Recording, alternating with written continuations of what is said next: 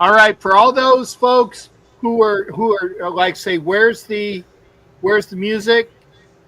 No, we're not doing that tonight because there's been some audio technical issues with Miss Peggy, and I'm not messing with Juju. Okay, That's so right. we're going right at it. Okay, I am Captain Jack. That is Miss Peggy Holmes of DC. The the nationally famous, from what I understand, Miss Peggy of DC. You know that. Oh my goodness. Yeah, well, it's true though, right? So Well, I mean, we've been around a long time. We bunch of old fogies now, right? So shit. we've been hanging in the closet for about 25, 30 years, and it's like, well, who doesn't know them now? It's Yeah. like an Well, old pair of shoes, you know. well, I guess that would make me the heel, right? Well, no, not at all. But it's you are captain. You are my first appearance talking about the Raiders for the Yeah. last 2 months because I refuse to talk in off season about because it's all speculation. It's all the rainbow, the fairy tale. But now Uh that we huh. have our rosters secured, I wanted to start right out by talking and asking you so and the audience some questions. Hey guys, the two units that I'm most scared about Uh huh. is wide receiver and O line. And let's start, Captain, by talking about that O line. We've Okay. got, with the exception of Andre James, is everybody not back from last year? Uh, yeah, but and I know you hate when I'm kind of like wishy washy, No, but it's fine. but they're the same, but they're different. And yes, we got rid of the biggest obstacle to us winning, and I mean that the biggest obstacle to us winning was Andre effing James, who No, went mm-mm. no on the He was offensive one line of them. He was one of them. on the offensive line. Dante Parham, Well, when he went Colton Miller. right, okay, They had those two guys between them had the worst 2024 campaign. I don't talk about rookies. Glaze and Powers Johnson, oh, by the way, did you see they moved Powers Johnson to right guard? yes, See that? He don't but belong. it I didn't think he belonged at center. Everybody well, else did, but I I did didn't. okay. Well, I'm, we, mm-hmm. well that's still kind of if experimental. We will see if that equates to the beginning and the first game of the season. Now it might because it does make sense that you want your best five offensive linemen. Okay, Is that our best? yeah, Not a right. pro. There's not a Pro Bowler on the line, even though somebody got a contract extension worth $60 million, 66 million. Yeah. Not a Pro Bowler among them.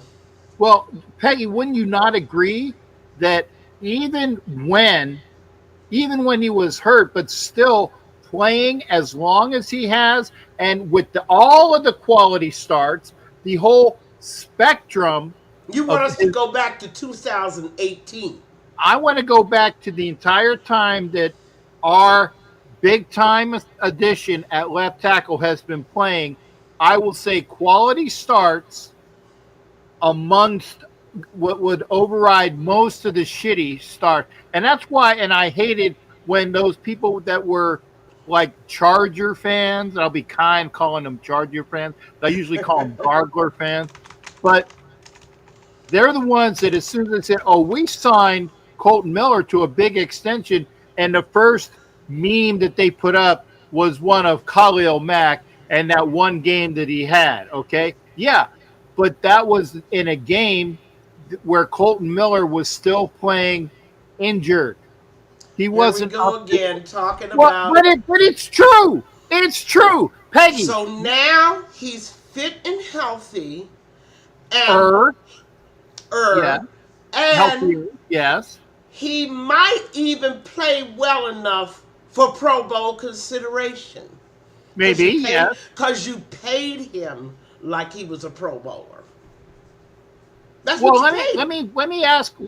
Wait a second. Wait a second. Let me ask a question. The guys that got paid, and I don't know the answer to this, so maybe you can tell me the answer to this. The guys that got all of those extensions before Miller signed, how many of them play Pro Bowl? Well, none of them were on the O line. We can agree to that, No, no, correct? no, no, no, no, no, no, no, no. Listen to the question.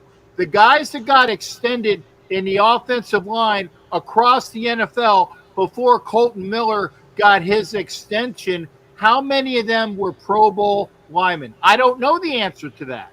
But Well, if you're it, saying that he wasn't a Pro Bowler, but you still have to pay well, I mean, what the the guy's been market. around 7 years, 8 years, no Pro Bowls. But that's beside the point.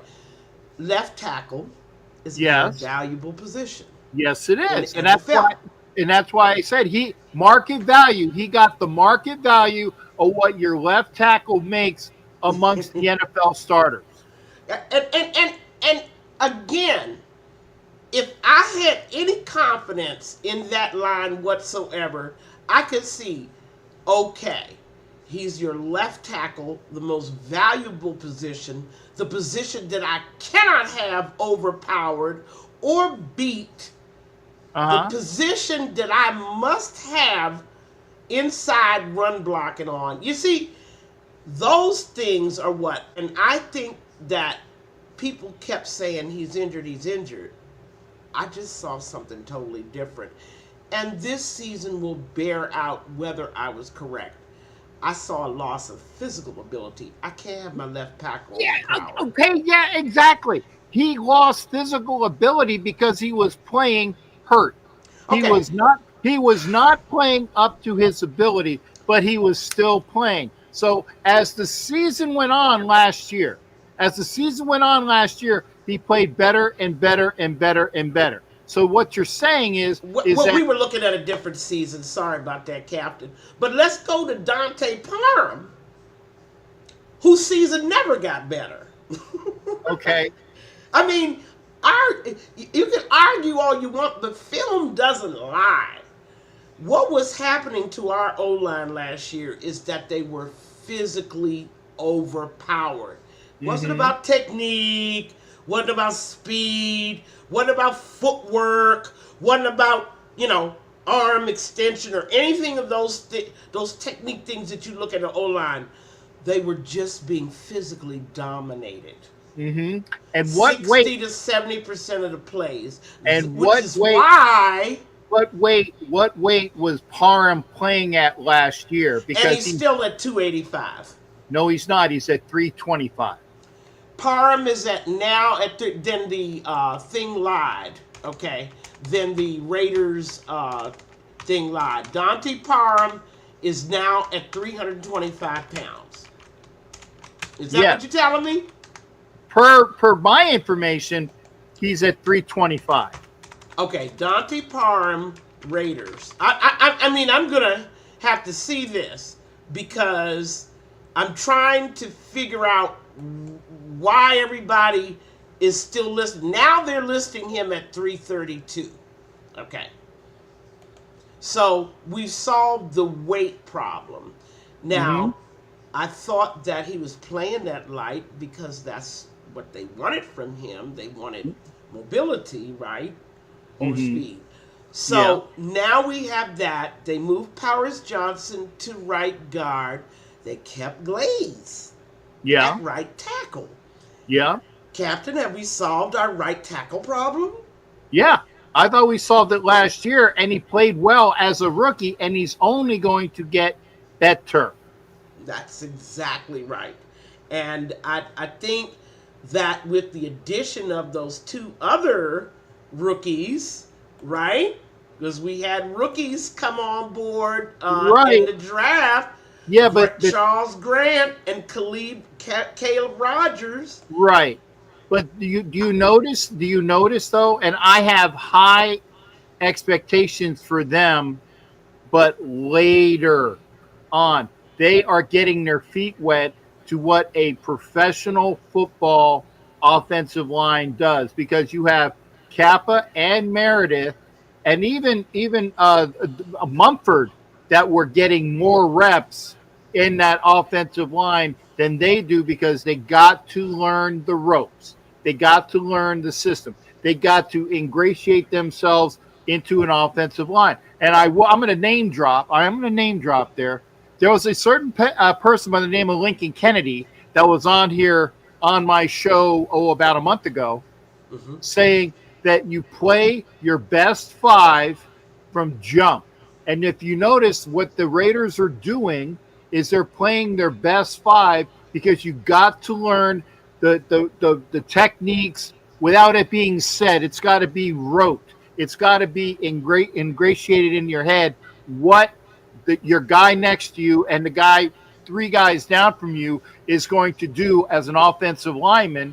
And he said you play your best five again and again and again until the synchronicity, to drop an album by the Police, until the synchronicity is there, and that's where you get your best play.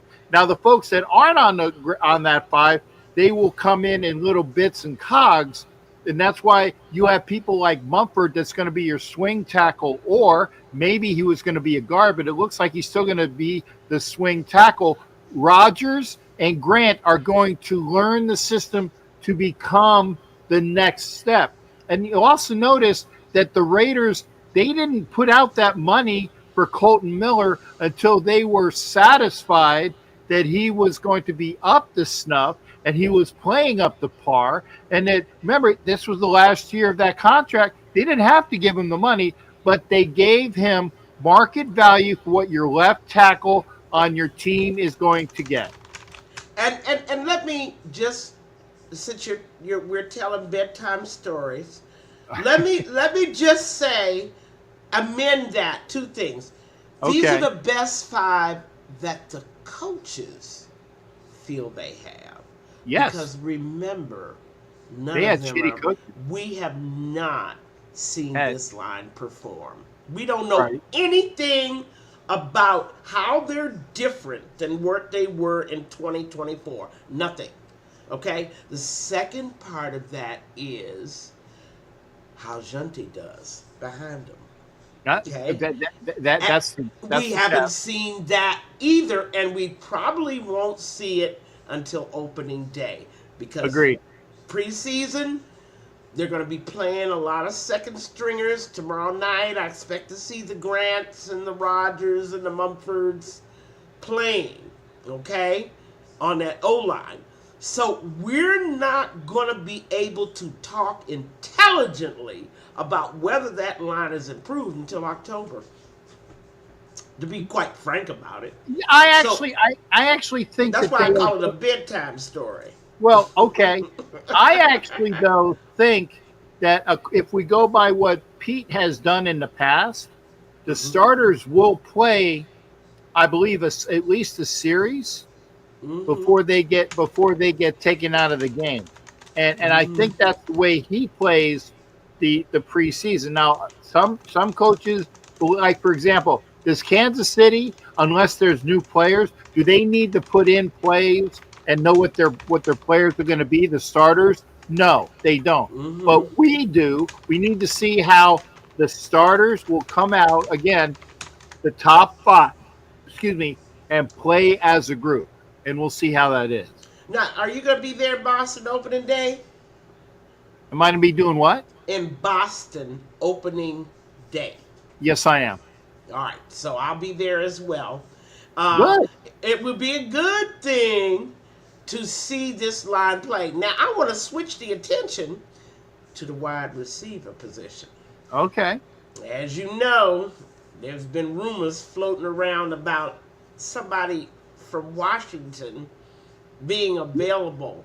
Yeah, and you're there. You're there. What now? See, and now I'm definitely glad you brought that up, because you're in DC, okay? So your local radio and TV broadcasts are centered on those Commanders, and they're centered on What is Terry McLaurin going to do? Are they going to give him money? Is he pissed off? Is he going to sit out? Blah blah blah blah blah. So you get the root of the McLaurin stories. So I want to hear what a local, and it is true, the local people have to say about a certain T-Mac that's playing for the Commanders, and he's like all huffy and puffy, like, "You pay me, pay me, pay me." What do they say? Where is he going? Well, Person. this let's just start out by saying, and I heard this when I saw a great interview with a few of the top agents in the game. When a player starts demanding more money, often it isn't just about the money. Yeah. And what the locals have pointed out to me is that it could be a matter of Debo being in the house. I could see that. That we may be talking about a guy who's afraid that he's going to get less reps, right? He's going to be written out of some game plans because now half of his targets are going to have to go to Debo. You paid Debo a lot of money to come here. Okay? So there's that. Okay? It isn't just money. The guy could have played out this year and then waited, but he's afraid that his stats won't look the same because he's got to split those targets. All right? So that's the reason behind. But let's go to link this up with the Raiders situation. My problem at wide receiver is nobody respects us deep. What do we have? No, think about it. I got it. I got it. I got it. A guy it. like McLaurin, no matter what you might say about him, he commands double coverage. And there's not a one of them, maybe Jacoby Myers, but they've got him penciled in at the slot. But there isn't a wide receiver at this point in time that's going to command double coverage. Thornton, who's penciled in as the other wide receiver to start, and Trey Tucker have yet to get any defensive coordinator's attention. Okay? And what we need... And no. Peggy, what I'm going to stop you right there only because... I want to see it exploited. You're right. I mean, we want to see that exploited. But at the moment, my fear, why do I keep saying double coverage? Because I don't want them safeties on the line of scrimmage stopping my running game. That's why. Okay. Well, let me ask, Peggy, because last year we didn't have that guy that can go over the top. We did with Trey Tucker, but we didn't have an offensive line or a quarterback that can get him the ball. Did you watch films of Trey trying to get off the line of scrimmage? It was pathetic. I got it. So it was a bit of Trey. It was a bit of Trey's different. And did you watch Trey running his routes? Especially across the middle. Yeah, he's like this, you know. He's a little guy. Right. Okay? Right.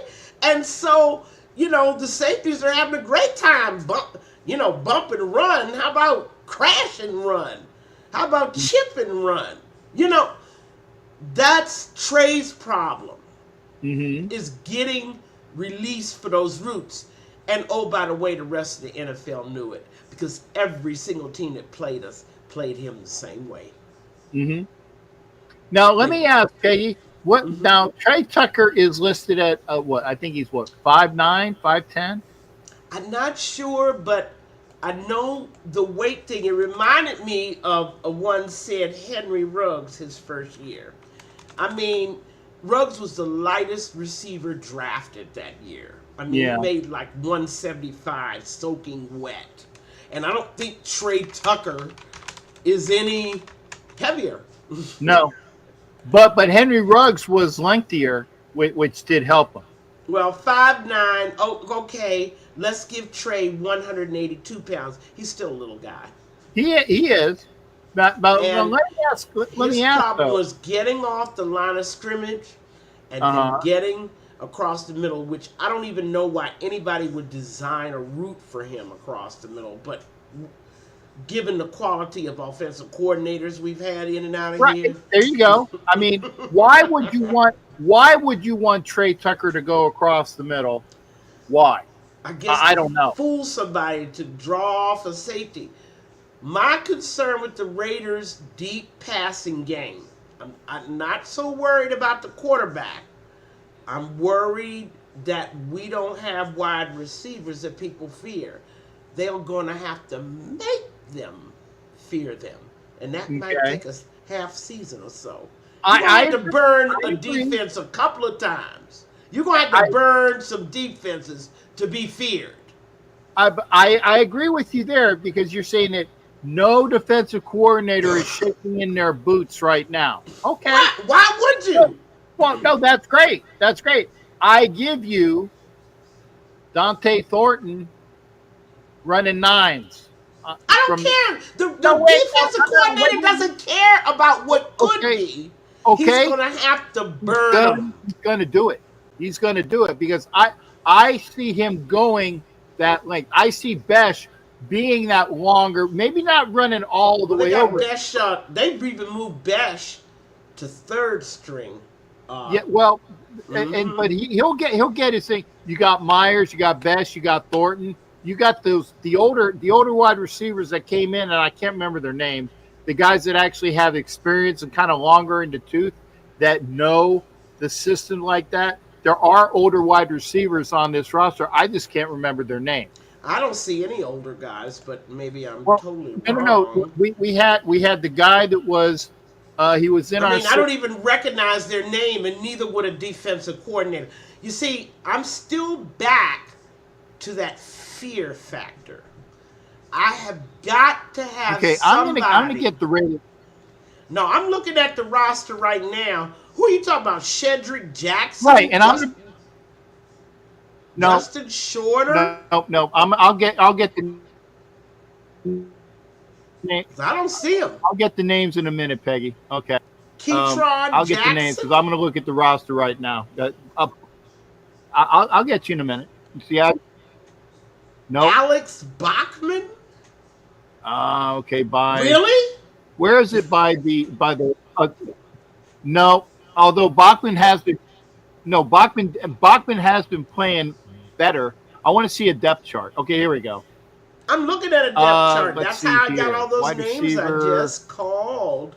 I'm just saying to you, initially Uh, in September, when we start playing with our starters, no, they they must have must. cut him because there was a guy. They've There, been there bringing was a a whole guy that bunch the of Raiders people in had. and out, right? Hmm. Right. There was a guy that the Raiders had, and again, shame on me for not knowing it. There was a guy the Raiders had that was a Patriot a couple years ago. Then the Raiders brought him in with when that person who I will not name was our head coach because he knew him from there, and then he went somewhere else, and he came back. That guy, and Yeah, well, I he's no apologize for longer on the not knowing his roster. name. There is no No, wide you haven't seen him either. receiver on the Raider roster that is going to Colin put Johnson. any level of fear. Maybe Meyer, Yeah, Jacoby Colin Meyer. Johnson has got some length, and No, no, he's you got some keep years. talking about something I'm not talking about. We're not talking about the same thing. I'm What are we talking talking about about? rep, and they don't have any. Thank you, Mike Sarah, Philip Dorsett. That was the guy. Thank you, Mike Sarah, for because he was Thanks, on the roster. Mike. And Thank you, and Mike. and, and I can see, but he's no longer on the roster I don't see. I anywhere. don't. I don't He's see him on. nowhere. I don't see Come him on the on. depth. Even Philip Dorsett, you're still not talking about anybody that a defensive coordinator has to game plan for. Terry McLaurin could change that. And okay, how much money does Terry McLaurin want? I'm not sure because again, the word here in Washington, The real reason that he wants to leave Is because of Debo. Yeah. Yeah, that's easy. And by the way, Debo could probably play right guard, from what I understand, because the guy is about 3 sizes too big. Well, I mean, that's their problem. I mean, what our problem is, we're not going to get the fat guy. Okay, we don't want No, the fat I guy. don't want the fat guy. If Terry We McLaurin want is the in shape, guy if who's he's in shape, disgruntled.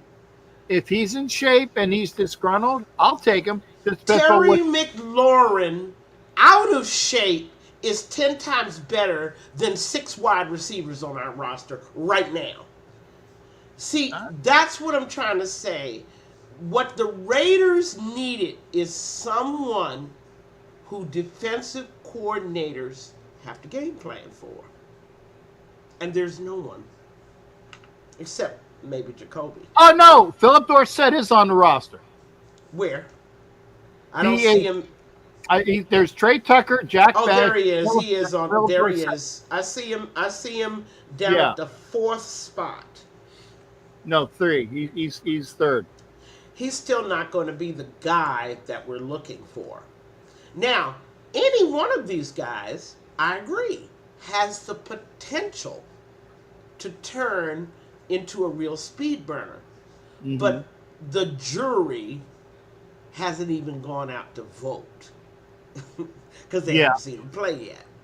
And I tell you what, honestly, I think that people know about Thornton, and Thornton's going to get a lot of those long patterns, okay? And as long as he catches the ball and not like stone hands, like in the movie, the guy can run like, because again, we don't even know whether we don't know. No, that's not true.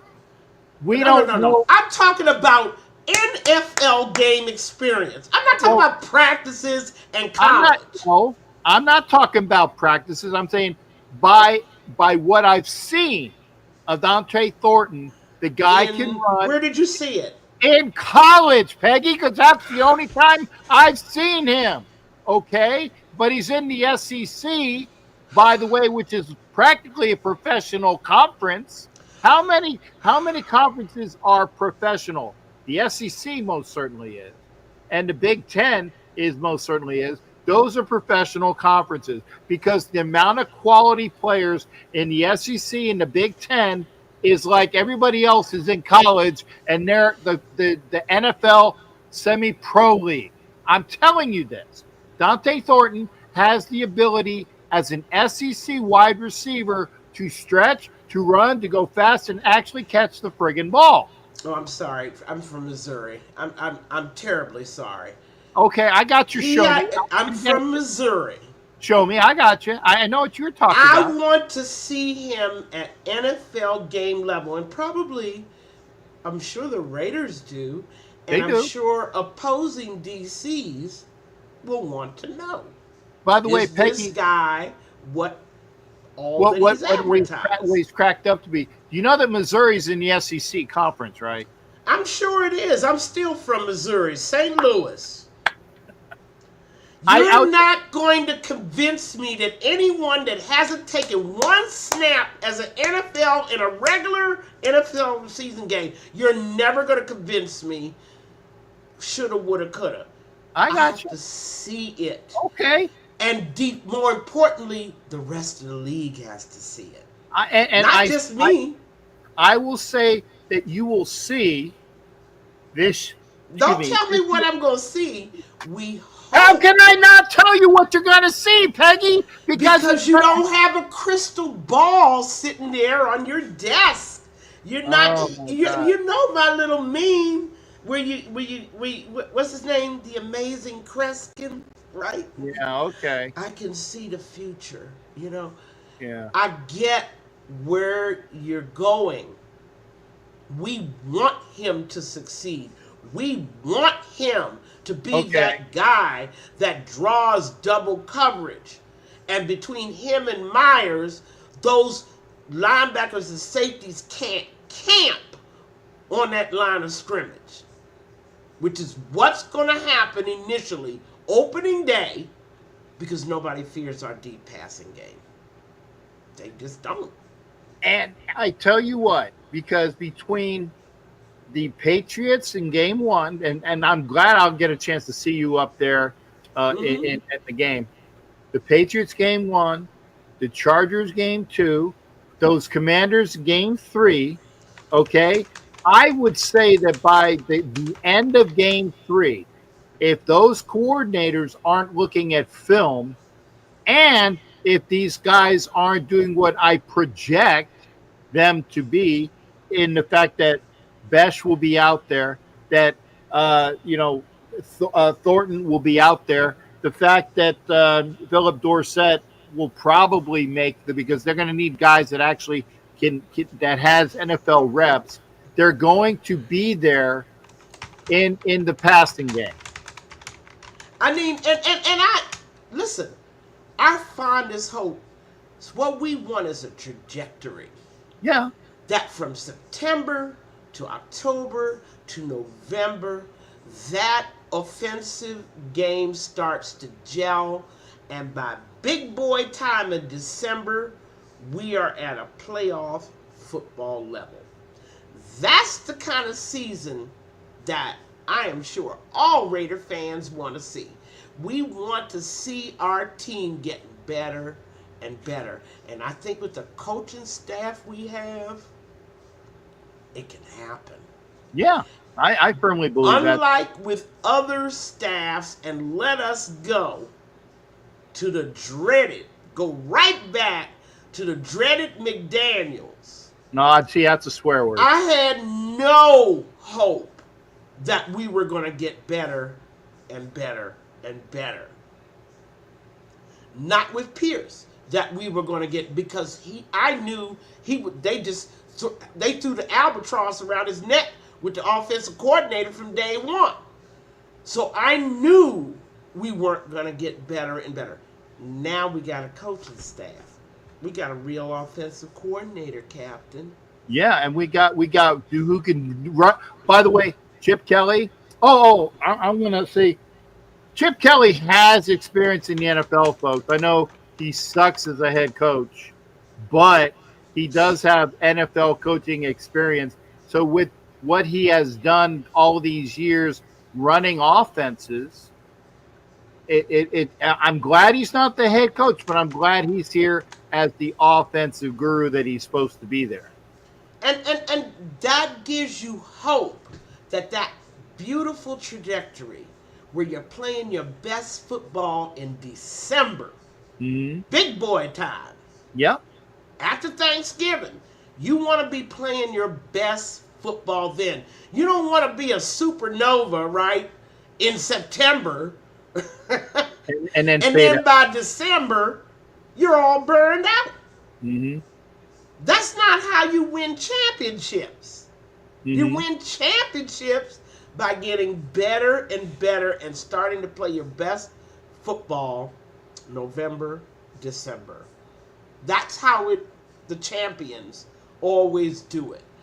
Very few teams that don't play well in December make it very far in the playoffs. There might be some statistical anomalies here and there, but the majority of people who fall off the ledge in December usually stay off the ledge. Even if they make the playoffs, they don't go very far. Right, and that the other statistical things that you have, and I think that when we were working with NFL Nation Live, Ref Guru has the I think it was 320.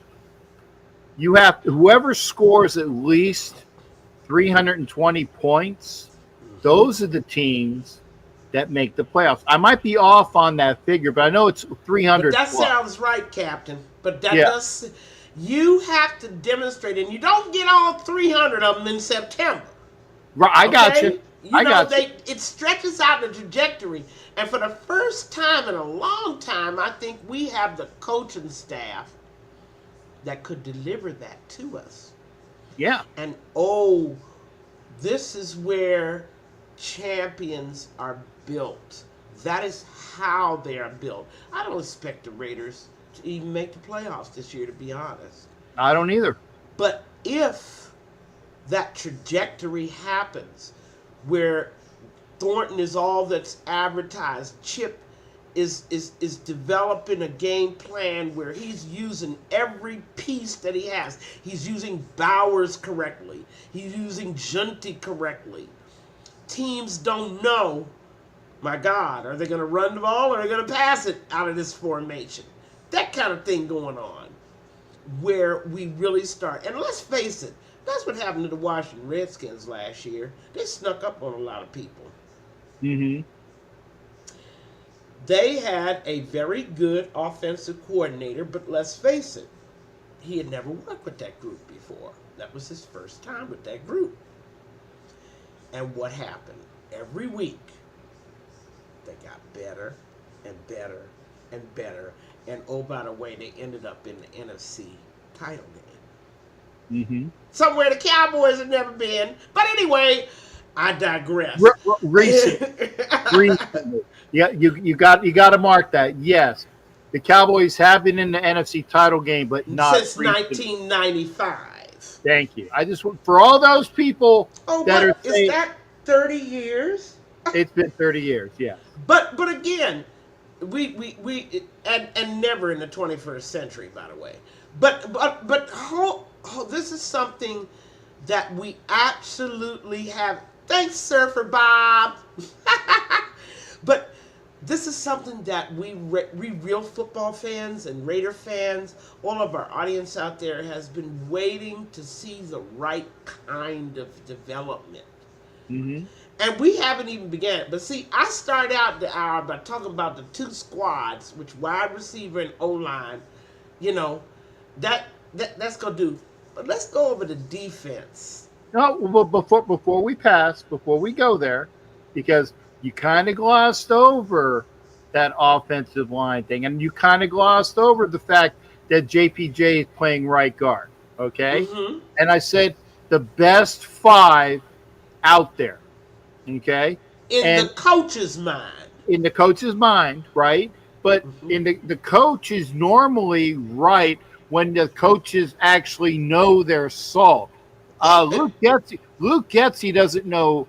Luke Getsy to me. Wait a minute, he hired that boy Clegg from San Francisco as his O-line coach. Remember? I got you, and I put him I put a bolo out for him. Yeah. Now early. You remember the scene of The Jerk where Steve Martin's dad said, "Hey, that's shit," and that's Dinola, and he goes, "I got you, Pop." And he walked right on in shit. Right. There you go. That's Clegg and that's Getsy. Okay. They can show you something, but it takes the team, i.e. Steve Martin in this case, who actually not walk on the shit. Okay. They didn't know shit because they had coaches that didn't know how to teach them the right stuff. Okay. But this was a line that had some of them had been there before Getsy got there. It's as if they forgot everything they learned. But remember, though, how do you do that? How do you make a guy forget? I will tell you, Peggy, as an offensive lineman, it is a matter of when you are doing one thing for so long, when you're playing power blocking schemes, and then the other guy says, "Forget all about that. We're going to go to zone blocking." And then you're like, well, wait a second. I'm a power blocking guy. I'm big boy, and I got to learn this other thing. And then you F it up. You F it up. That's how it goes. Oh, my God, well, I got to learn all of this stuff. And instead of being instinctive, instead of doing what comes naturally to you, you think about it for that split second. And in that split second, the guy in front of you has knocked your ass over. That's what I'm saying. Or overpowered you. And, right. And the other thing is, and I had to do some interviews with some offensive linemen, and I asked the question, what's the difference between playing left guard and right guard? And the first thing he said was, which hand you put in the dirt. Yep. Now, that would just seem to be, for people who don't understand, like you do at your level, Captain, the technicalities of playing those positions, it would, on his face, seem like nothing. But it's a big deal. It is. It is. Foot you use to push off on and to get leverage off And of. what foot is you're basically, even though you don't want to show it at the beginning of the snap, what foot goes back first? Right. If you're on the left side of the line, normally you're going to get your left foot to go back first because you're on the left side of your line. You're going to give a little bit, but you're going to push him to the outside, and that Right. means that you are moving them this way. You're moving to the right guy. If you're on the right side, I'm going to go back to the right. My right Mm-hmm. foot goes back. Now there, and I can't remember what the name of that. Oh, the right tackle that would give up the play before the snap. His right foot was Would back. already be leveraged. Yeah, yeah. It was I knew back. it would already be on the It tip was, of toe. and they knew. Oh well, it's a passing play because this guy has his foot back already. And I can't remember, but it was embarrassing. It was embarrassing. Well, but that's a small thing, but I don't think our guys had technique problems. They were just overwhelmed. You need to watch the film. And I'm saying, please let Chip and his staff be all that's advertised, and whatever was going on in their heads, teach them something new. Have taught them something new in the off season. Now I want to go quickly to D-line because, of course, we lost the $50 million, 5 games, $50 million man. That was like the most money taken since what was his name? And we got a list of them, right? Yeah, that just stole money from us. The $8 million for 8-game cornerback that played for the. Oh yeah, the one that was for Atlanta, and he came from Atlanta. Miangelo Hall. Oh, there you go. You know what? And let me tell you, I mean, this one was a serious robbery. He must have had a machine gun when he went into that bank, because we paid him essentially $10 million a game. Mm-hmm. That, but more importantly, I mean, aside from the money part of it, it messed up our plans to give Max relief on the outside. Right. Okay? A Wilkins could have drew it did for the 5 games, drew that double team off of Max. Okay? They could no longer feel safe overloading that side of the field. The other thing that having a Wilkins did was you got a 2T guy. So that means your run game was also stopped up at the middle. That went away. Okay? I'm telling you, I didn't even know he was injured. The game he got hurt, I didn't even know he got hurt. I mean, I'm like, where's the cot? Where's the man limping off the field? He just disappeared. Mm-hmm. And never returned. And was planning on not returning this year too. Mm-hmm. Hey, Captain. Hey, like you said, what did Pete Carroll say about that? Well, it's good money if you can do it. It's a great job if you can do it and get away with it. But I say to you, Christian Wilkins, well, actually, I can't say it because I'm trying to keep my mouth clean. But you know what I want to say. Okay. I mean, Pete Carroll's like, no, you're not. Yeah. You're not going to be riding out another season to get another $34 million out of us. Right. And by the way, some of that, because there is a dispute over that money. So I would say, I would hope. And again, what's the old thing? You can hope and you can have, and then whichever bag gets up first, we'll see. I know I'm mixing, metaphors and shit, but I would hope that with the dispute that the Raiders have against the guy that was not doing what he was told, that was running around in Crocs in the locker room, dancing his ass off, did not take any of this crap seriously, and then was there were the other issues, and I'm doing the air quotes on the other issues which have been brought up, I would hope that the Raiders have a great case to get at least half of that money back. I'd like all of it back, but I'm sure that the Players Council lawyers are going to say, yeah, no, you got to And you give know, them at Chris, least half. with that 50 million, you know, Christian bought himself a good lawyer. But the other part of this is, here's a guy, 5 seasons with Miami, he missed 2 games. Right. The last 3 seasons, 21, 22, and 23, he played all 17 games. Yeah. Who would have predicted that?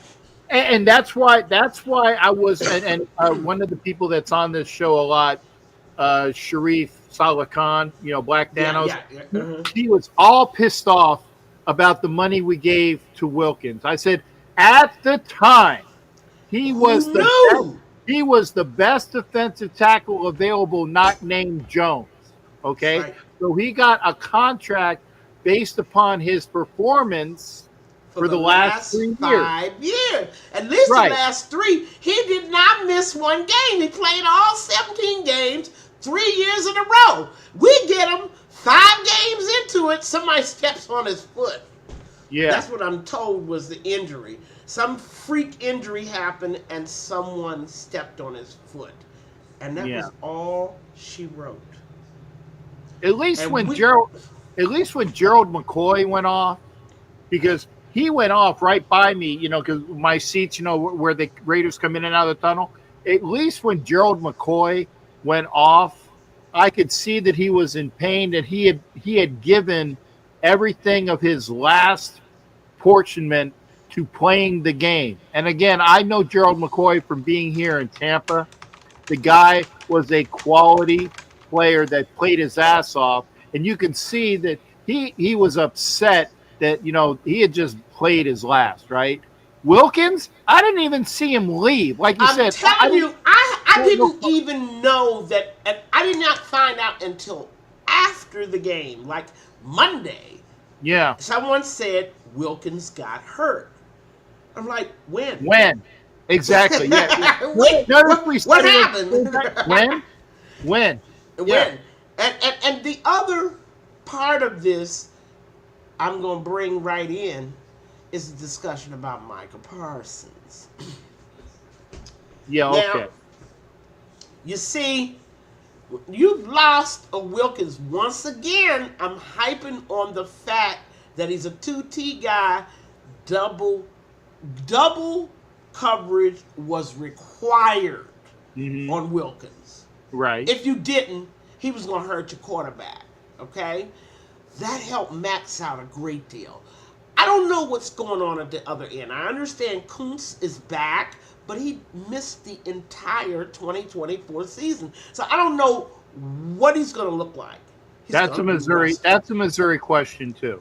I mean, I don't know what he's going to look like, and he certainly doesn't get the double team attention. Like you said, Captain, may be a good thing.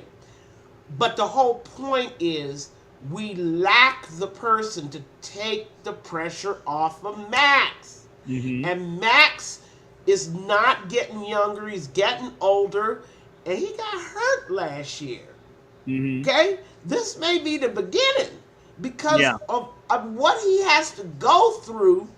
Every play, his motor is running 150%, but he's always getting double and sometimes triple teamed. Okay? And by the way, where are the flags, Peggy? Where are the flags? Khalil Mack asked the same thing. You're not getting them. We would take pictures, still photos, of an obviously Khalil Mack being held. There ain't going to be no flags. Max knows that too. After a while, that's going to wear a guy down. That's why we have to have someone to take the attention and pressure off of Max. Now, I've never been in favor of having bookends, 2 defensive ends. I mean, I'm a defensive tackle gal, okay?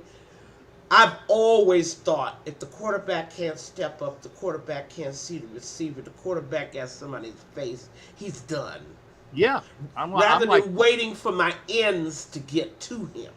Okay, that oh, takes by the way, time. when the ends go around and they push to the quarterback, if there's nobody in the middle, it's like, oh, There okay, you go. I'm gonna go. I'm going in the middle And because then he you guys still got bursts it for a covered. 30-yard run up the middle. Yep. And see, that's, all that confusion and people are suddenly out of their gaps and so on. Whereas if you have that pressure up the middle, that's going to force the quarterback out Mm-hmm. right into the waiting hands of your DEs. Right. That's the hopeful scenario. Now, what happens when we bring in another DE like Parsons? Just hypothetically, who's going to do the flushing? Well, I don't know. Let me say this too. A Cowboy fan reminded me, bless their hearts, that Micah does move up and down that line. Yes, he does. They He can does. if they overload and put Micah next to Matt. Let's say in whatever world that you're living in, and then you have smoked enough dope to make this happen. Because I think that I got a prerequisite that you got to be really high to think this is going to happen. But in that world of dope smoking, that Mm-hmm. Micah Parsons is a Raider. If he Right. does go up and down the line, and you double stack the two ends on the same thing, and then you flush and you have Micah with Max overloading one side, yeah, things can Mm-hmm. happen, and that Right. probably actually be better. Right. Okay. And this is something now that ties in not only with the fantasy of Micah. I could see how it would be a problem for an O line to have a Micah on one side and a Max on the other. Mm-hmm. Um, but that middle, Yeah, I'm still you got worried. I yeah, don't want my DEs during the flushing. I want my DT to flush the quarterback out, left yeah, or right. That may happen. But let's look at another Sarah. We just made a trade. yeah, and We sent that Jacorian. I was just going to get to that. I said, by the way, we did get another space DT. eater. We got a space eater by the name of Booker, who was, Mm-hmm. and he plays. He wasn't a starter for the Eagles, but the way the Eagles, and let me quantify this, the way the Eagles use all of their pieces in and out, in and out, in and out, they're interchangeable. They're getting breaths. They're usually whichever is the freshest guys are in that equation. That is a stalwart Mm-hmm. defensive tackle that can do the job. Okay, and he was Mm-hmm. going, and then we got rid of Jacorian Bennett, which was okay. I didn't like the fact we got rid of a starting cornerback caliber, but But he but wa- but he see, was going to be gone. He was going to be gone. So 14 games in 2 years. right, He missed 14 games in 2 years. and he didn't And fit the scheme presently. He was too small for Pete Carroll's scheme of a cornerback. So well, we got rid of a guy that we were gonna we traded a guy that we were probably gonna get rid of for somebody that we can actually use in the defensive tackle ranks. and let me say that trade and bringing another DT in, that was smart. Mm-hmm. That was a smart trade. You know how the Eagles stockpile DTs anyway. And like you said, there's a lot of situational use and all that kind of stuff. But look, it's up on time for me to go. I really got to pass on, and we are going to be back here in 2 weeks, Captain, to talk some more about what you see in those preseason games, okay? You got it. And by the way, folks, like I said, look for Peggy to be here on. Did we decide it's going to be Wednesdays. Wednesdays? Okay. Yeah. Look for Peggy to be here every. I didn't want to say yeah until we knew. On Wednesdays, we're going to have the Wednesdays with the beautiful lady which who was that Surfer Bob? That beautiful lady Surfer Bob is going to be here Wednesdays with me. So I'm doing 9:30. I'm doing I'm doing my show 9:30 Eastern. All 9:30 the Eastern. not every Wednesday, every other Wednesday. Every other Wednesday. There we Okay. go. And Every it's other Wednesday. always nice to see Ed and Sacktown and all you guys. I love you. We will see each other soon, okay? And I'll see you real soon In Boston. in Boston. All We're right. gonna park the car, and have some hot. We're gonna have some chowder. Have All some right. chowder. See you soon. All right, Peggy. Thanks again, honey. Love you, and we'll see Love you you real too. soon. Bye. All right, folks. Definitely, definitely. I as soon as Peggy leaves, I see all the viewers leave. I'm sorry, but we are going to have, like I said, it's going to be the Peggy and Jack show. I'll even give her top billing because again, this brings in people that we talk Raider football. Okay, now it's 10:30. If you want to talk about the game tomorrow, please do. I will give you the link to the show. Purely Raider football talk. Okay. Come into the program. I'm dropping the link now. Okay. Come into the program. There's the link. There's the link. There's the link. Okay. If you want to talk about our, game tomorrow, it's actually 23 and a half hours from now. I mean, we'll be half an hour into our first preseason game. Now, Peggy was, and I was like, man, I don't see Philip Dorsett either. I said, yeah, he's the other wide receiver. Okay, and I think that again, you're looking for somebody that has the experience. Okay, right now he's sitting on third team reps, but so is Tommy Mellott or Malott. I got to figure out how to say his name. But this is just to see who is going where. Okay, I'm looking at the the tiers. Okay, Rogers and Grant are sitting second tier. Dalton Wagner's third, and that guy is just he's so big, and it's unfortunate that the Raiders and Dalton Wagner haven't had a opportunity because of injury. By the way, because of injury, to get him into the game, but you can't cite injury. It's like you can't teach, 6'3" and 4.33 speed like Dante Thornton has. You can't teach that. It comes with you. So that's why I said I'm pretty sure we're going to see that. A guy that is 6'3" and runs a 4.33 that knows how to get off the line of scrimmage. He's going to be hit a lot more than he was in the SEC. But I will say the SEC qualities, yes, I am biased. I get it. I am very biased. The SEC qualities are going to be a lot better for Dante Thornton than it is for the other speedster. Again, it's looking Trey Tucker is number one on that side. I don't know if that's gonna stick around. I don't know. And Mike Sarah wants us to sign Stephon Gilmore. I don't know that either. I would rather sign, and I don't know if there are any available, but there's always a surprise cut. There's always a surprise cut. I want to see that surprise cut that is that big, beefy, take up space defensive tackle that has still something left in the lunch pail. But maybe because of contract issues or other issues, they let somebody go. And they, they forget somebody. And I want to say thank you, Ed, for bringing this up. Okay. Nate Hobbs had knee surgery over the weekend, right? I don't know what surgery it was. Will he still be there? Will he be ready by game one?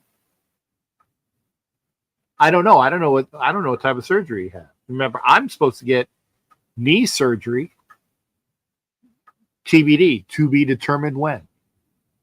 So we'll see. But if you want to come into the show, the link is there. The link is there. If you want to talk about, Jenkins, thank you for that. Jenkins at defensive tackle. Let's see. I don't see him either. I see, Lucky Fody. I see Booker, and they got Tonka Hemingway playing defensive end. I don't understand that. I thought Tonka Hemingway was a defensive tackle, but according to this, he's the third string defensive end. I don't know. I don't know about that. Jamal Adams is an outside linebacker. I see that. He is not. Yeah, I know, Mike. I don't see Jenkins either. I don't see him either.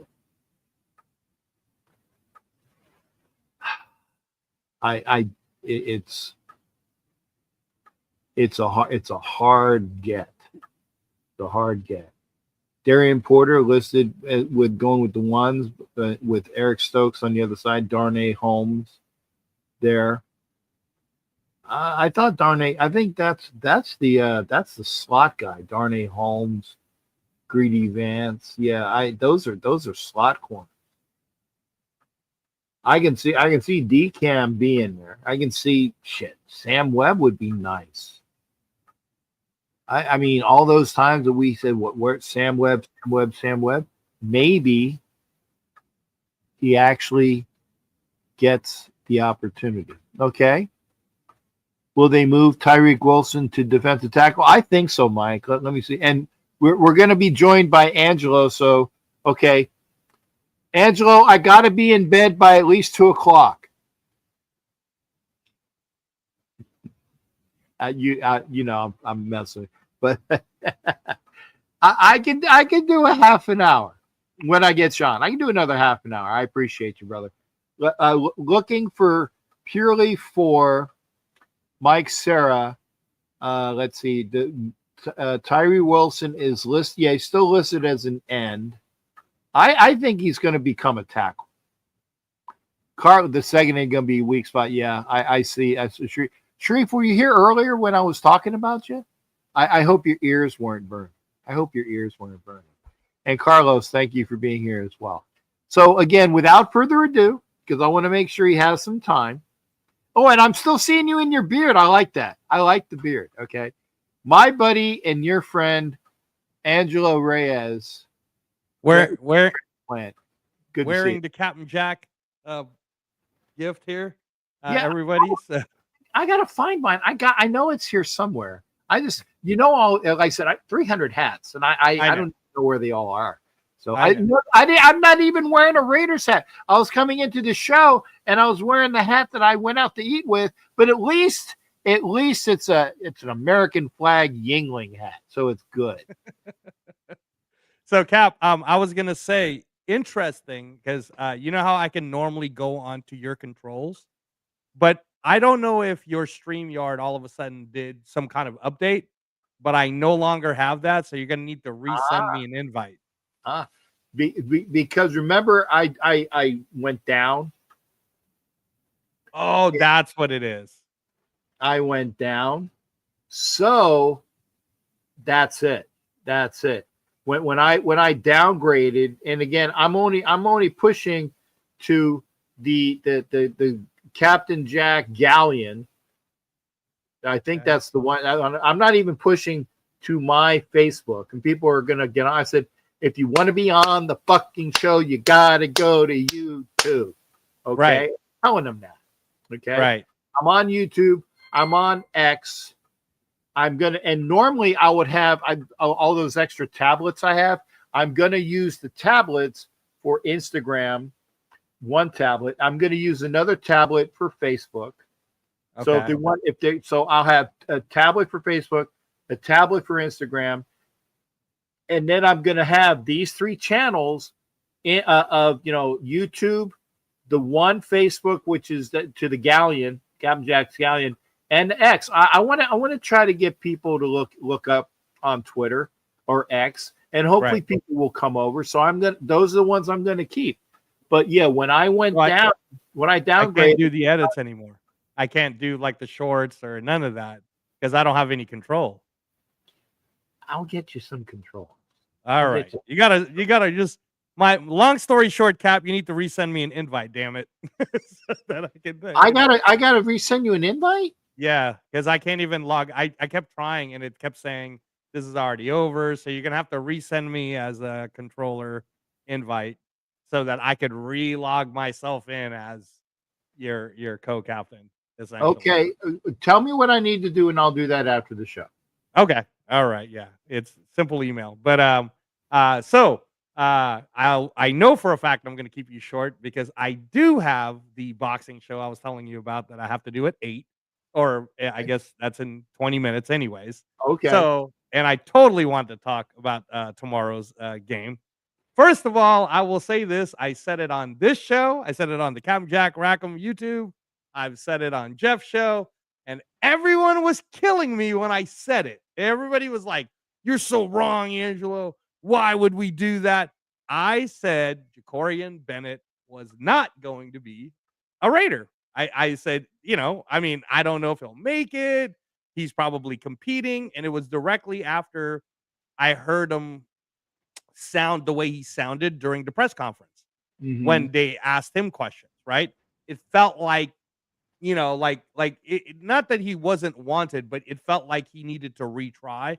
And I was like, yeah, I could totally see it if the Raiders, I don't know, maybe trade him, right? And I wasn't dismissing all the things Jacorian Bennett did, Cap.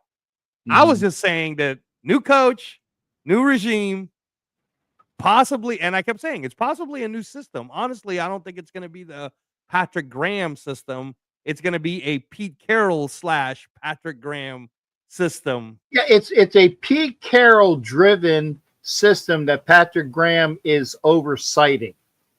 Exactly. So yeah, no, Cap. That he gets traded.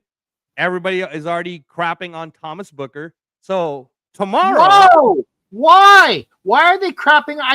I said Thomas Booker was an instrumental defensive tackle for the Eagles. And I know that Mrs. Angelo's being talking to by the head of the household. That's the Asawa. That's the wife. Okay, I know that's going on. Yes. Yeah. I know these things. Okay. He goes on mute and he's yeah. The wife is giving him a chewing out. God damn it! I told you that you needed to do this before you go on your show, and you go on your show anyway, and you only have to do your other show. So damn it, you didn't do this. Am I right? Yes, Cap. The two of us who have Filipino wives, you know how it goes, Cap. That's why my door is closed when I do shows. Okay, my door is closed. But yeah, I don't want your Sawa mad at me. I don't, because she will. But no, she will. You say that, I know better, because they talk when you're not around. God damn it! I know that with the captain and they do the arms and they give you the stuff face like, So I don't want your wife mad at me. No, that's what I'm saying. No, Cap, no. But your point about Booker is correct, right? Yeah. I started looking him up too. So here's what I want to make sure that everybody understands. First of all, Bennett was a 4th round pick. Okay. Bennett was a 4th round pick. Secondly, Bennett, who was a 4th round pick, didn't have a great rookie season. Does everybody remember that part? When everybody was like, oh man, this is a terrible pick, blah, blah, blah, right? He does a great second season, and all of a sudden we're all supposed to act like he's an all-pro, Pro Bowler or whatnot, right? Because what we do know is he's been injured. Okay. So here's the thing. Thomas Booker was a 5th round pick. Then he was with the Texans. He got waived. And then here's what happened. The Eagles signed him to the same type of contract that the Raiders signed Dalton Wagner to, a developmental type of, and they developed the hell out of this kid. Yes. They develop. He's only 25 years old. Amazing And last what year, coaches can do in the developmental of quality players. You got to have the coaches who know how to friggin' do to teach technique. right. So now I want you to think about this. Super Bowl winning Eagles with a great defensive line room. And he was learning from all those guys and how to have synergy. You will even find, if you're still hating on Booker, you will find Eagles podcast people talking about how Booker might take over for Jordan Davis and Booker with Jalen Carter might be the partnership that they want to see. Guys, I'm seeing the whole even on Instagram. Did Howie Rosen do another steal? Did he, like fleece the Raiders? No, man. We might have fleeced him if we're being honest. Yeah. We might have given. Now, again, I don't wish any ill will on Bennett. And in all No. honesty, No. for anyone who was sitting there going, "Oh, poor Jacorian Bennett," why would you say poor Jacorian Bennett? He just got to go to the Super Bowl team, and if he plays the same way he played last year, he'll probably start. Now he's a starter in the Super Bowl team. Why would he be mad? Jacorian Bennett's not mad. He's happy to have gone to the Eagles, right? Where Thomas Booker, I think, is going to be happy is so far he's been developed to be a great two down kind of nose tackle, a smaller nose tackle, but good for the run. And I think in this system, he might even do better because they are going to be switching. For example, like Tyree Wilson, I think it's going to float between edge and tackle, right? And why are we getting mad at a tweener position, by the way? That's what Jamal Adams is. Jamal Adams just got moved to linebacker. Sharif. We didn't get fleas. Oh, stop it. Okay. And by the way, Bilal Adams is not here. Booker is. Okay. And Booker didn't play. He was, in and out. Bilal Nichols. I don't know where I got it. Oh, because we were talking about Jamal Adams. Bilal Nichols was pretty much a stalwart.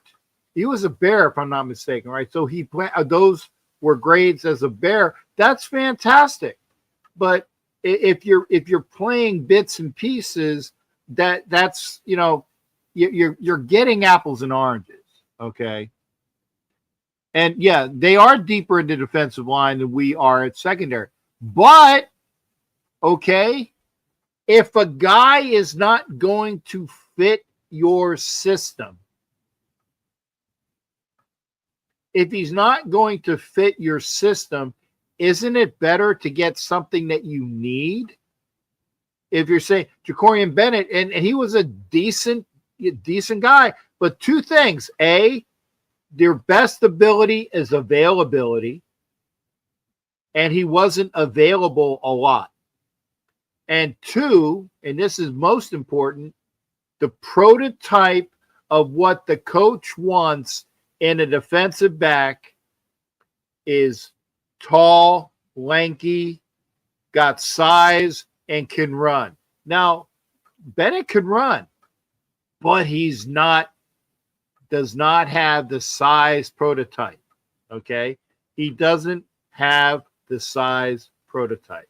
So we got rid of Bennett, and not that we got rid of him, but we swapped the guy that probably wasn't going to make our team for somebody that will be a better part of making our team. And I think that so we can't get fleeced by somebody that's going to make our team or make our team better by somebody we were going to get rid of. So I would have said by that. Right. Now, in terms of with tomorrow, that's why I'm actually excited for tomorrow's. I don't exactly know who's going to play, even though Pete said everybody's going to be available, right? But again, as people who have been upset at me for saying that I think the Raiders are only going to win 6, possibly 7 games, and if I'm wrong and my wife is right and they end up winning 10 and 11, that's what she thinks they're going to do, then great. I'll be happy to be wrong. Oh, yeah. I'm just saying I would not bet the odds because in Vegas so far, Cap, it's still 7.5. I got 6.5. No. Vegas odds is 7.5 that I've seen. I bet local Florida the over under was 6.5, and granted it was at a minus rate, but I got the 6.5, and I'll take a 7 with a minus rate because I'm not as big into transactions as you are. I know a plus rate is better. I know a plus rate is better. Plus rate is definitely better. Right. But I got the 6.5, which is what I wanted. And I wanted 7 wins at a rate. So I got a minus rate. But if they get 7 wins, I win. Right. Yeah. No. That's great, Cap. That's great.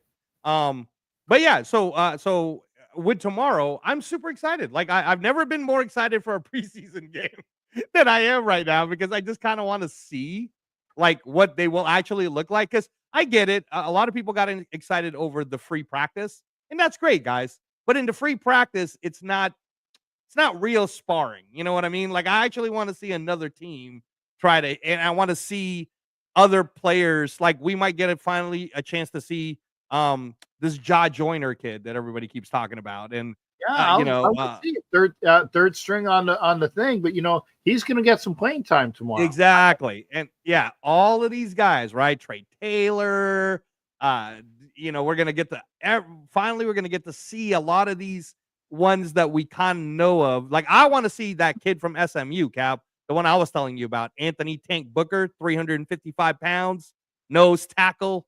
He's a monster. I still believe he's going to make the 53. So we got 2 Bookers on our team now? Yes, we now have 2 Bookers on our team. We have we got a bookend of Bookers who play defensive tackle. I like how you're thinking, Cap. I'll tell you this. If you want to stop the run, if you put the 2 Bookers together, they will stop the run. That's what they do. Okay. That's what they do. So anyhow, one question that while I got you here. It says Tonka Hemingway is playing defensive end. Yeah. That's what they put him at. No. He's supposed to be. Remember, we had Matthew Butler, Cap. Do you remember? And then he was kind of like defensive line, like that whole kind of weirdish position. Not exactly an edge, right? But Tyree Wilson is probably going to do this year too. That's what I was thinking. That's what I was thinking that he would end up being. Is that he would be more like a DL rather than a DT. Right. If you were playing, I guess, Cap, if I'm saying this right, if you were playing like a 4-3, and let's say you had Adam Butler, Thomas Booker, then Tyree could maybe be on that right side of Booker. If you're playing a 4-3 and or like sometimes they'll put even more linebackers in there. You know what I mean? Where Max could still be on the edge, and so kind of like that. We'll see. We'll see how it all goes. So I'm excited for that. I'm very excited to see how Darian Porter does and DeCamarion Richardson do as defensive backs. I'm very excited to see that because we got speed, we got the length. I want to see how Isaiah Palomau does with those guys, like the long. I want to see this whole thing that Pete Carroll's trying to cook up for the defensive backs. And then I don't think, Cap, this is just my opinion. I don't think Pete Carroll's going to want to risk like possibly injuring the Jermaine Pratts and Elandon Roberts and in Devin White. So I think we'll see him play, but like not a lot. So now we're going to get a chance to see Cody Lindenberg, which I hope I get to see a lot of that kid, Cody Lindenberg. Yeah, the Berg brothers. Tommy Eichenberg. Yeah, the Berg brothers. The Berg brothers, yes. Right. I got that. I ought to what do you call it? Where it's mine. What do you call it? Trademark it. You should trademark it. Yeah. Trademarking the Berg brothers. I got that. So all you fuckers that say Berg brothers, you're gonna have to pay me like a penny every time you say it. And then if I get a bunch of people, I might get like 12 cents. Right. And then lastly, Cap, before I go, offense, the only thing I'm really interested in seeing, because I already know Thornton's fast. I already know Betch can catch. I already know all of that stuff about the offensive weapons. I am going to be paying attention to offensive line, how these guys play, what this new Chip Kelly system is supposed to be, who's screwing up, who's messing up. I'll talk to you, Ed. I'll talk to you tomorrow, Ed. Thanks again. I'm sorry they're transplant. Yeah. No, and that's the one that I'm really going to be able to be paying attention to the most is offensive line in the trenches and the defense. But before I go, shout out to Chewy. Yes, if there's time, I'd love to see you when you're here. Just depends on what's going on with my schedule. As you know, August 16th has UFC and boxing that whole day too. But we'll figure it out. He's going to that Niner game, Cap. So I got tickets. If you want to go to the game, I got tickets. Make me an offer. and not a bad one either, you bastards. An actual real offer. Yeah. Not a trying to stiff captain offer. Yeah, fuck everybody. So yo, hook a brother up. No, pay me a fucking decent fee. I'm not saying that you have to give me a mortgage.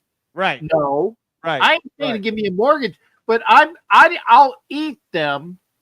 I will eat them, or I will give them away to somebody instead of Angelo. Don't be mad at me. It's not you. I do have somebody else in mind. But if they aren't available, then you're next on the call list. Sure. But sure. I will eat them or give them to or Angelo before. That's right, you bastards. Yeah. So you better make a good offer.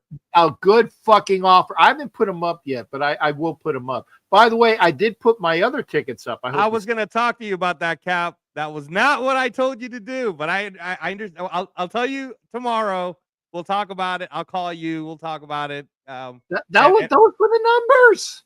That was the number. Yeah, no, because you have to base it on, but don't worry, I'm not worried because they haven't even announced what the special guest is. For all I know, Taylor Swift might be the person that's going to be the concert performer on this event, and then I might be wrong that you put it up for that much. You know what I'm saying? So we'll see, but we'll talk tomorrow. As long as I make my money. Well, we'll talk tomorrow about how to best do it, because what we don't want ever, Cap, is for you to lose money. We never want that. That's true. I don't want to fucking lose money. Yeah. So yeah. So Edward Winchell for the 49er game. The last time I checked, for those particular ticket, if you go to Ticketmaster and you were to pay it through there, less the fees, because you still would have to pay the fees, the comparable seats next to it was $300 a piece. That's for the Niner Raider ticket coming up August 16th. I don't know what Chewy paid for his tickets, but like I said, I'm not necessarily telling you guys that that's what Captain will take, but don't give him a shit offer. Don't say to Captain, "Show me the money." You know, don't tell Captain, "Hey Cap, for the pair of your really nice seats, can you give it to me for $100 a piece?" Like, don't be an asshole. All right, don't be a dickhead about it. I just told you what the current market is. I'll eat the fucking tickets or give them to or Angelo. That's right. So don't, and I don't even want the tickets. I want Cap to make sure that he gets money for it. Yeah. So don't. And by the way, I gotta put this back. Thank you there, my shipmate. Nat's Nav, man. Thank you there. Okay. Shipmate. Hey, Nav, man. So I keep it this way. Keep in mind this way, right?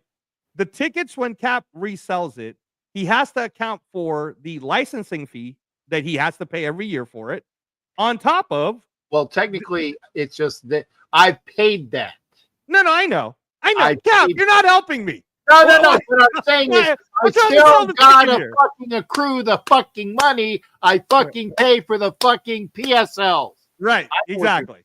That's what I was trying to say. So it's never there's never a straight up, so to say, deal, right? Like Captain Jack's not the fucking Raiders. You're not going to the Raiders to buy it straight up from the factory here.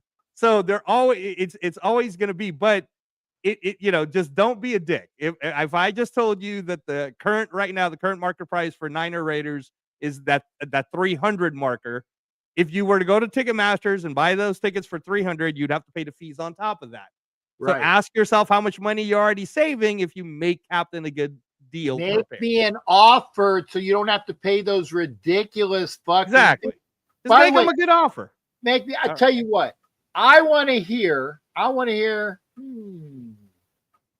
$750 for 2 tickets to me, $750, because like I said, Angela was saying it's $300 a piece, so it's $300. That's $600 plus the fucking fees. You're gonna pay that anyway. Right. Now, again, this is Cap negotiating. So if again, man, if you really want the tickets, you call them up. Depending on who you are, too, you're not a dick, Cap. But Cap will literally eat the tickets before he just gives it away. I will eat the tickets, or Angela will get them. Okay. Right. But seriously, they're next to the fucking Raiders coming in and off the field. Right. Seriously. Right. Yeah, it's pretty awesome. Pretty awesome. Yeah. I've actually sat on those seats during a UNLV game. It's pretty awesome. So, but Cap, I gotta go. I gotta go to the knockout canvas. When you guys are done with Captain Jack, please go to Turf's channel. It's called The Knockout Canvas. You'll probably see it on Ultimate Raider Fan 32 also, but we're talking boxing and MMA. Thank you, Captain Jack. Go Raiders tomorrow. So excited. Bye, guys. Bye, Angelo. And I will be here doing the show when I will be doing the show, because the game starts at 10 o'clock Eastern, 7 o'clock Pacific. That's when it goes on the NFL Network. Sometimes the fucking NFL Network, they bleed over, so I might miss some of the game because they won't start it in time. It'll come in later. They'll have like 2 screens. But I'm going to be here at 9 o'clock tomorrow. Okay? Going to be here. And like you said, Peggy and I are going to be doing shows. Peggy and I are going to be doing shows every other Wednesday. Holy fuck, man. Here's my take at Captain. I think the nation's made moves that ensure the future continuity of what the Shield said. Are we going to win a Super Bowl? No. We're going to be surprising in both wins and losses. I agree that. And that's fucking big baller money. That's big baller money. By the way, that's Master Chief money. That is big baller money. Thank you, sir. Oh, excuse me. Thank you, not sir. But he knows what I mean. Thank you, brother. Thank you, brother. Because Navman is my brother. Not only is he a Raider fan, but he wears the anchor. His anchors are awesome, though, because they got 2 stars on them. They got 2 stars on them. That's big baller money. I don't think I've ever had anybody give me a $50 fucking, what do you call it? Chat. My God. And now gosh dang it. And I'm trying not to swear. I love you too, brah. When am I going to see you? By the way, let me know where you're at. I might have to finagle going to, when I go up to New England, right? I might have to go through Tennessee. I do that if the logistics are there. And I'm not putting your other, and I thank you. I'm keeping this one up, man. For 50 fucking bucks, that's staying for a while. Fuck yeah. I've never had a $50 chat. Never. Raider Shield family. Nav man. That's some love for you, brother. Oh my God, I didn't even show the fucking see, stupid me. I missed this entire show where the comments are supposed to be over there. Wait, over here? Comments are supposed to be over here? Fuck me. I didn't do it. Damn it. Shit. That's my fault. Yeah. Fuck yeah. Come in. Come in. Here's the link. This is for my brother, and because it was here, maybe you missed it.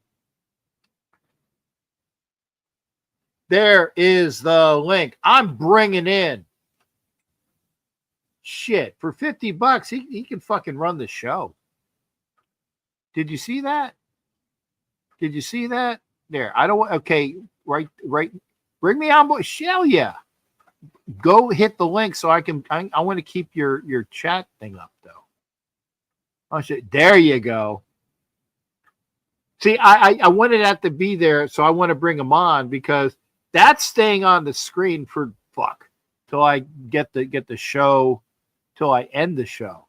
And introducing Big Baller Money, Raider Shield family, on, aka that man. That's Big Baller it. Money. Big baller. That and I honestly say, I admit this. Thank you. I don't think I've ever had. God, I sound like Daffy Duck. The thing is coming out, and I've never had a big fluffer. It's either a combination of Daffy Duck or Suffering Succotash, whoever that guy was. That's wonderful. Suffering Succotash was Daffy Duck, definitely. Okay, that's that. Well, Daffy is that? Yeah, Is that? Sure. Okay, so I had to write that. Yeah, Suffering Succotash. Suffering Succotash. That's it. Yeah. So sir, how are you doing? How are you doing on? By the way, it's been announced. Like I said, during the season, every other Wednesday. Yeah, big money. Sharif, I can't put that up because I want to keep this comment up, but I'm going to read it. Okay, big dollar, big baller, big. During the season, Peggy and I are going to do a show on Wednesdays. Okay, every other Wednesday. Wednesday. What are your Wednesdays like? They are what they are. If it's this time in the evening, I'm good. Well, if you want to do so, and again, I don't want to take you away from your project. No, it's okay. Okay, whatever you want, brother. No, don't fucking say that. Don't say whatever. No, don't say whatever I want because then we'll be having fucking 5 strippers and hookers from Vegas. You know, never mind. You know me, I'm good. Yeah. That's why I got a bad rep as being a misogynist. I'm sorry. It just sounds good. So did Deshaun. Yeah, but fuck massages. You know, we're going to Pound Town. Okay, I said it. Tuggies. I said it. Gotta have the tuggies, bro. We're going to Pound Town. That's it. Anything. You know, your show was. Oh, we're going on the phone. Okay, see. Now let me ask Kenna, because Kenna, by the way, Kenna, I'm not showing your comment because I'm keeping this one up. Kenna, I know has the, what do you call it? The notifications with the ding ding ding, so he knows when I'm on. Okay, right. You were talking on the phone. If you listen to your notifications, you knew I was on, Kenna. Funny as fuck. I was like, hey, Jack's on. He goes, what? Every other Wednesday during the season. Every other Wednesday, Peggy and I, 9:30 Eastern. 9:30 Eastern. Okay. Look, and Ed, thank you for staying. I can't see. I got to talk to Ed. Ed and I got some. Ed, is it about what we were going to talk about, Ed? You know, fuck whatever. I'll talk with Ed. Hey, damn it, brother. I have a question. Yes, sir. Go ahead. Is it okay if I stream this to my audience? Fuck yeah. Okay, right on. I just want to make sure. Yes. Okay. You know why? Because I want to bring your. And by the way, folks, if you don't know, Raider Shield family, if you're not tuned into them, and there are 23 people here, but he doesn't count because he's already here. So there's 22 other people here. Okay. And Kenna doesn't count. So there's 21 other people here. I'm trying to figure out which people already are on your channel. So you and Kenna don't count. So There, okay. Go to Raider Shield family, and you get a chance to hang out with Big Baller.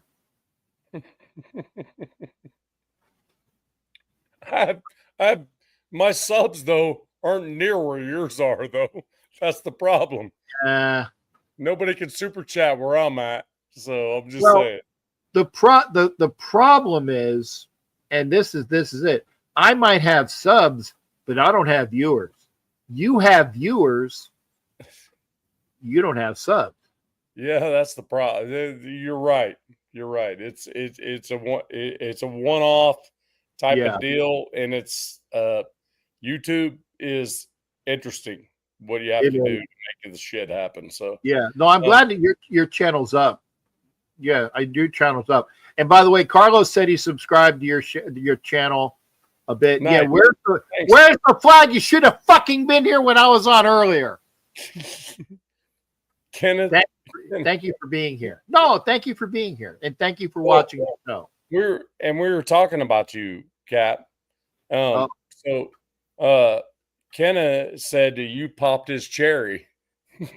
No, not in the way you were thinking. The cherry of being on a show, a live show. Yes, I find it funny though. I find that very funny. I know, and he keeps saying that. I'm like, Jack, you can't. I know what you're saying, but you have to say, Captain, you were the first. You say it like this. You say, you were the first person I went on a podcast show with, which means you popped my cherry. Therefore, you popped my cherry. Yeah. You explain it. Exactly. Therefore, you pop my cherry. Right. You don't just come off with Captain Jack pop my cherry. Right. Yeah, exactly. I know. Yeah. All right. So, hey, if you don't mind, some of my folks are popping in from my channel. Yeah. So where's the flag? Yeah. I'll show it. I'll show you. I wanted to, like I said, anybody that is watching me that's already here, make sure you're going to. That's why I kept your sub up, because I want people to go to your channel. I got you. Yeah, that's the main reason why. And because when you show that, then then you know who to fucking sub to. And I want to acknowledge the people that are here from your channel, like Where's the Flag, and who else? Ardell. I want to acknowledge them. Kenna's a dually. He's on both of you. Right. Captain's so Ardell's probably already subbed to you, more than likely. Yeah, but I want people. Like Carlos said he subbed to you. Oh, nice. Ardell is also a veteran as well. Ardell's like huge supporter of my show. So there you go, shipmate. Thank you for that as well. And I thank everybody that's over here. Is that Zelsbo? Where Zalesbo? What's going on, man?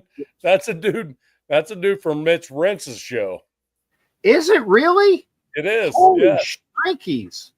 Yeah. Well, anybody that goes to Mitch Rentz's show, that goes to your show, I've never seen you, sir. And I'm not saying that, come on over for some old dude, because Rentz is Rentz. Rentz has got what, 20,000 subscribers. 200,000. Okay. Excuse me, Mitch Renz. I didn't mean to denigrate the amount of fucking subscribers you have. It's crazy amount. Yeah. 200 that he makes money. That's his job. Yeah.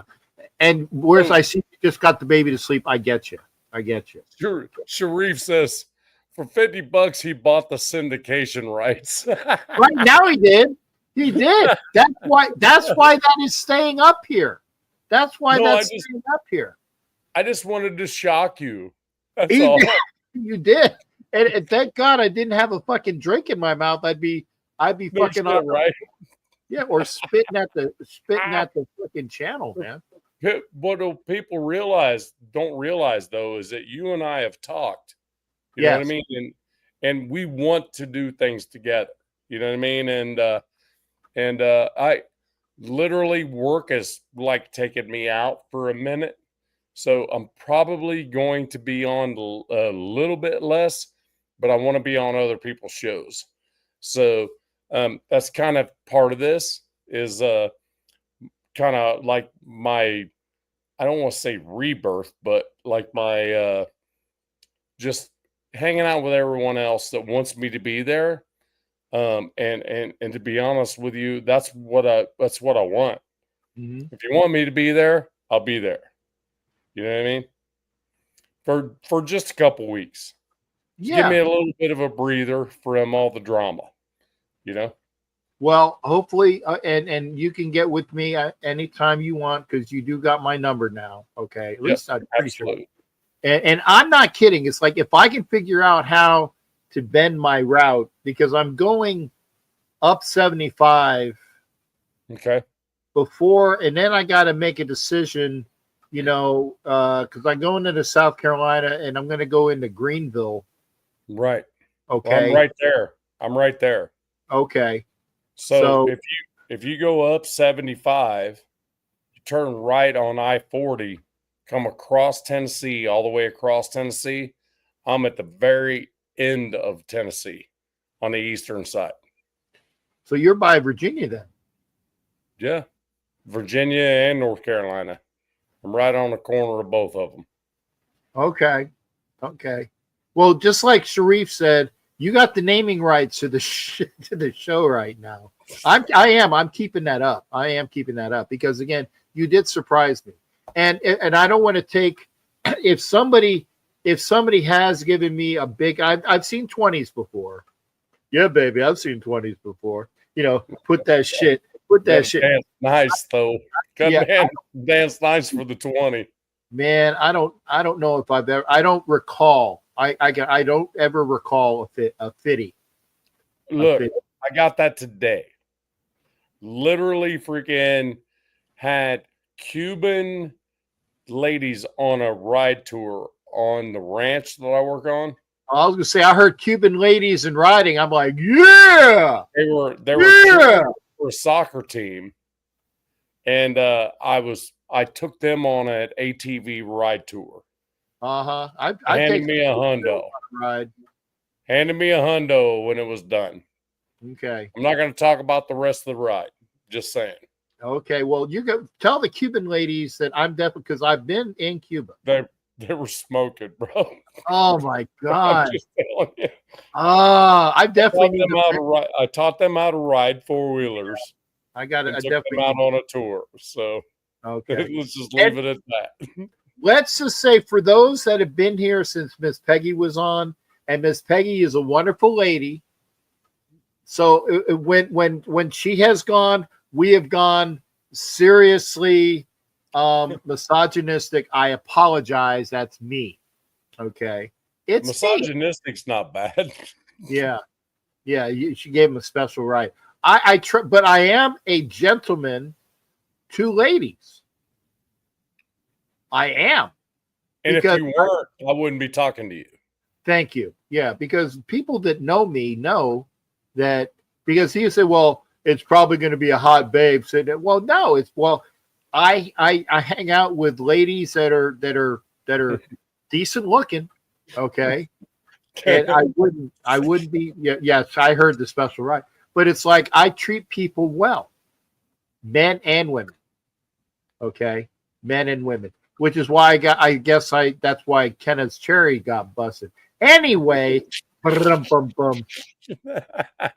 yes, Kenneth, just say it the way I said it.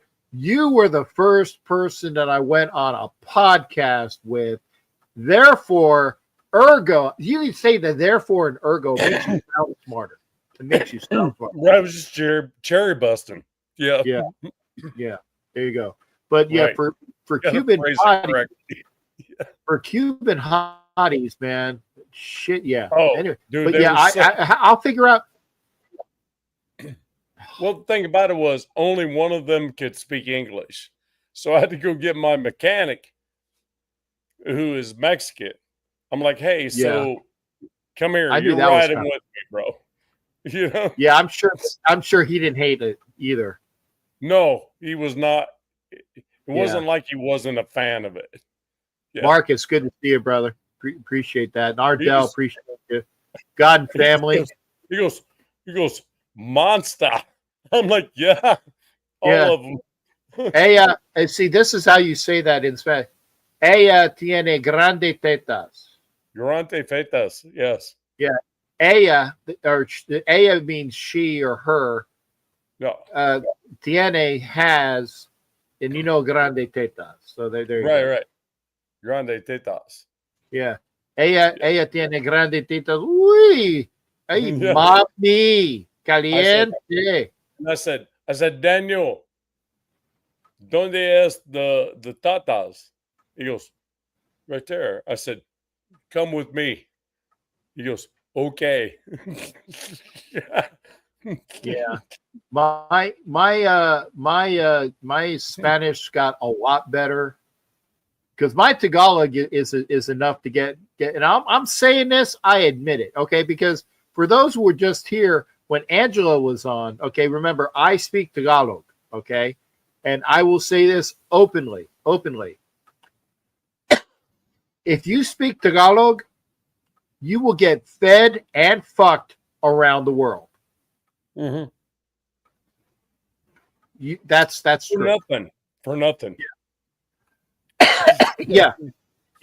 If you speak the language, you will definitely you won't go hungry. You won't go hungry, and you will probably have other activities that are beneficial to your what's it called? What do you call it when we're working out? Your not carbohydrate. Whatever you're fucking working out shit. Okay. I need yeah for that. Tagalog will get you fed and fucked throughout the world. Donde están las chicas muy bueno, por favor? There you go. There you go. Jack Candace says, ¿Dónde es las chicas muy bueno por four? No, it's yeah. I know that's spelled wrong, by the way. It's like favor. Yeah, it's favor. It's favor. Por favor. And yeah, I wanted to talk about tomorrow's game, Angelo. Okay. And by the way, Angelo's on the show. Thank you there, Angelo. I said, let's talk about tomorrow's game. Angelo, do you see the reason why this gentleman is here? You see the $50 bomb that was dropped? And Angelo, I have one thing. I waited for you to leave. If you left, I'm like, hey man, bring me on then. Since he has so much boxing shit to do, maybe Jack could bring me on. Yeah, just I will. And like you said, and I will talk with this gentleman. Like maybe we will do something. I'm not. Wait, I tell you what. I'm not going to announce it now because then you'll feel obligated. We will talk about doing during the season. Well, I will tell you this, Cap. If we meet up, we're going to do something. Okay, is that okay? Yeah. We're going to do something for sure. Okay, now I gotta ask. Oh man, I tell you, thank God the FC. And by the way, folks, and I've said this, I was on the Armed Forces Network. Okay, that's real FCC shit. You know, real. You can't cuss. You can't say whatever. I've been on real radio. Okay, real radio. The Armed Forces Network, or what used to be AFRTS, Armed Forces Radio and Television Service. AFARS. Right. Then it went to AFN, Armed Forces Network. I've been on real radio. Okay. When I talk with Ken Thompson, I'm talking on real radio. And by the way, Ken says he always no cussing. I said, I got you, Ken. I can do that. I can do I can do 2 hours without cussing. I swear I can.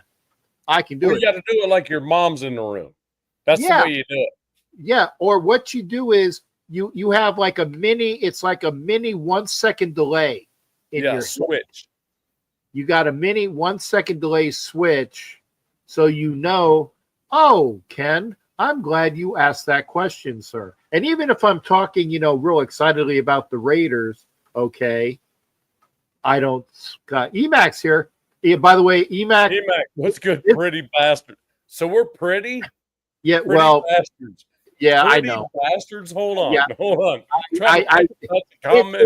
Emac. First off, Emac is a Seahawks fan. He's. Wait a second. Let me set you up. He is a decent troll, but he's a decent troll. But he actually gives sports related content. Love it. So he's my favorite, and he calls himself that now. He's my favorite troll because we got rid of that fucktwat who shall remain nameless. Okay, so Emac, I allow Emac a little bit of creative license. He said it's a pretty bad. Okay, pretty bad. Hey, it's fine. Yeah. Hey, Emac, you want the good news or the bad news, bro? But go sign up, Emac. Sign up for Raider Shield family, sir. There you go. Yeah, this should be fun. Seahawks fans in the freaking Raider chat should be fucking amazing. Yeah.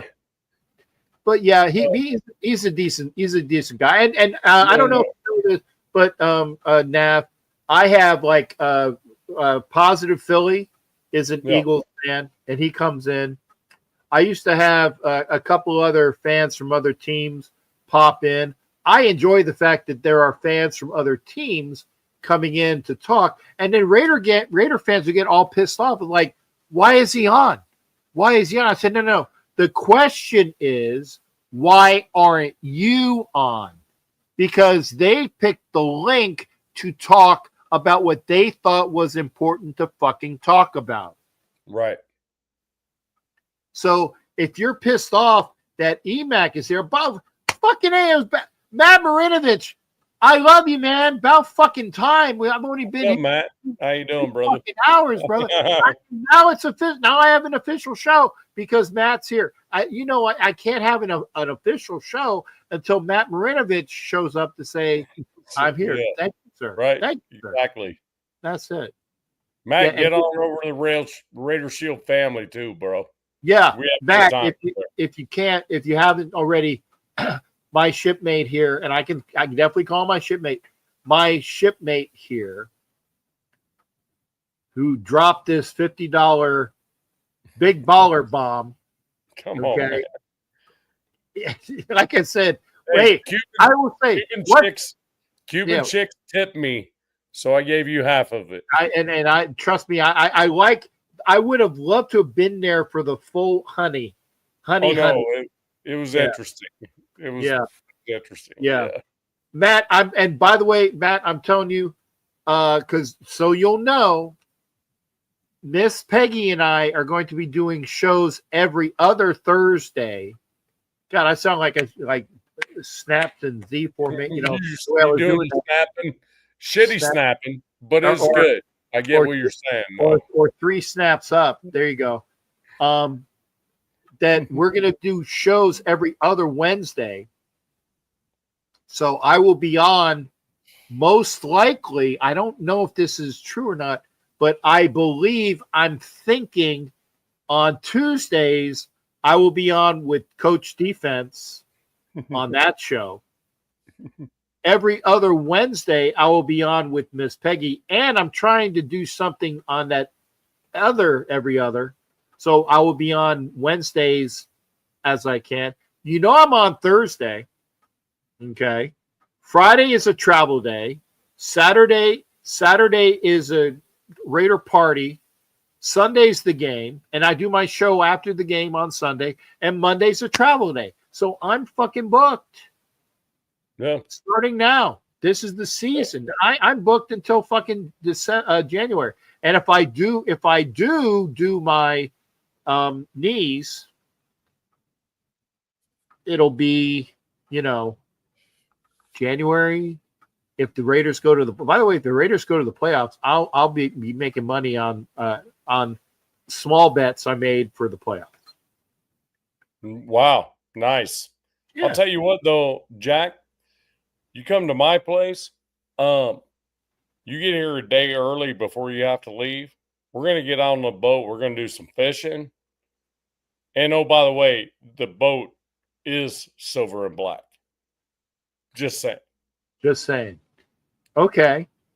I like that. But if I'm staying like a lot of days, it might have to be. Yeah. I'm with you. In January. I don't know what January's not going to work for me. Yeah, I was going to say it's probably fucking cold. It's probably cold. That thing will be freaking in a cocoon. Yeah. Okay. Yeah. Well, if I do this, and I would love to do that, because I'm and by the way, as long as I'm alive, because God, God being the person that He is, or the entity that He is, tomorrow's not promised. So I am thinking that when I do eventually get my travel trailer that I can go to places, I will go on the road a hell of a lot more. Well, I have 3.5 acres to park it on. Okay. So, and power put into it, and water. Yeah. And I hope so too, EMAC, that we know. Yeah. And by the way, this is like a Raider room, and I've been given permission. I've been given permission that I can actually have guests in the house. Especially if I've been to their place. That's why, So if I come to your place, then by rule authority of, Philippine Grand Central, I have to be able to reciprocate the offer. Well, interesting. Yeah. So if I come to your place, you have to come to mine. Well, if you come to my place, I'm going to have to I got to get permission, because I haven't been here. I haven't been to your place yet. But if I go to your place, then it's pretty much you're in like play. Well, and so 2,000 square foot home, 3.5 acres, me and my wife. Yeah. Okay. Pretty sure we can find a place for you to take a nap. Yeah, I appreciate that. And by the way, did you get the number for those Cuban chicks so I can have them in your place too? Well, no, I didn't get their numbers, but there were certain things that were handled at a certain period of time where there are some pictures. Oh, I can't wait to see this. But they're not for this show. No, they are eyes only. They are eyes only picture. All right, hold on. James Furpo in the house. Yeah, so that's an official show. If I got a Furpo and a Marinovich, it's an official show. It's an official show. Furpo is here. The one thing about Furpo, that dude works 22 hours out of a day. Yeah, that you dude do. is always at work, and the only thing he wants is Raiders.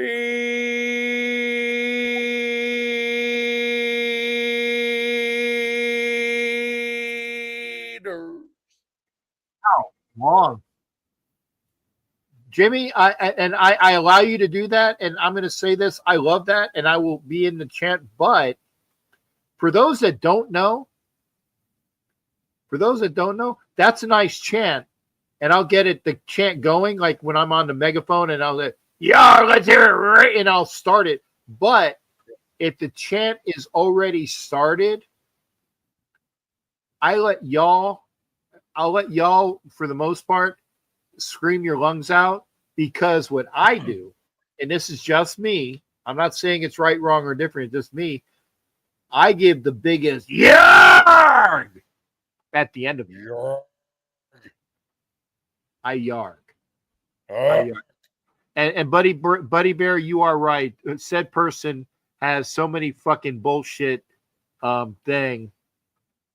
Or if you're Filipina is what Mrs. Captain Jack said on the rules of the invite. Yeah, we went. By the way, yeah, we went. Shh. You know, we won't talk about that. Hey, all y'all that come from my chat, please make sure you go over and hit up Captain Jack.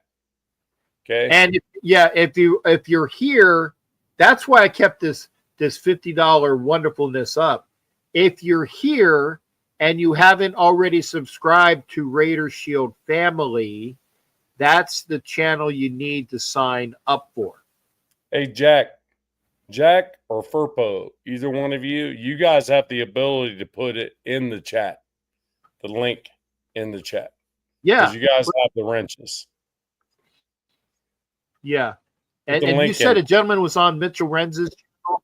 Thank you. Was that Salisbo? Did I get that right? It was a while ago.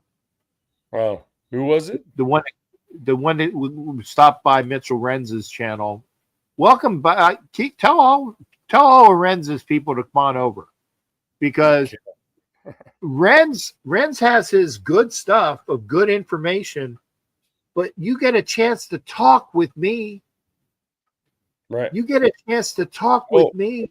And what was cool was the Friday night show last week. Mitch came on my show. Holy shit. And we chatted it up. He said, I'll be there about 30 minutes. Guess how long he was there, Jack? Probably 2 hours. 2 hours and 30 minutes. Wow. We were freaking chopping it up. We had like 8 people on the screen at once, just chopping it up, having a good time and everything. And we raised $1,000 for someone that needed it at the same time. That's awesome. what the nation is all about, Jack. That's helping true. each other. You know what I mean? Helping the family, right? That's awesome. Do you agree with that? I mean, I agree. And I will say this. Because, and this is the truth, I did a promo for Grim because of his cancer issues, and I promoted that because I know Grim for over 15 years. Yeah. He would never ask. Right. He would never ask for money, for help, for anything. So I did a promo for Grim Raider to get some money in his coming into his way. I helped out Jeff LaFontaine for Raider, the young gentleman, Little Raider, that their family for those things. I've done causes.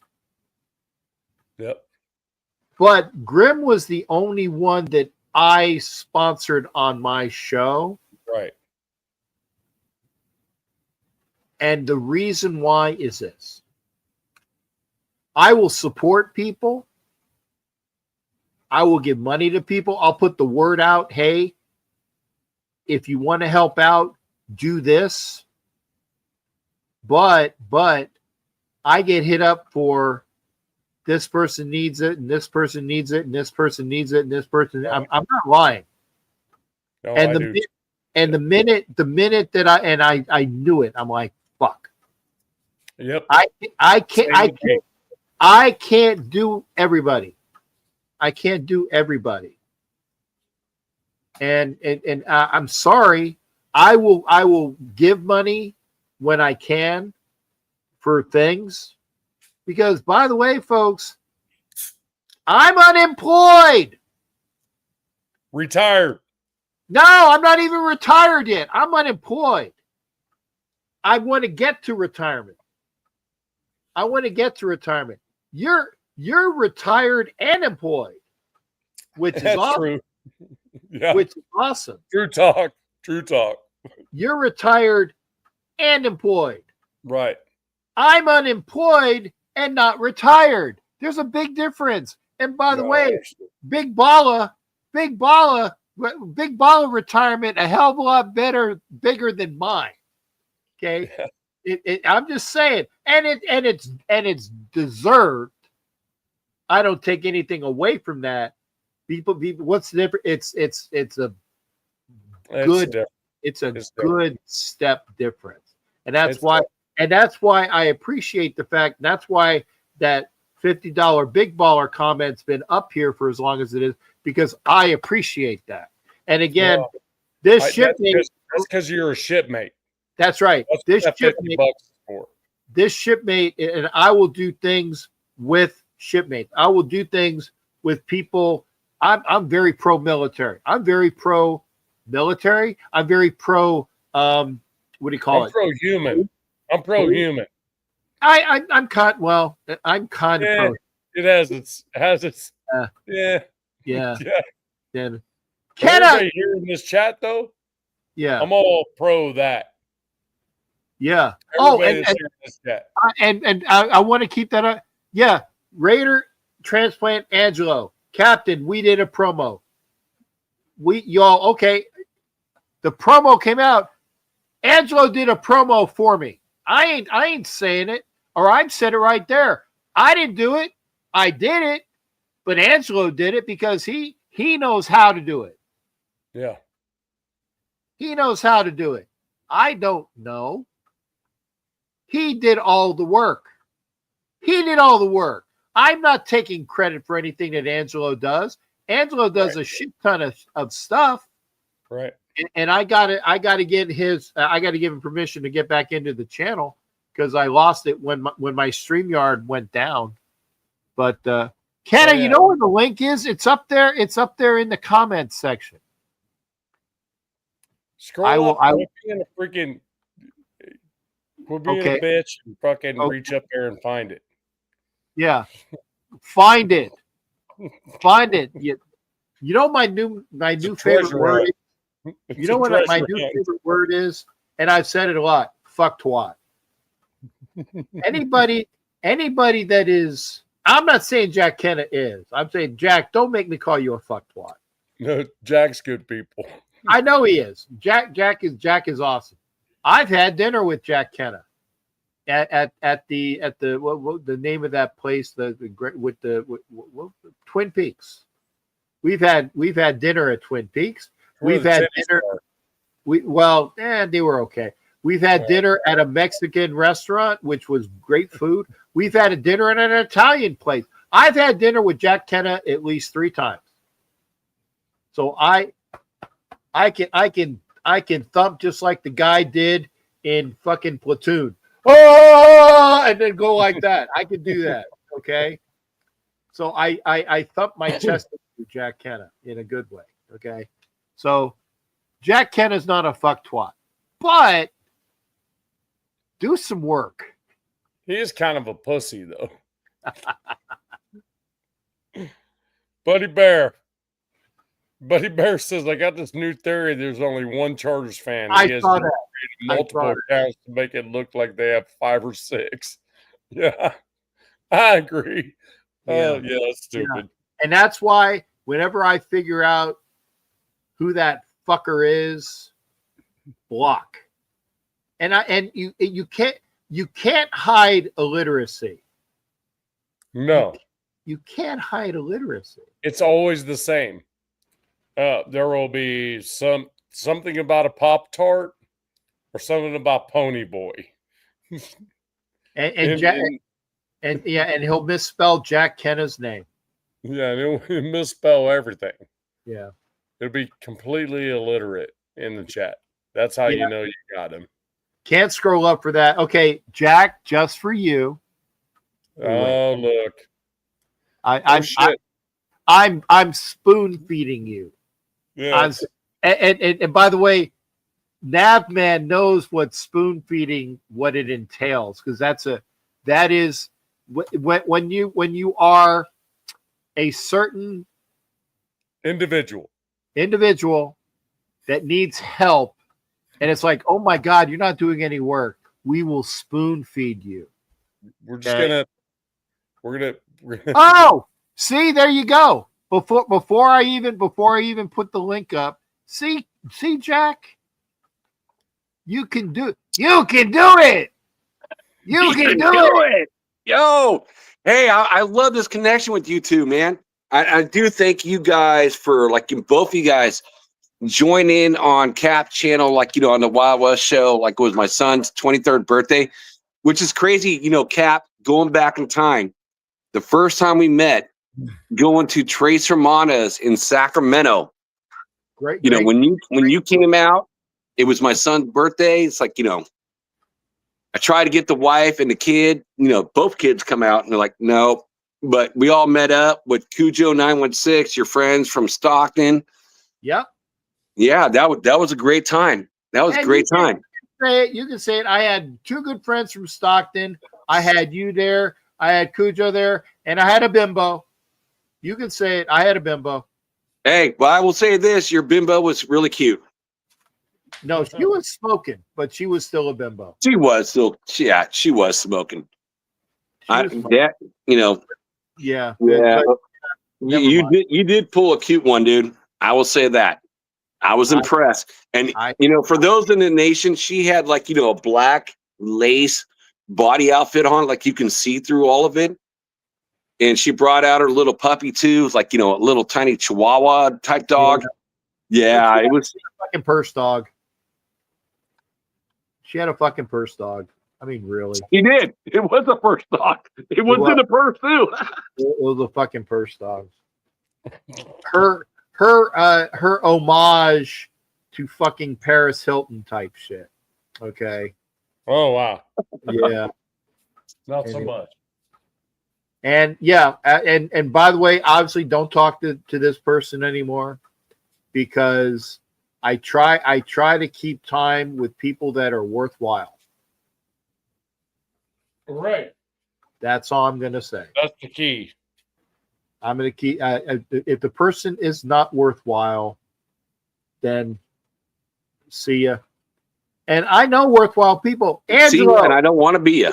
Wow, Angelo's worthwhile. Why? Because he comes in here absolutely together, and fucking Kenna's worthwhile. And even though they don't come in the show, fucking Matt Marinovich and Jimmy Firpo, because they're always here. And there's a shit ton of other people. I'm not going to say, I'm sorry if I forget to name you personally. Sharif comes in the show, okay? And there's a bunch of other people. Emac comes in the show. He's not even a fucking Raider fan, right? I like to have people that participate, okay? Right. It makes the show a lot better. I don't want you to listen to me for 2 fucking hours. That's fucking boring. It's boring. Right, Jack. Like for me on my show, G-Fam, Rosetown. Right. Freaking, where's the flag? Right. All these freaking dudes, man. You know what I mean? They're always there. You know what I mean? Always there. So they're always there. And I see them on your show, every single show. But Nav, I got to correct you on one thing. Uh-oh. So, when me and Captain Jack are on the same show, Captain Jack is Captain Jack, and I'm just Jack. Yeah, because people get confused. So we put those rules up, I don't know, 4 or 5, 6 years ago. So we're on the same channel. It's Captain Jack, and I'm just Jack. Yeah. Well, actually, you wouldn't even say Captain Jack. Say that's Captain. I'm Captain. Yep. And that's I just call him Cap. Yeah, or that. Yeah, Cap. Yeah. Cap. I'm going to call you Big Baller from now on, man. I'm just going to call you Skipper. Nice. Well, I'm glad that you guys, Kenna, I'm going to tell you something right now. You don't come in here fucking making rules, bro. Well, no, that's been a rule for me and, Captain Jack we've had for forever, because people get confused. Who are we talking to? Yeah. It makes sense. It makes sense. 2 jack-offs in one show. Sweet. Yeah. We know. Right. As long as it's not on screen, it's okay. Right. As long as it's not on the screen. But since this conference, which is really awesome, and I appreciate Dark's here. Appreciate that. Where's the flag? Yeah, Dark's over. Nice. I Dark. gotta ask, okay, because I've been on. It's fucking almost midnight to me. Okay, I know. Do you got to work tomorrow, bud? I do. Okay. I do. Okay. Well, yeah, but you're on the fucking West Coast, Jack. You don't. I'm talking about somebody who's on the East Coast time. Okay. Yeah. Agreed with that. Yeah. Kenna, I was gonna say this is what, and here it is. I would put the comment up since that's what was promised, and I'm trying to get to that, Angelo. That was my point. Since we're all here, I would like to talk about tomorrow's game. Since we're all here, and by the way, my shipmate and I will talk about ad nauseum. We're gonna do something together. We're gonna collab to be. Yeah, I know. Follow my own rules. God damn it, fucker, motherfucker. God damn it, Angelo. I'm going to fucking get to that. I swear. You pucker. Fuck it. You know, Cap, what I think is so funny going back to the old days with Roku, where like you would bust my balls, like, you know, you can't say a swear word, and hearing you say that, dude, I love it. Oh, yeah. This is freaking royalty right here. Ron Raspberry just popped in the chat. Ron. What's up, Ron? Hey, Ron. Okay. Now he's going to command the chat now at this point. Wipe your feet, subscribe. That's what he's going to be doing. Guaranteed. Wipe your feet, subscribe, like. Do it, Ron. Both channels. Yeah. Okay. Ron, welcome in, sir. And I know by your little what is it, like a, what is that? That would be like a little racetrack thing. Yeah, but it kind of looks like a paperclip, though. It does look like something. I don't know what it is. Ron, because you have that paperclip, I know you are subscribed to Big Baller's channel because that's why I have this on here. Okay. Big Baller. Yeah, Big Baller's channel. All right. We will talk about transitions then. Yeah. So, Ron, Ron, if you're not already subscribed, it's Captain Jack Rackham. That channel. Yeah, hit it up for the OG, bro. Absolutely. No. Not for. Okay, I've been doing this. No, I meant you as an OG, not the OG that both you and I know, Caps. I'm saying you as an OG. I know. I would just say I appreciate. Now, I used to do this on Facebook all the time. I used to do this like going into, and I'll tell you who fucking OG is fucking Raider Joe. Oh, Raider Joe versus OG Daniels? No, Raider Joe.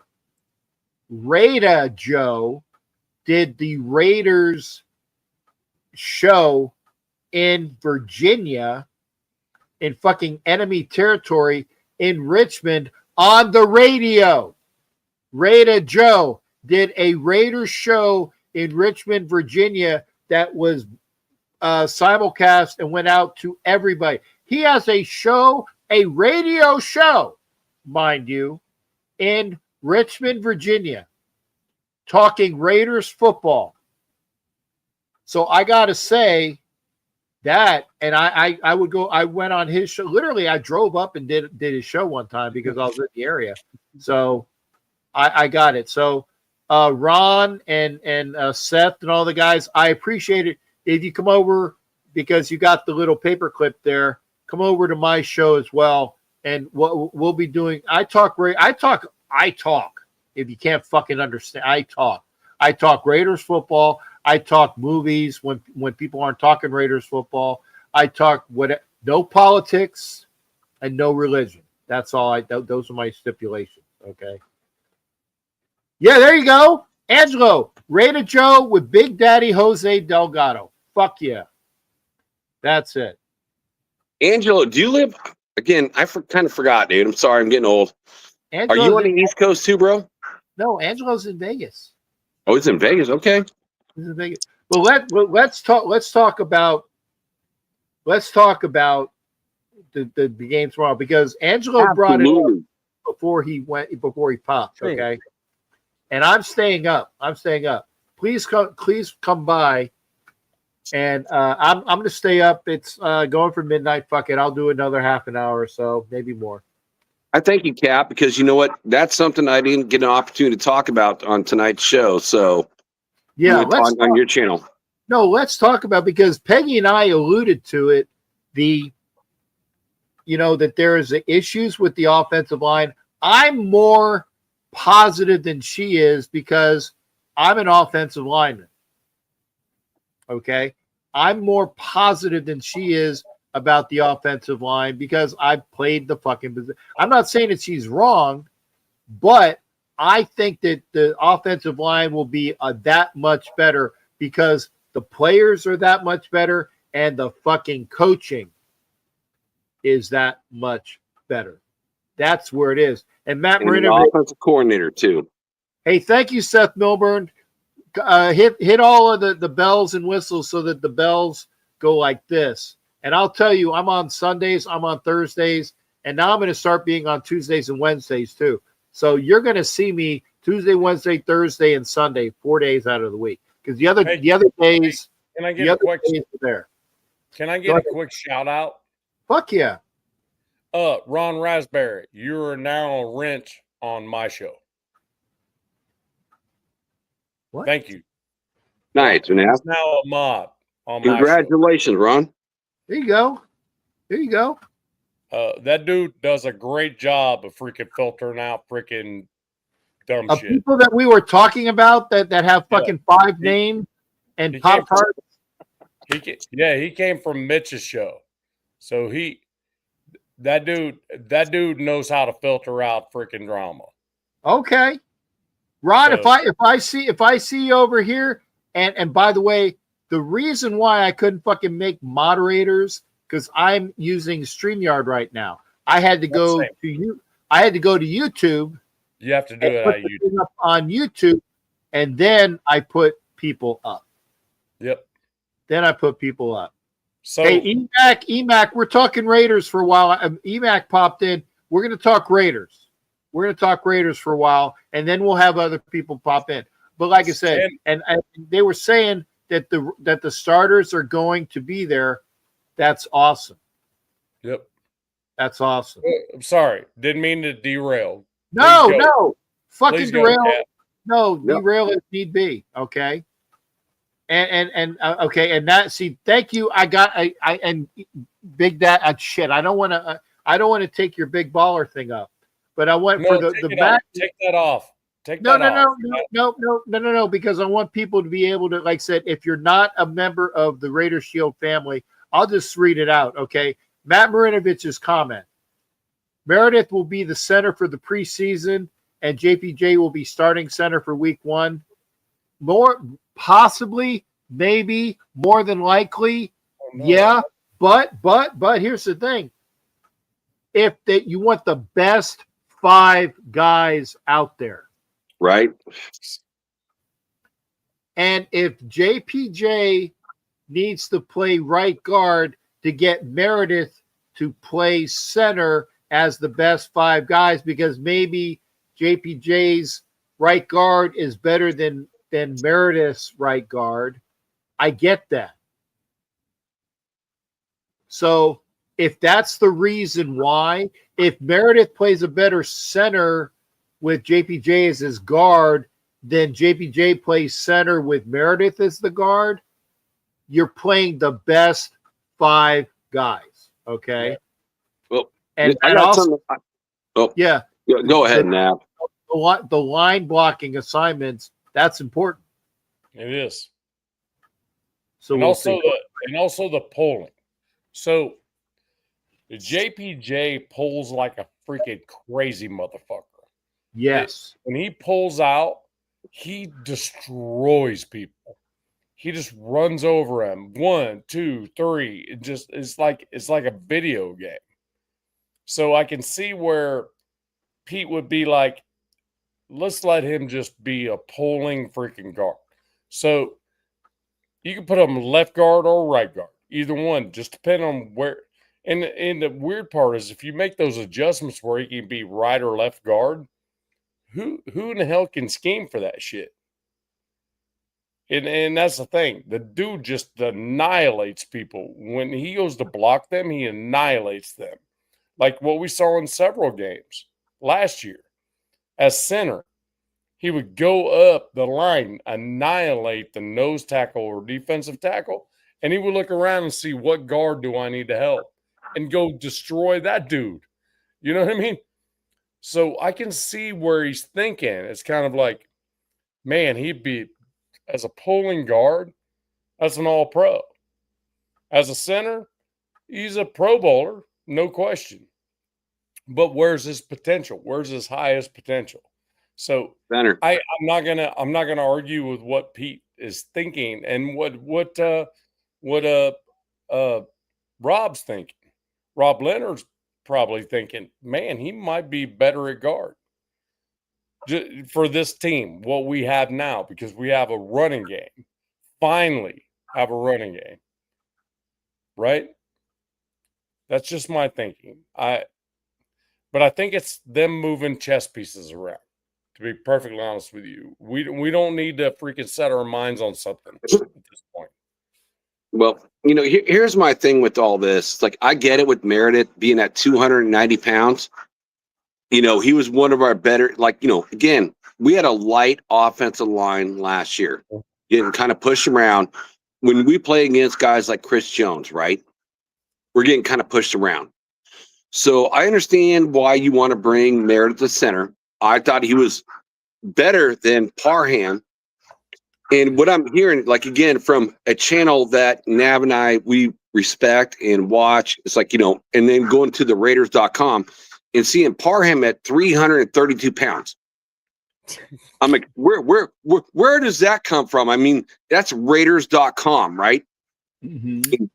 So if I'm going to move JPJ off of the center position, I'm going to left guard and put him up next to Colton Miller, and I'm going to keep Parham at the right guard, against Kappa. No, that's the reason why I wouldn't. To be perfectly honest with you, Jack. You like him better at right guard than left guard? That's the reason why I wouldn't do it. I wouldn't want him next to Colton, because Colton already freaking hits, goes inside. JPJ won't need guard help. He won't need help on his side, because Colton will take care of that. And you know what? A lot of people are saying, it's like, I agree with what you said, Nav. We agree on a lot of stuff, bro. It's like, I think, ultimately, I want him back at center. And you guys both know this. I'm just going to say a hashtag. I'm good, Ed. Double O. And that's what this guy reminds me of. So, and it's like, I want him back at center. And, if Parham really gained all that weight, I want him there. I saw the Raiders depth chart, and they have now Caleb Rogers, who was the backup at right guard, is now the backup at left guard. So it's like it's kind of confusing. So again, I just put it this way. What I said, 2 weeks on the Wild West show. Don't read into it too much. Right. Everything's going to change week to week. Right. And let the pieces fall out as they may. What are we doing? We're speculating. That's all we're doing, speculating. I literally see Pete, Patrick Graham, and Chip Kelly sitting at a board like Game of Thrones, looking at their chess pieces, how they're going to place them. That's literally what I'm thinking about this preseason. We'll see it week 1 against the Patriots.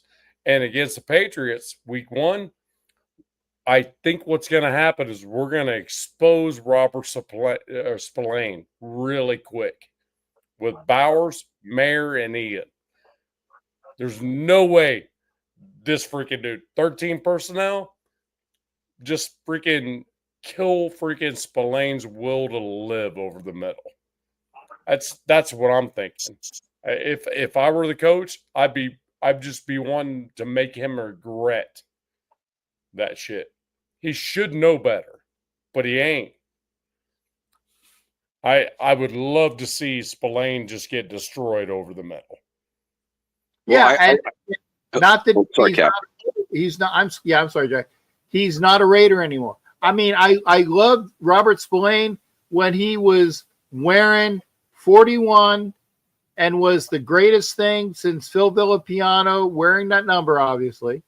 You know, because the only other person that was wearing that, it was my buddy Johnson. I can't remember what Johnson's, and I've had him on my show before, but Johnson wore 41. But Spillane was the best 41 I've seen that I can even remember. And great when he was a Raider. And if he comes years in the future, comes to Raider alumni meetings, he will be welcome in the future. Right. But right now, he's a fucking Patriot.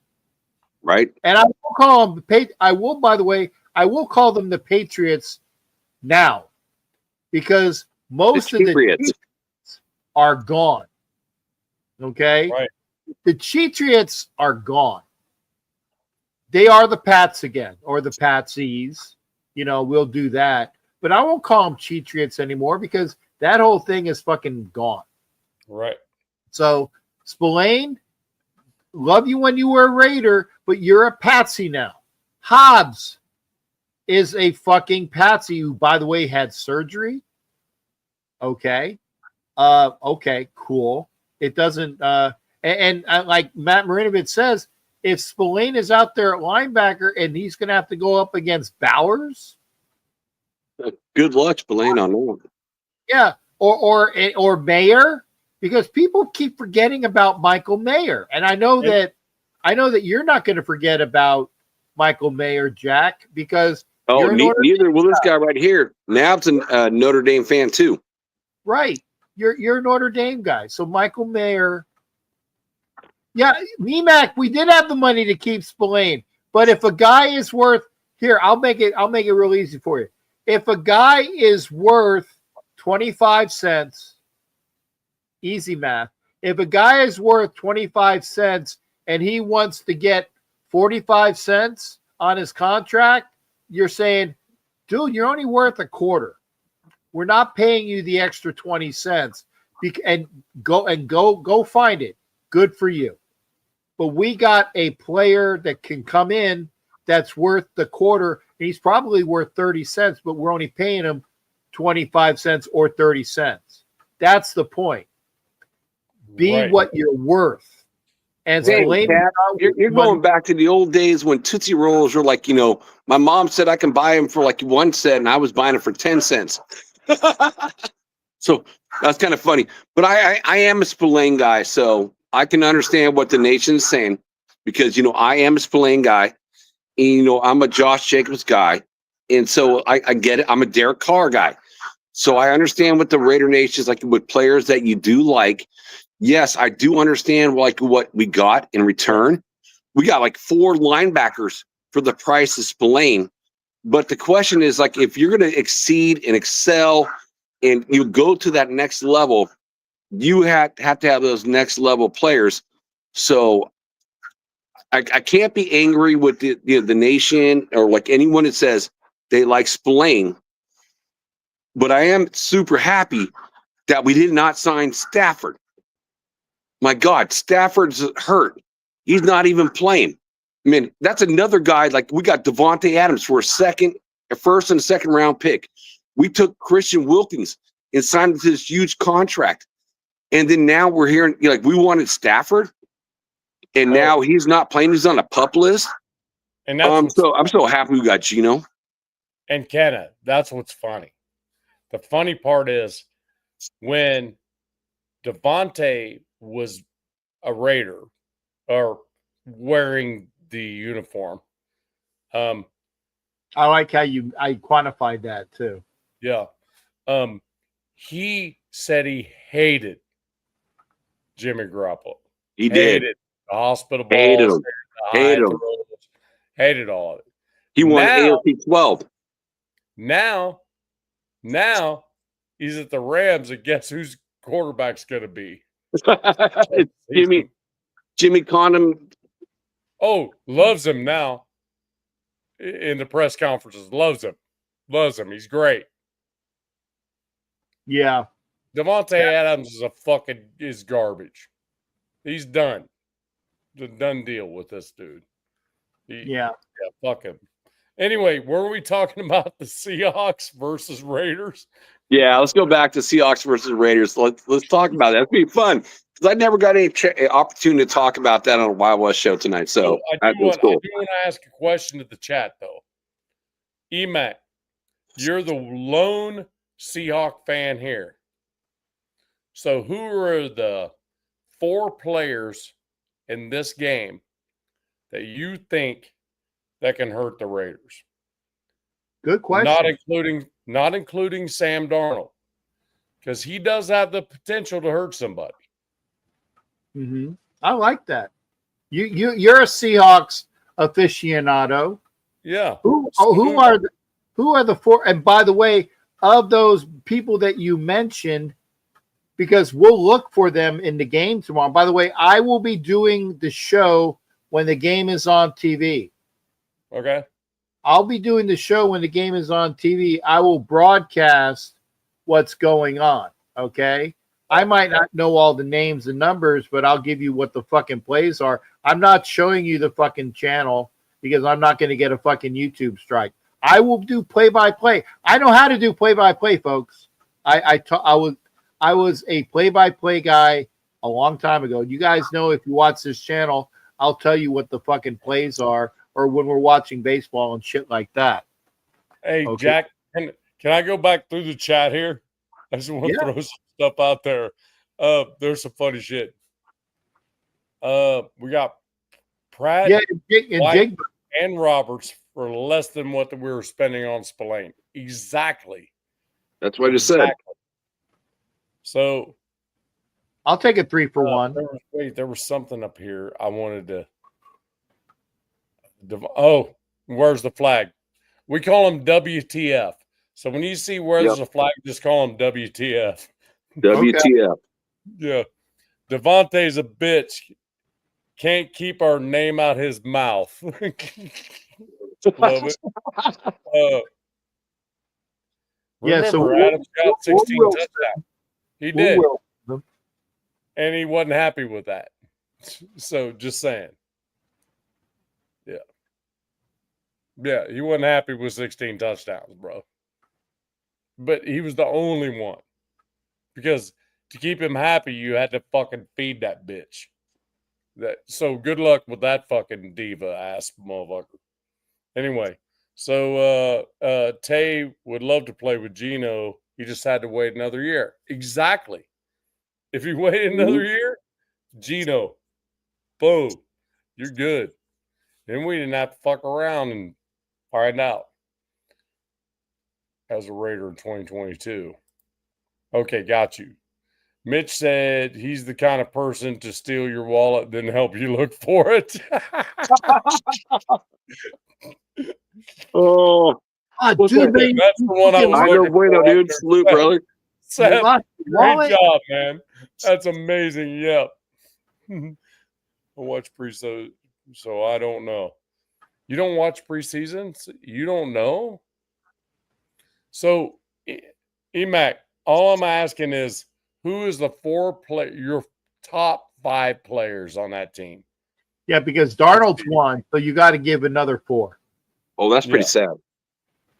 If Darnold's 1, that's that's sad. And I'll even give you 2. It's the kid from Ohio State, Jigba. Jigba. And then what about the defensive back they have from the Seahawks they got last year? The wide receiver too, as well, because Metcalf's not there. Kenneth Walker is a fucking stud running back, no question. Oh, Witherspoon. EMAC right there. I will say that. Devin Witherspoon is like a stud, dude. I will say that. Devin he was a first rounder. I remember that name. Yeah. That's the guy I was looking for. Is he a little long in the tooth? I was thinking. No, not Witherspoon. He's on a rookie contract. Witherspoon's like in his second year. Why am I thinking? Okay, never mind. Tariq Woolen, don't know that. He's good too. Kobe Bryant. Yeah, he dropped in the draft last year. Not the basketball player. Wait, I swear there's another. It's all on defense. Who's their number one after Metcalf left? Oh, Byron Murphy. Yeah, that name sounds familiar too. Byron Murphy. Well, they also lost another wide receiver, which again, I'm not expecting. If he was even there, he wouldn't play. But it's been there for a long time. I don't know if he retired or went somewhere else. Not Cooper Kupp. I'm sorry, not Cooper Kupp, but because the Raiders were talking about trying to get him to connection with Pete Carroll. Yeah, DK went to the Steelers. Not DK. It's like Steelers. Yeah. Not DK. Yeah, Lockett was the guy that was Lockett. Thank you, Cap. Yeah. Lockett. No, I'm reading it. Yeah, Lockett was available, and they said, "Oh, well, Lockett will come to the Raiders because the Raiders need a wide receiver, and he's got that connection with Pete Carroll." And he never fucking made it. He never made. He was. If we wanted Tyler Lockett, he would have been a Raider, but he was signed by somebody else. I can't remember who the fuck it was. It doesn't. I don't care. But he's not a Raider. Yeah, he hung out there for a long time too. Jamal, I love Jamal Adams' signing. He's going to be, and I'm going to throw some names out there. The Raiders have been trying to do this with defensive backs playing linebacker. Anybody remember Tanner Muse? Anybody remember Devon Diablo? Okay, there's two right there. And there's another guy who I can't fucking remember. Tanner Muse, Divine Diablo. There was another guy before that was a defensive back that we had playing linebacker. Okay. Safety. And they didn't fucking work out. Jamal Adams is a defensive back of Pro Bowl caliber who's playing weak side linebacker. Okay. I can see that. It's interesting. Yeah, I can see that. And there you go. And again, Ron, I appreciate coming over. I know WTF has popped over to my show. Again, if you are on my channel and you have not signed up for the Raider Shield family as a subscriber, please do. Because that guy, I'm going to make sure I have the right finger. That guy and myself are going to be doing some collaboration sometime this year. And I like all the people that are over there because I talk and I like to talk with you, and we'll have people come into the show.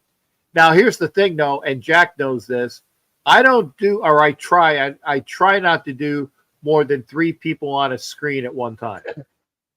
And the reason why is because a bunch of people talk over each other. They even do it with 3 people, okay? I try not to do more than 3 people on a screen because then it becomes a fucking clusterfuck.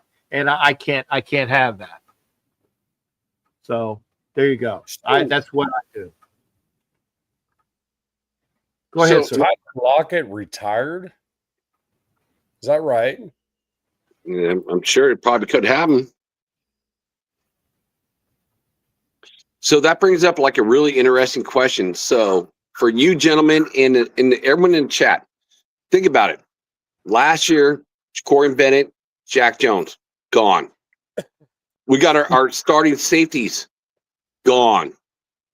We got our starting linebackers all gone. Everyone's gone. So Pete Carroll is put his fingerprints all over this defense. And even the scheme is being changed up. So last year we ran a 4-2-5. You know, we've been running that for a couple years now. And now we're looking at 4-3-4s. It may be a 3-4-3-4 like linebacker, or 3-4-3-4 safeties. So Pete Carroll is putting his fingerprints all over the scenes on this. Yeah. It's going to be different. It's going to be fun to watch and see how it works out. I mean, there's a lot more questions and answers, like, you know, until we actually see it. So tomorrow is going to be very interesting to see what happens between the Raiders and the Seahawks and see how this stuff plays out. It's going to be wildly different, which is exciting and fun at the same time. And again, this is going to be a Pete party in Seattle, because Pete is this, in my estimation, I'm pretty sure this is the first time that Pete Carroll has made his way back to Seattle since he was unceremoniously given the boot. And that's the truth. He was given the boot. They wanted to get rid of him to change things up, and he stood out a year, and this is his coming back going away type party in front of the home crowd.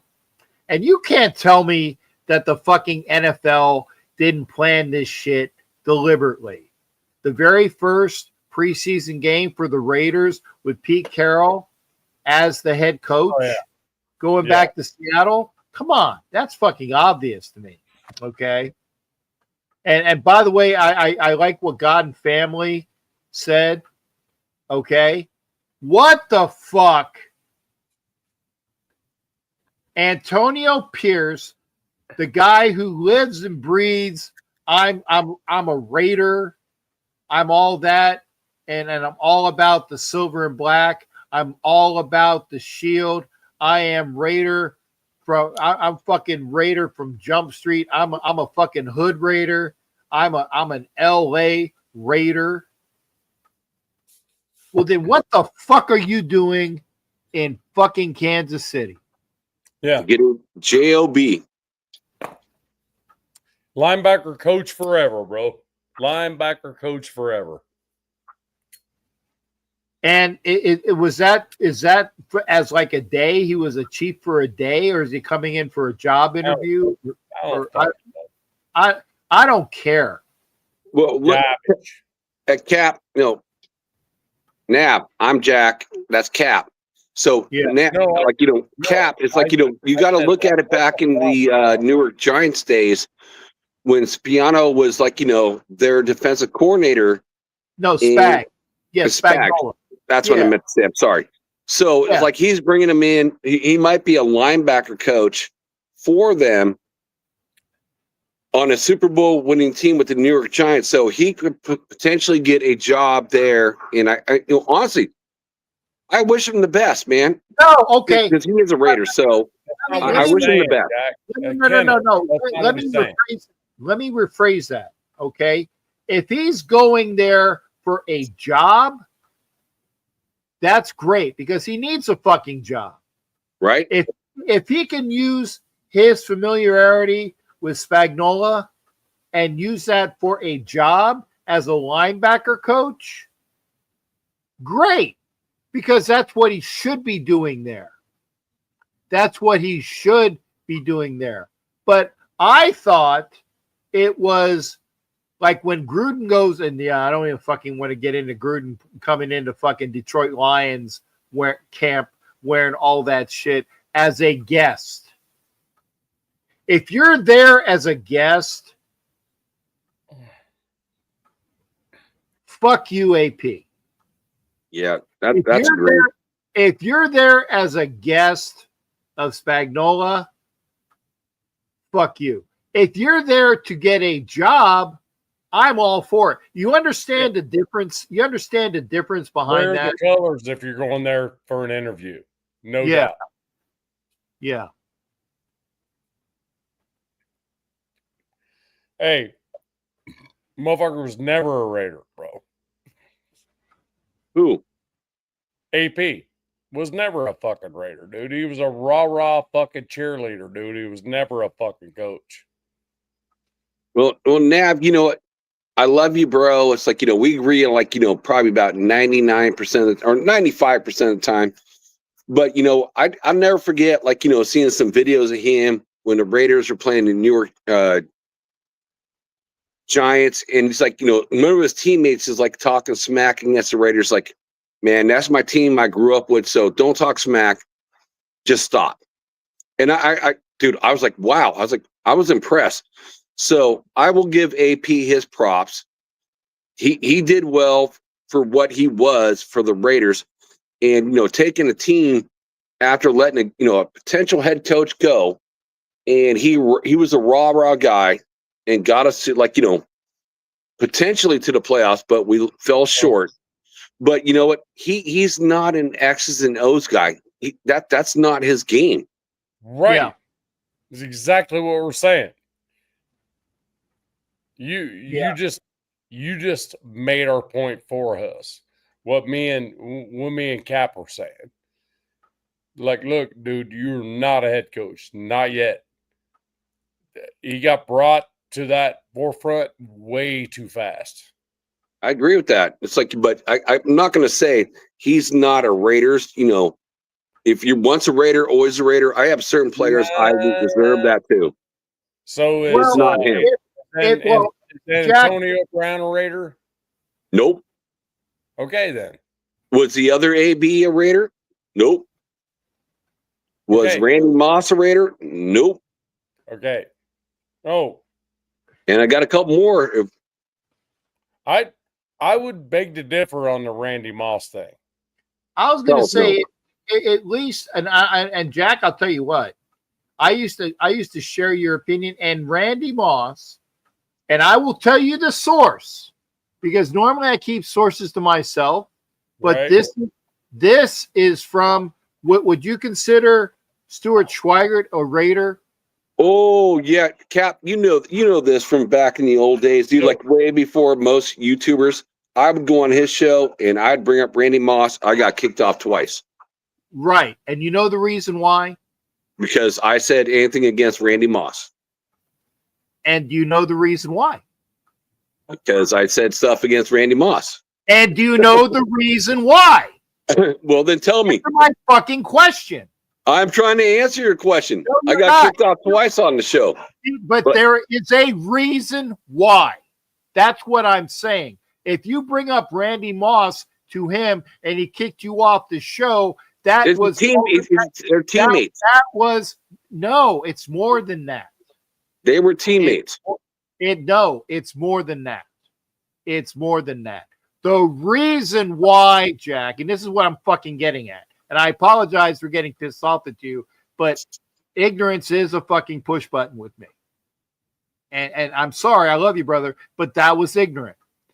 The reason why, as has been explained to me, and I even get it in my head, is Randy Moss had issues with us, Raider fans that gave it to him again and again and again and again. And he got sick of it. Now, I'm not saying that it wasn't deserved at times, because it was. It definitely was. Okay. But the point is, Randy Moss, who stated, and I remember this from when we went to fucking Mexico, and he's on the fucking Monday Night Football crew, and he's telling people, I'm not a Raider. I'm not a Raider. I'm not a Raider. It's because of the way that in his own mind that he was treated by the fans. Treated like shit. Good, bad, or indifferent. Good, bad, or indifferent. Now, he doesn't consider himself a Raider. Ergo, most Raider fans piss on him anyway.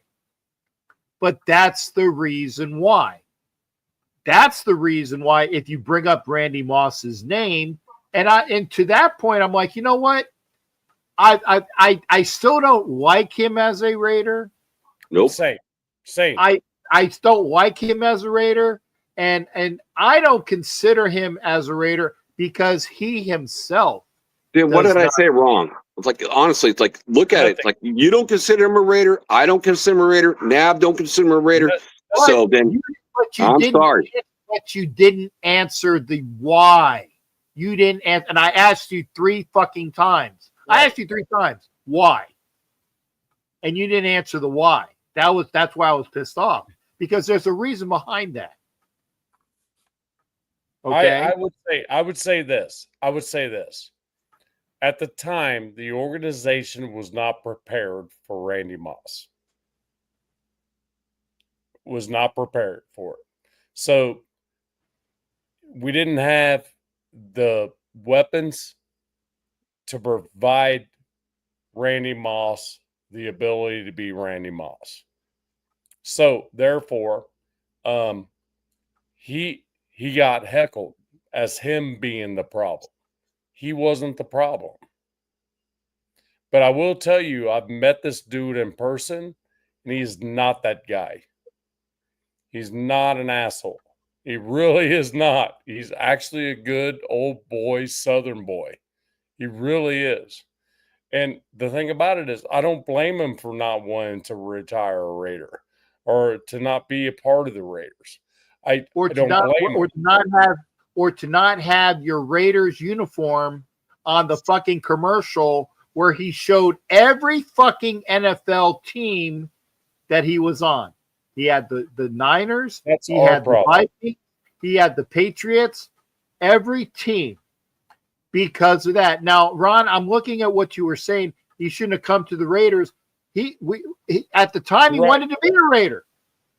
He did want to be a Raider. He wanted to come here. Now, and I understand what you're saying to a point, but also, if you treat somebody with ignorance, that would eat at me too. Now, I'll tell you somebody who is in, and by the way, Randy Moss being a good old boy, that would be great, because that's news to me, because I never met Randy Moss. But I'll tell you somebody who I fucking despise and is not a Raider, and that's Warren fucking Sapp. That was my next guy, Cap. Warren Sapp came to the Raiders, and all he did was take our money. He wanted money. He took our money, did not fucking perform, and there, he's not a Raider. And I'm a Raider. No, you ain't, motherfucker. No. He just said he came to the Raiders to get the cash because of the contract. Hell, yeah. He said that on fucking Max Crosby's fucking Rush channel. Oh, when was that, Nav? I want to watch that. Right at the beginning of fucking Max's freaking Rush podcast. I was like, seriously? Max looks at him and goes, he was there like all of 5 minutes after that. Oh man, that's fucking crazy. Okay, you know what I mean. And I'll tell you, and I don't know if you guys have ever heard this story, but I have did this story before. Okay. And yeah, he did quit a bit on the Raiders, Ron, and I'm reading your comments. Okay. He did. It wasn't really that he quit on them, but I will say this. I will say this. The Raider rules did not equate with Randy Moss. And it wasn't just Randy that said it. When fucking Jerry Rice comes over to the Raiders and say, well, we got away with that. Jerry Rice got away with that shit as a Niner. And he did the same thing. But the Raider rules were, well, that's an offensive pass interference, Randy. What the fuck are you talking about? I didn't know. Well, that's offensive pass interference, wink, wink, nudge, nudge, because of the colors of the jersey he wore. Mm-hmm. Okay. Because of that. So that mentally did. So again, it's a little bit back and forth. Okay. Yeah, Jerry Rice was the same way. Yeah. Jerry and also other things like when fucking oh my God, Ronnie Lott. Tom Rathman. People that came over having played in fucking San Francisco, coming over to the Raiders and having to rewrite in their minds what you can and can't do, because the Raider rules are, if you're wearing silver and black, that's a penalty. It's a penalty. I mean, an immediate one penalty per game, just because you're wearing the fucking silver and black. Right. That's 100% fact, man. We got so many penalties over the years. It's like you look at it and go, "What the hell?" Yeah. Oh, but Van you know, City, like back in the days, like when the Raiders were good. No, Van, I'm not being in Seattle, Bo. I'm sorry. When we stopped winning games, then it's like, yeah, that stopped. Yeah.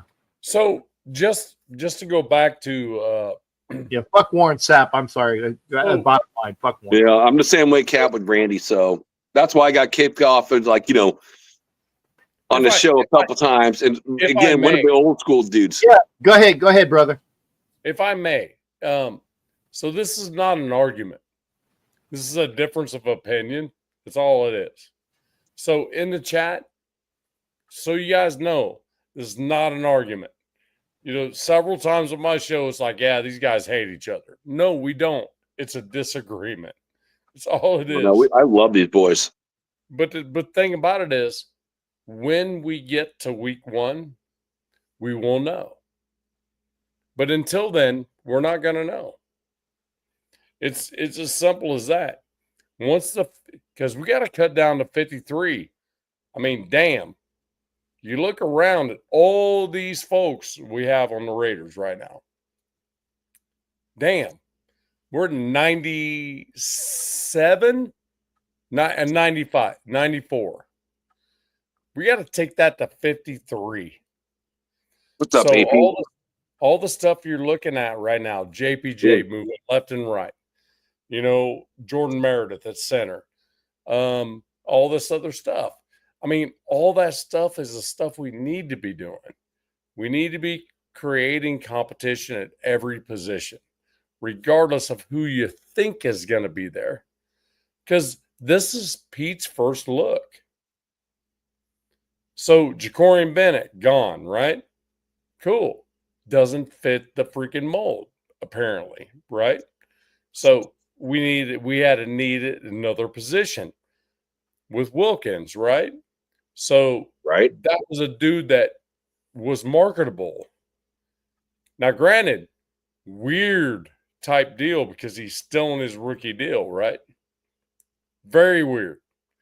Because I always said you don't ever shop anybody in the rookie deal. You always give them 3 years, right?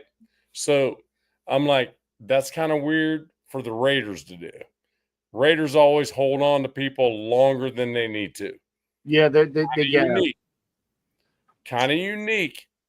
And I like unique because we didn't hear shit about Wilkins. Nothing. The prior Raiders would have been all in the media about it. If you think about it, the important part here that I'm trying to impart to you guys is this. No social media, not even from players, not even Wilkins. After he got freaking cut, you don't even see much from him on social media. So the Micah Parsons gets all the media right now. Dallas is a fucking shit show. They haven't won an NFC championship in 30 years. Since I was 3 years in the Navy. And I did a 25-year career. And I've been retired for 8 years. So these dudes are fucking dysfunctional. They're just lucky enough to have talent. And they're failing their talent. We're going upward, not down. Don't care what we do this year. To be honest with you, I just want to see what we're going to do as we build. This is not a Super Bowl year, guys. No. Nope. We all got to realize that. If it is, shit, we struck gold. That's a bonus. It's an amazing thing.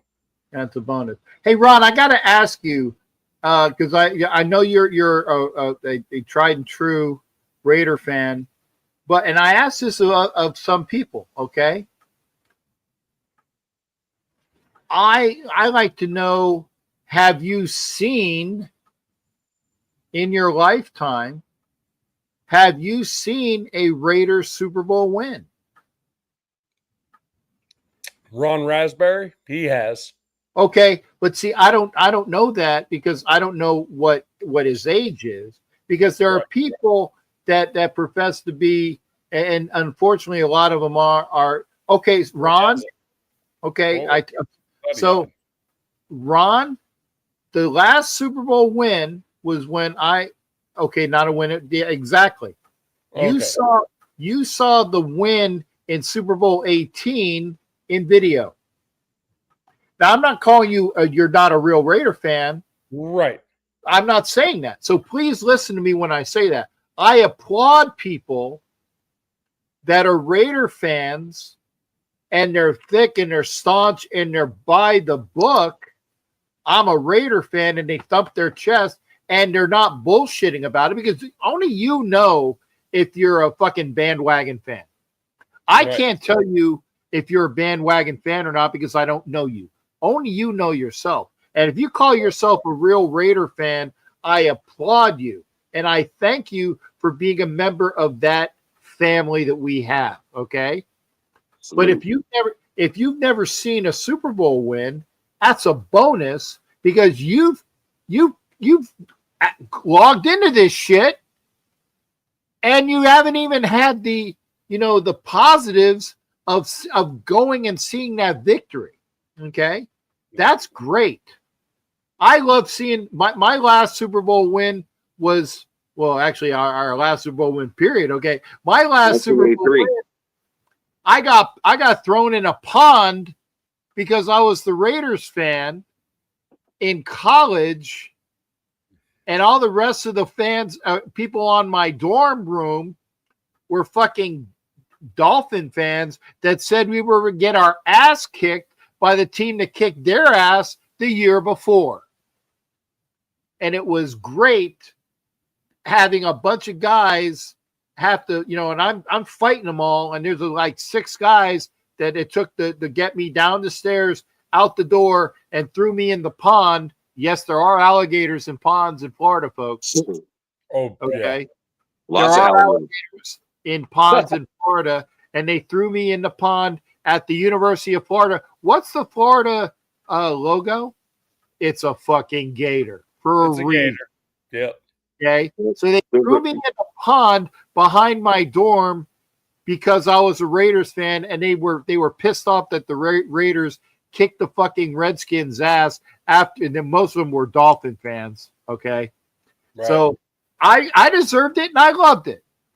And by the way, the very next year, I was thrown in the same pond because the Dolphins got their ass kicked by the fucking Niners, and I golf clapped when Marino got a Super Bowl record. I said, oh, they did something good today, and they threw me in the pond for that. My point is, I applaud Raider fans that haven't even seen a victory live, because you've gone through so much shit. You've gone through so much shit. We've been to two playoffs in that time that I remember. Yeah, 2002, 2016. Cap, I agree with all the young Van City. Man, it's like, I agree, bro. It's like, all the young kids have never seen it. And like LVR, like, another Raider tuber, it's like, super young. 3. Like, okay. Yeah. I'm sorry, Ron, but I keep forgetting. The ones I remember are when we have fucking McGloin. Okay. He gets injured. So we have fucking, the kid from Michigan, as our quarterback. By the way, the reason why the Cowboys drafted Dak Prescott out of Mississippi State was because the guy that we took was the guy they wanted. Connor Cook. Thank you. Blue. Thank you. Good to see you, Blue. Yeah. Blue. Hey, Blue. Blue, how you doing? Connor Cook. How you doing, Blue? There. So the reason why the fucking Cowboys took Dak Prescott was because they wanted Connor Cook, and we got Connor Cook. Oh, I know. Yeah, I know. I got a chance to hang out. And by the way, and for the folks that don't know, Blue and I got a dinner date in Vegas when I go there. Okay, and so it'd be, yeah, we got a dinner date in Vegas. I can't wait to do. And I think we've got it down to a tie. I think we got it down to a tie place. But anyway, the point is, you're about to turn 42. There you go. So Raider fans that haven't even seen and know what it's like to pump their chests, okay? Still pump here. Their chests, I applaud you. And because, they're still here. And yeah. And yes. but I would, and I say this and I mean this. My goal is to hopefully see another Super Bowl win before they fucking put me in the ground. Same. I hope. So I think me and Kenna are probably close to the same. Since we are. We're 54. We're both 54. So yep. The first Super Bowl win that I actually understood what was going on was 1983-84. That right there is what solidified me as a Raider fan, even though my dad made me one when I was born. So, I mean, I literally have a picture of me as a baby in 1971 as a baby with a 77 jersey on. So, just saying. It's crazy. It's like, for me, it's like, growing up as a fan, my whole family's Niner fans. So that's why Richie tonight was talking about the Niners so much on the Wild Wild West show, because I can't stand the Niners. My whole family's Niners. I'm a Raiders fan, true and blue. I saw that, like, the Violator. So Cap can validate this. You see that pirate helmet? That's a cool looking thing when you're a little kid. That helmet is cool looking. So, yeah. 74, I watched Jim Otto. He retired. In 76, I saw the first Raiders Super Bowl against Minnesota. I'm just glad my dad was actually a football fan. It's just as much as he was as a Niners fan. So he would watch all the football stuff. I don't give a crap about watching other teams, honestly. So I give him some cred. Like, he wants to watch other teams. So yeah, then 1980, then 1983, and then we go 2002, then 2016, and seeing all that stuff. Man, I'm just like you, brothers. It's like, I want to see it before I go. Kenna, thing about it is, when did you really know football, though? To me, it was the 83-84. That's when I actually knew what football was, right? I mean, yeah, I was a fan because Dad said so. You know what I mean? But I had to kind of watch it. Really started to understand the game a little bit.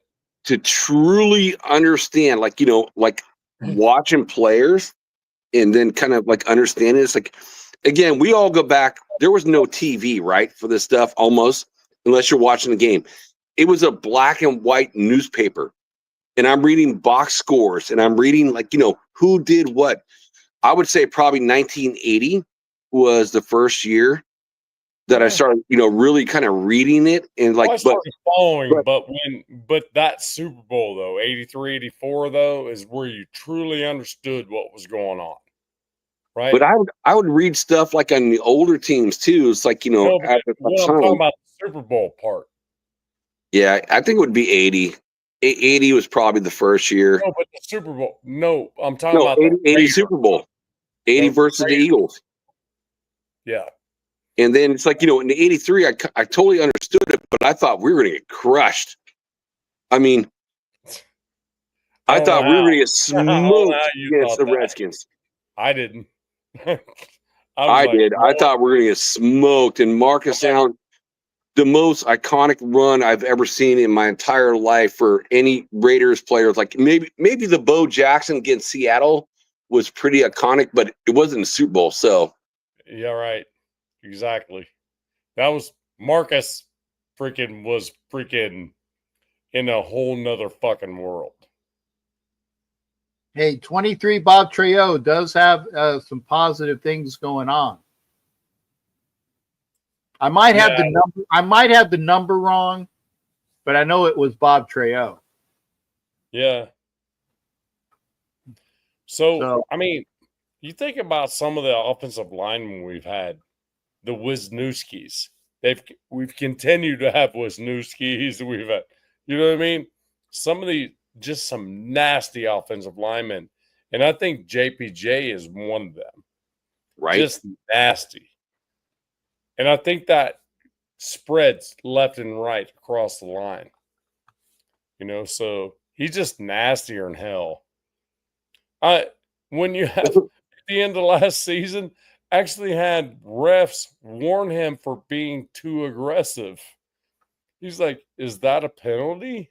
And they're like, "No." So they warned him for something that's not a penalty. I love that shit. That's what I want. I want right. that shit back. That's the Raiders' way. Yeah, and the way that JPJ is, I mean, he reminds you of Wisniewski. He reminds you of Richie Incognito when he came over. Okay, Yeah. he reminds you of those badasses.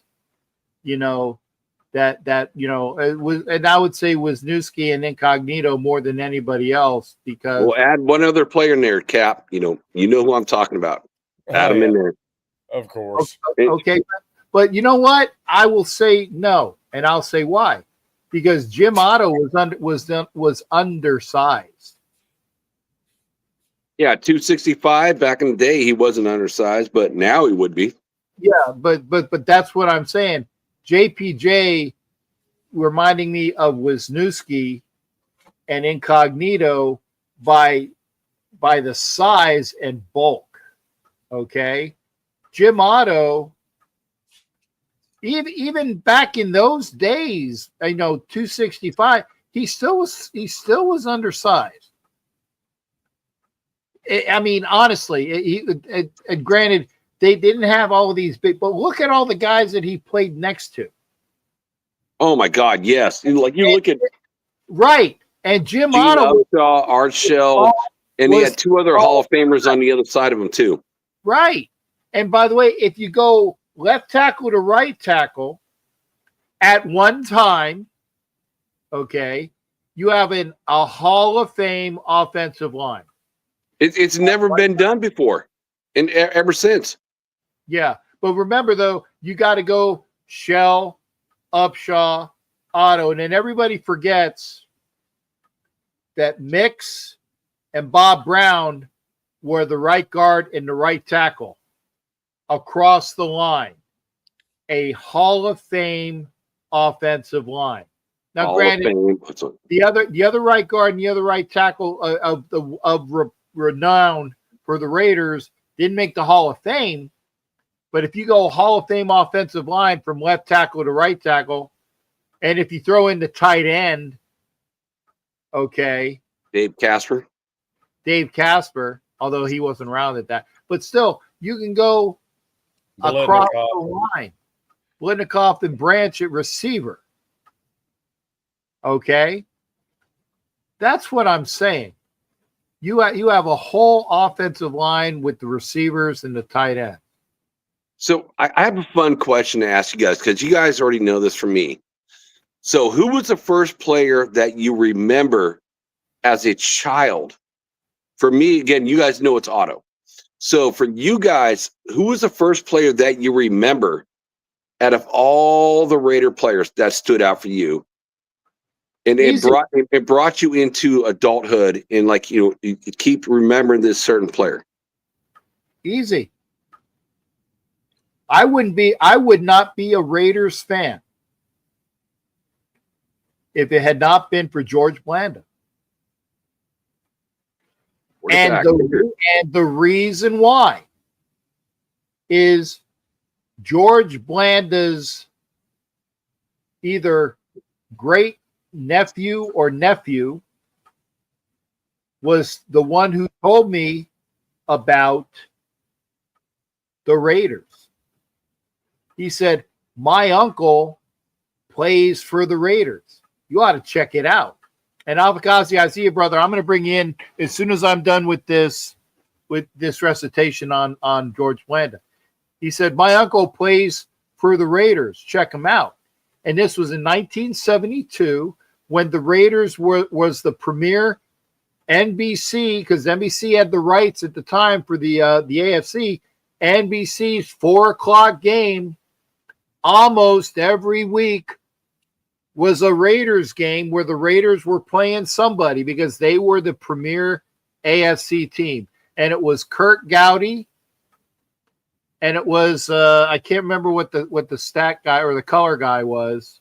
Al De Regatas. There you go. Kurt Gowdy and Al De Regatas was doing the NBC game, and I was watching Raider games because George Blanda's nephew in Philadelphia when I was a kid. Oh, Cap loves Philly. I became a Raiders fan because of George Blanda's nephew, and that's who I looked at. And even though George was he was only the kicker then, but actually in 72 was his year where he came in and won games as a backup quarterback, and he won games as a kicker, was George Blanda. So that's a very, very easy question. And having said that, I'm going to add to the mix. Oh, look. There he is. AR, what's up, brother? What's up, gang? How you doing? Hey, what's up, AR? Salute, brother. Hey, man, Jack, everybody in the chat. How are we this evening for you? We're good. So I guess my first thought of being a Raider fan, because my old man threw a freaking Raiders jersey on me in the hospital when I was born, was Lyle Alzado. So I guess that's my answer. So Jack, like Sacktown, right? So AR, so the question was like your first memory as a Raiders fan, and what got you to be a Raiders fan, and who is that player? Oh, okay. Well, probably. I mean, you guys. I got the gist of your conversation. You were talking about the classic Raiders. You know what I mean, like Jim Otto and our offensive line around that time, right? Who did you say was Jim Otto, Boomer Brown, and who else was on that offensive line you were just talking about?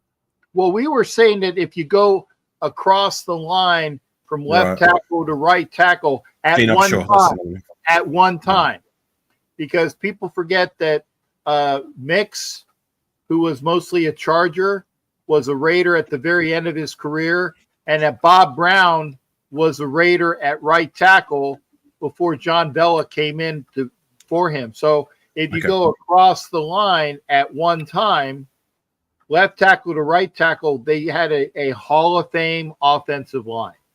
Okay, gotcha. Right, that's what you were talking about. And to address your question, Jack, most of you guys know I've been a Raider fan since 2009. So that was the year I first started watching. Well, I started watching football 2007-8.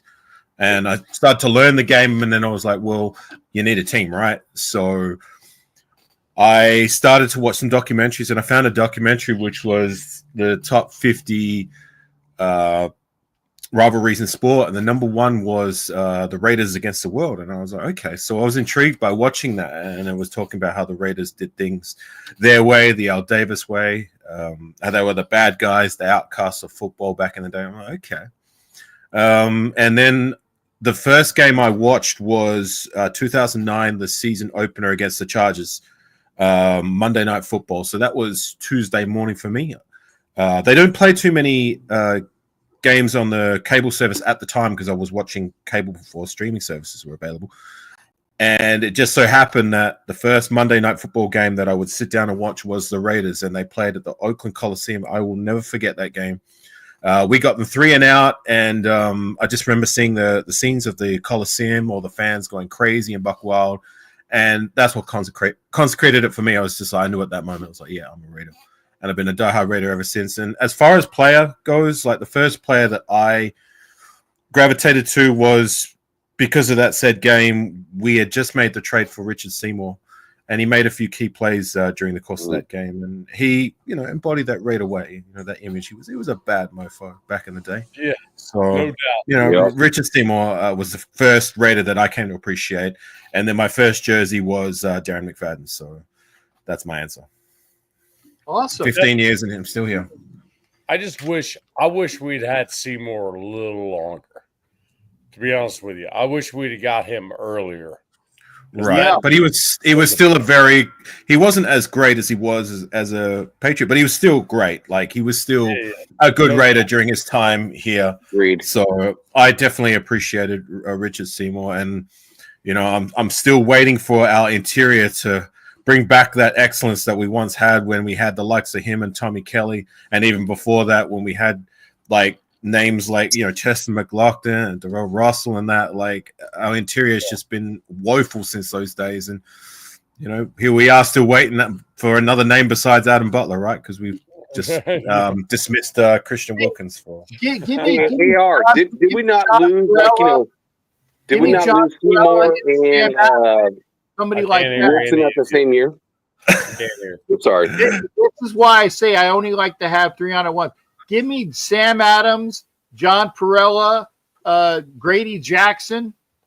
Grady Jackson, I heard him. I haven't heard of those other names. Like like my time as a Raider fan started 2009. I'm still learning. This is why it's good to listen to you guys like yourself and go back and watch classic football, because that's what I've been doing in the off season. Been watching a lot of classic football, some from the late 80s, mostly from the 90s and the early 2000s, as my something to do, as my Raider fix. So yeah, I haven't gone that far, because when you try to go that far and watch footage from the early 80s and 70s, the footage is pretty bad. Like, it's kind of hard to keep track of what's going on, but yeah, it's nice to learn about these players from guys like yourself. So yeah. So Kenna, what were you saying now? Oh, I was just saying, wasn't like Seymour and Charles Woodson let go the same year? No.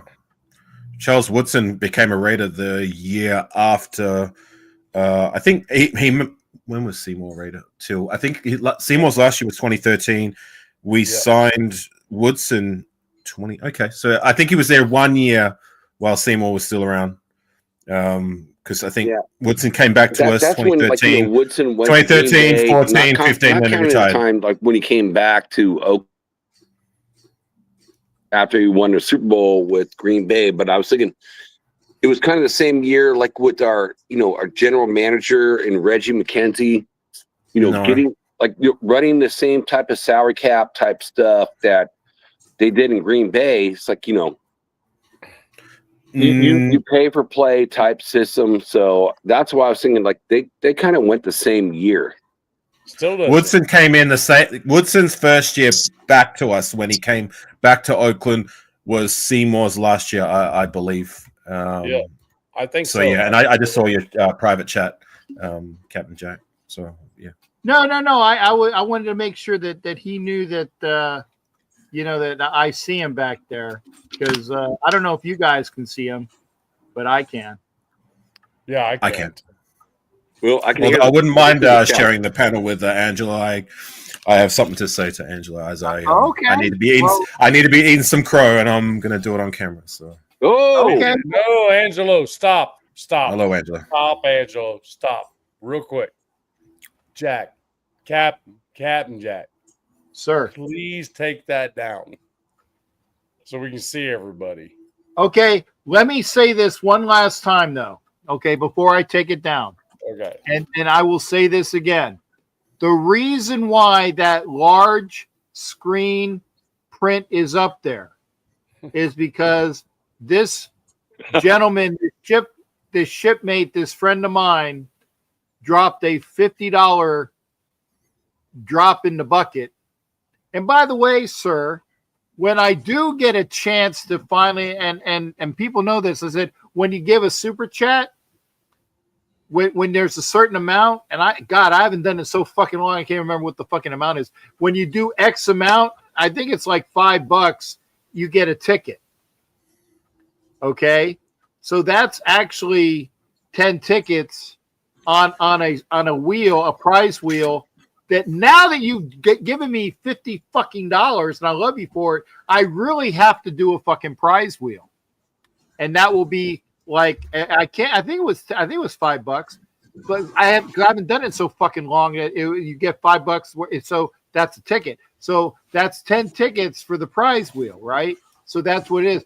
The bottom line is, if you are watching my channel, on my channel, and not on the Raider Shield family channel, I ask you, please, to support that guy who's awesome as fuck, and go on his channel as well, Raider Shield family. And I ask you for that because we will be collaborating like I collaborate with Kenna, like I collaborate with Angelo, and I've had the chance to hang out with Avakazi and do things with him. And I love Avakazi as well. So please, if you're not on anybody's channel, and by the way, Angelo has his channel which is boxing. So I will do this. I took it down. Go Thank to. you. I can Also, see you, Avakasi. Hello, Angelo. How are you? Good to see But you, only man. person Good to got a see you. five on Avakazi him. too. Avakazi Yeah, no. too. Right. Like I said, Avakazi has his channel, and Reyes has his new boxing channel, and Navman has the Raider Shield family channel, and Jack Kenna is on so many fucking channels he doesn't need a channel because he is a channel. Okay. And I say that with positivity, okay? Because Jack Kenna does a fantastic job on the Wild Wild West show. Plus, he's a moderator on all of those things. So I appreciate everybody. If you are not a member of the Raider Shield family channel already, if you're on my channel, please go over and go to their channel. That's all I ask. And I'm going to shut up now. Angelo, Ed. Hey, no, I just wanted to, when I saw you were still on and I saw Avakasi, I just wanted to say hi. Ron Raspberry, just so that you know, in a Filipino household, we do not wipe our feet because you have to take the shoes off, bro. That's just how it No, works. yeah, shoes come off. Shoes come off the moment those stay on the porch. They stay on the porch. It's usually polite to take your shoes off, regardless of the culture, when you go into somebody's house for the first time. You know what I mean? So, anyways, if you don't mind, I got something I want to say to Angelo real quick. Because about a month ago, we were debating heavily a topic in regards to a certain player. And that player was Jacorian Bennett. And I kind of scoffed at the notion when your boy Angelo suggested that we may trade him off. And I thought that was a ridiculous notion. I made my points why. And, I'm a fan just like everyone else. Look, sometimes I get it right. Other times I get it wrong. But I'm humble enough to admit when I'm wrong. And sure enough, I was wrong. So, Angelo, I will eat my crow. You guys called it. He was traded off just this week. So, yeah, that's something I got wrong. And I'm willing to be man enough to admit that. So, at the end of the day, I hope it works out for the betterment of the Raiders. I mean, I hope that means, and I said this to you privately, Angelo, that the confidence they have with these young guys in the door, with Darian Porter, Eric Stokes, and co, means that was why they were so willing to trade away a guy who I thought was promising enough to at least keep around in Jacorian Bennett. So, salute to you, Angelo. I'm man enough to admit when I'm wrong, and I was wrong on that one. This is exactly why everybody has an affinity to like Avakasi and the content that he does, whether he's playing Tecmo Bowl or having fun, because he's very real. But Raider Nation, who has listened to Avakasi, the reason why we all love you is because honestly, bro, you're not a troll. And trust me, man, there are plenty of trolls where they just always want to be negative, right? And Right. Let me make this clear too to everyone who, because me and Avakasi already talked about this privately, so he didn't even need to address it. And you'll remember But I'd rather do a face to face. No, I understand, man. You're a man. I get it. Avocado, you're a real man. So a real man admits when he's wrong, and I was wrong on that one. So. But I'll say this: we're all fans of our team, and nobody is wrong and nobody is right. This is why, Avocado, I don't get any pleasure at all when if I'm going on whoever's show, and I don't want to say any names, just whoever's show, and I happen to just give a perspective, and then certain people just want to troll on it rather than give their points. And when you were talking, you were giving your point. You weren't trolling me when you said it. You were saying, here's all of the reasons why I believe Jacorian Bennett should stay. And I even kept saying to you that night, I agree with everything you're saying. I don't even disagree with it. I just happened to, when I did the research, to find that because of Pete Carroll, because of all these moves that happened, because of how and really, I'll tell you, and I told you that same night, what convinced me is when Jacorian Bennett went on for the first time to the press conference during the practice, the way he sounded convinced me that it's like, for a guy who did so well last year to feel like he's fighting for a starting spot didn't sit right with me. So I was like, nah. Now, having said all of that, just like I said to you privately, bro, there's no eating crows. There's nobody's right, nobody's wrong. The only thing that matters is if our team's doing well. And I believe that, and this is why everybody, by the way, and I said it to Avocado too, and Captain Jack, I was on his show. I've said it to Nabman show. I predicted that we will win 6 games, maybe 7. Me and my wife had a big argument about it because she believes we'll win either 10 or 11, right? So the household is divided, Avocado. And believe me, I hope my wife is right year 1. But I am just in the belief that every move I've seen John Spytek make, everything I'm seeing Pete Carroll do, even the whole JPJ is not going to be the center.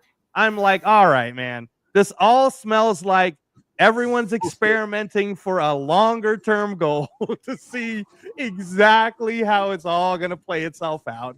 And we're going to, and I said this during the prediction show when we got the schedule out and people were killing me. And I said, every game's going to be fun. Every game's going to feel close. Every game's going to feel competitive. And we're going to lose some close ones. We're going to lose some that we shouldn't have lost. At the end of the day, we should definitely at least win the 6 games because that's 2 more than last season's. And then all of a sudden, we're going to become this awesome playoff team in 2026. And then we'll make a Super Bowl run, maybe 2026 though. But if not 2026, definitely 2027, which, by the way, is kind of fun because I think that Super Bowl is in LA. So how cool would it be if our first Super Bowl back happens to be in LA? Oh, wow. Speaking of LA, man, you already know, right? And Jack, I shared this on your previous panel. I will be in LA for the November game. Nice. First time Did I share that with you, Jack? First time yes, back? it will be. It will be my first time back. Did you know that, Jack? Did I share? Oh, sorry, Captain Jack. Did I share that with you already? Are you going to be at the LA game, Captain? No, and damn it, fuck. now I might have to go to the fucking game. Avocado, I love you, but fuck you. I was not going to that game, and I've said it so many times. Because he hates It's not you, by the way. I hate the fucking security at SoFi. I hate the security at SoFi. So how many years ago was that, though? How many years ago was that? Recently. Remember when the Raiders started? Yeah, when the Raiders had their opening game at SoFi, and that bimbo that we were talking about, 23? Yeah. Yeah. The opening game was the Sunday game. McDaniel's first game, right? McDaniel's first game as our head coach.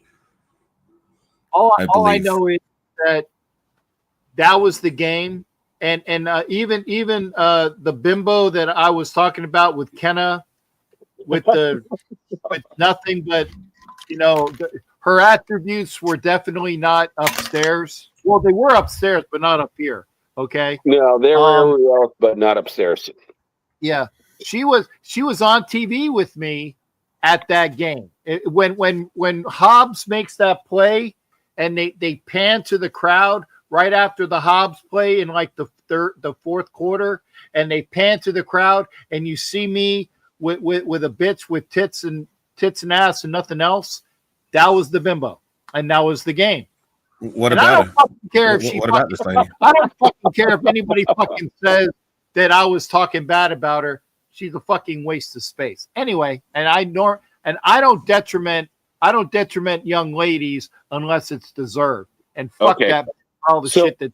So I'm gonna have to jump in on this. So in meeting her, like, I thought I was like, hey Cap, me and you can sit next to each other. He's like, hell no, bro. She's sitting next to me, and she's a beautiful lady.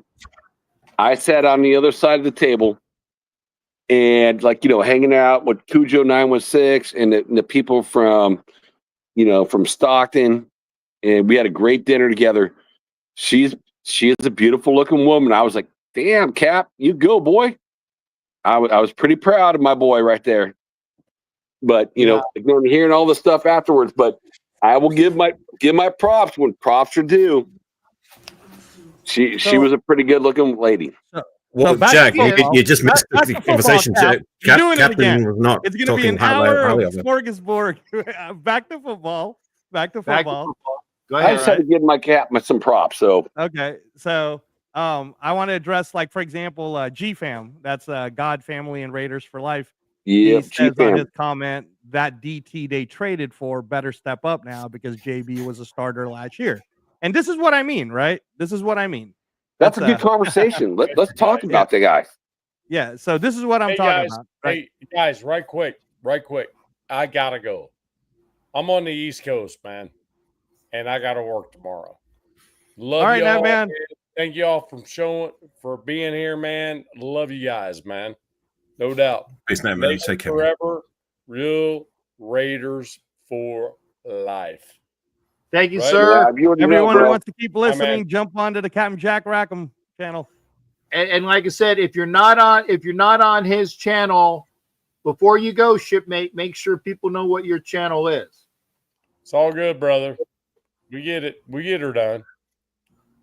All right. Good night, Raider Shield family, Nav man. Thank you. Y'all take care. Raider Shield family. Thanks again, shipmate. We'll talk about doing that collab. That sounds good. Yes, sir. We'll do. Good night, shipmate. All right. Take care, bro. So one thing I will say is, like, if you see him in channels, a lot of times he goes 93 Nav. So that's how I met him, a long time ago. So Nav man, 93 man. It's like, Raider Shield family. It's like the one same dude. So I was gonna say Alpha. So this is an example, right? Like GFam's awesome. I love GFam. God, Family, and Raiders for Life. But this is kind of like the statements. What I mean is where his statement is that defensive tackle. He's talking about Thomas Booker IV. They traded for better step up now because JB was the starter last year. And this is where my pushback becomes, again, first year GM, first year head coach. He's changing a lot of different things. For all we know, bro, we could have traded Jacorian Bennett for a bag of peanuts, right? Could have been anything. But they decided to, in a very specific move, talk to the Eagles. And the mainstream narrative, if you guys look it up, I've seen it on Instagram, where everybody's saying Howie Roseman might have just pulled off another one where he fleeced the Raiders, blah, blah, blah, without any context of actually understanding, wait a minute, man. The Raiders hired somebody from the front office of the Eagles. That guy talked to SpyTech. If anyone would know about a player that they were developed, it would be that guy. So maybe that guy knows that Thomas Booker could be something.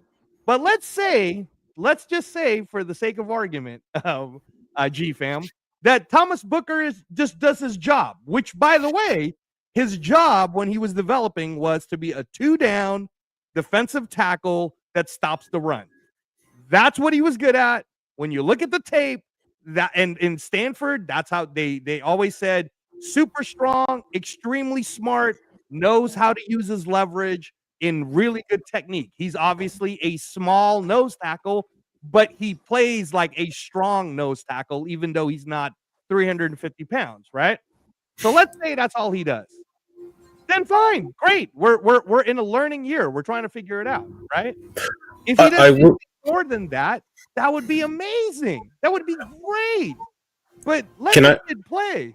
Can I build up on that, Angela? Yeah, go ahead. And then I want to come forward on that. Right. I guess like I got to admit I don't know too much about this. It's Booker, right? Like Booker T. Booker. Okay. I don't know too much about him. I'm just going to speak on like hypothetically how the trade scenario pans out result wise. What he does for us. If that's all he does for us, as long as the guys we have in the door, the young cats that we've got in Darian Porter and Eric Stokes, if one or two of both of those pan out to be great players, then if that's all Booker brings to the table, fine, we're goody with that. But say if all Booker is a rotational guy, and both Stokes and Porter or even DK Richards, none of those guys pop or turn out to be worth a damn, and then Jacorian Bennett goes over there and continues to trend upwards with what he produced last season in terms of his coverage, and turns out to be as good as I believed he would be, then that's the scenario where we would say, yeah, we've lost out. But like as it stands at the moment, there is no winners and losers because you've got to see how it unfolds, right? You know what I mean? Like on paper, it might look like they've got the better deal, but it all comes down to perspective. Like I said, if one or two of these other young guys that we're looking to be the guy rather than Jacorian Bennett, which is why we traded him away, and all we get with Booker, if all he is a rotational guy, then I'm goody with that. You know what I'm saying? Even if Bennett goes on to be a Pro Bowler, you know what I'm saying? As long as one of the, I think the key to the trade is those other young guys we have in the door. We really need one, ideally two of those young guys to really step up and be the guy at cornerback 1 and 2. Because we haven't really had like a young a guy we've drafted and brought in the door, be the guy for a long time now. I thought it was going to be Jacorian Bennett, but we've already gotten rid of him. So now we're looking again. You know what I'm saying? So here we go again. Hopefully that will be the case. With that said, I'm going to take my leave. Nice to see you, Rafa. Sorry, it's short, but I've got to get going. I've got a few things to situate. So, Angelo, salute to you, Jack, everybody in the chat, and Captain, thank you for having me on the panel. Just before I go, if I can make it to LA, you can make it to LA. It's not the fact of making it to LA. Is that I've never gone to a city and not gone to the game, and they've really poisoned me to that. I will have to look because I would like to do that. Because I would definitely, if you're making an effort to come over here, I'm not blowing it off there. Yeah, I'm only flying like 25 hours.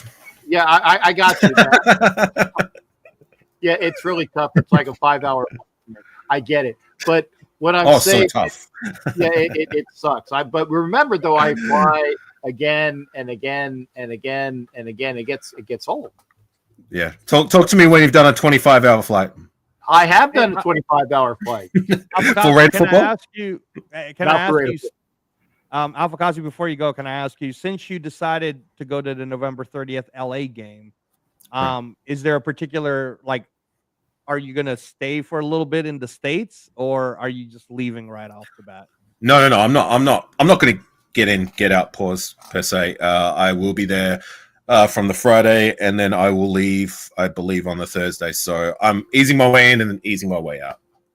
Okay, so like a week, right? So technically, about a week, give or take. Yeah. I may look to, extend a little bit, depending on circumstances. Because it's not just about like I've also got to worry about circumstances at home as well as my budget. You know what I mean? Like the time I'm away from home is time I'm spending. I'm losing money. I mean that's that's the two factors. So. Yeah. Right. But I'll be there from Friday to Thursday at the very least.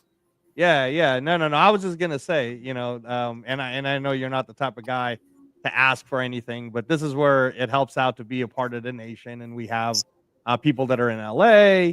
But I was gonna say, in terms of if you're extending the trip, LA to Vegas is a 4-hour drive, and for example, if someone who was in LA was saying they wanted to go to Vegas anyways, and you just happen to hop onto that, like there's ways for Captain to see you, and there's ways for all of us to see you.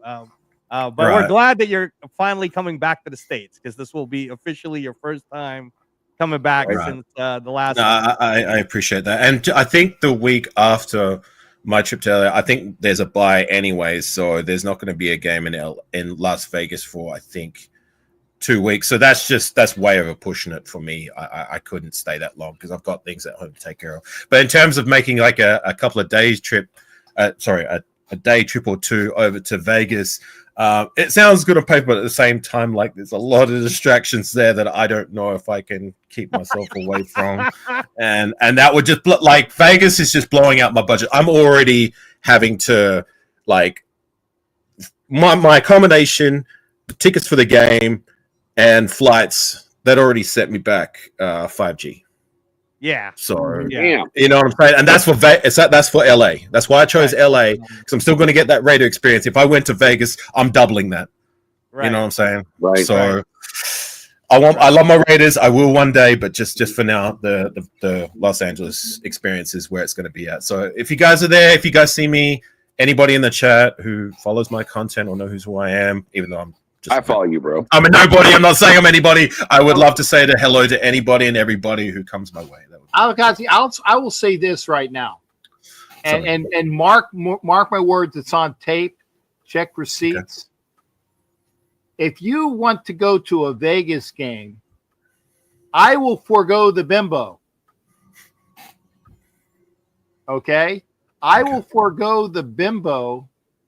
Or special lady, because I've actually upgraded to special ladies. I've upgraded to people that are special to me. You will sit next to me in the seat, so you don't have to worry about those fucking overpriced seats. Right. And if I have to, I will share accommodations. So you wouldn't have to worry about hotel, because I know it's a fucking trip and it's expensive. So we will make that happen, because I would enjoy taking you to a Raiders game in Vegas. I'm just going to quickly I'm going to just quickly have a look online. When is the game after? Yeah, I was going to tell you it's Denver in Vegas, December 7th. So there's a game right after. Is it the week after? The offer right now, Afakasi, and just stay the following week. So you're saying the week after on the Sunday, December 7th. They're going to be in Vegas. Yep. Against let me deliberate. It's like I said, it's not just like I thank you for the offer. I appreciate it. Even though I will say, as much as you've given me that offer, like I'm a guy, and this is like no slight on what you're telling me. I like to do things on my own merits. I did this I'm doing the LA experience on my own. I paid for it all on my own. I didn't ask anybody for any handouts. I didn't ask anybody to help me out. I just did it on my own. So as much as I appreciate it, out of principle, you know what I'm saying? I get that. What I'm saying is that it would hurt me to not be there, knowing that you were coming to LA on your own merits. Right. And again, it's a lot of it is because of the LA experience. And when I make plans for the season, I know which games I'm not going to usually already. And that wasn't in my forethinking, because I told the guy last night who was waiting for me to go to Denver, I'm like, sorry, dude, I ain't going to Denver on the Thursday. I'm going to the Green Bay on that Monday, because I would much rather go see the Packers play the Eagles than waste my fucking time on a Raiders game in Denver on a Thursday. It doesn't make sense to me. And so I kind of blew up on that. So what I'm saying is, you're going to LA on your merits. Yeah. And I applaud that. I'm not giving this to you as just cause.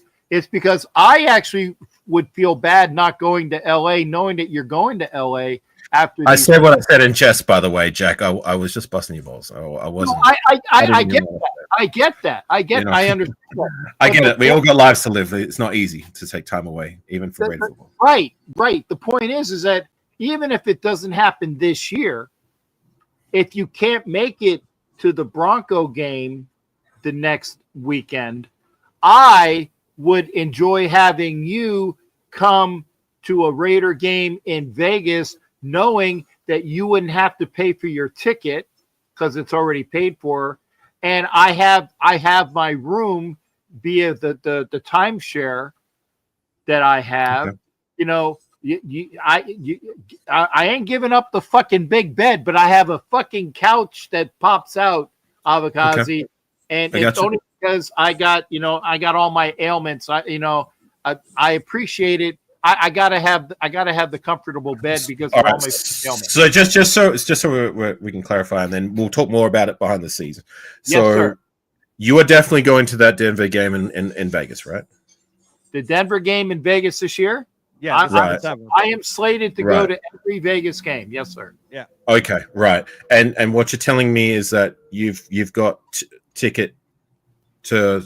You've got a spare seat next to you. Is that what you'll be sitting next to Captain Jack? He will give the boot. He will make the lady walk the plank, bro, for you. Okay. Look, like I said, I'm not asking for any help. No, you're not. You never did. You never did. You're not asking for that. I said I'm making it for you because you're coming from fucking Australia, dude. Yeah. So here's the way Captain Jack is, and let me make it so because I'll do Captain Jack's speak across the board. What Captain Jack is saying is he loves you so much, Alphacasi, that if you were finally coming to the States and you went to LA, it would actually cost him more money to go to LA so he can see his buddy Alphacasi than if, for example, Alphacasi was going to be in Las Vegas in December 7th. It actually costs him less money to have you sitting next to him and making the lady take the plank, right?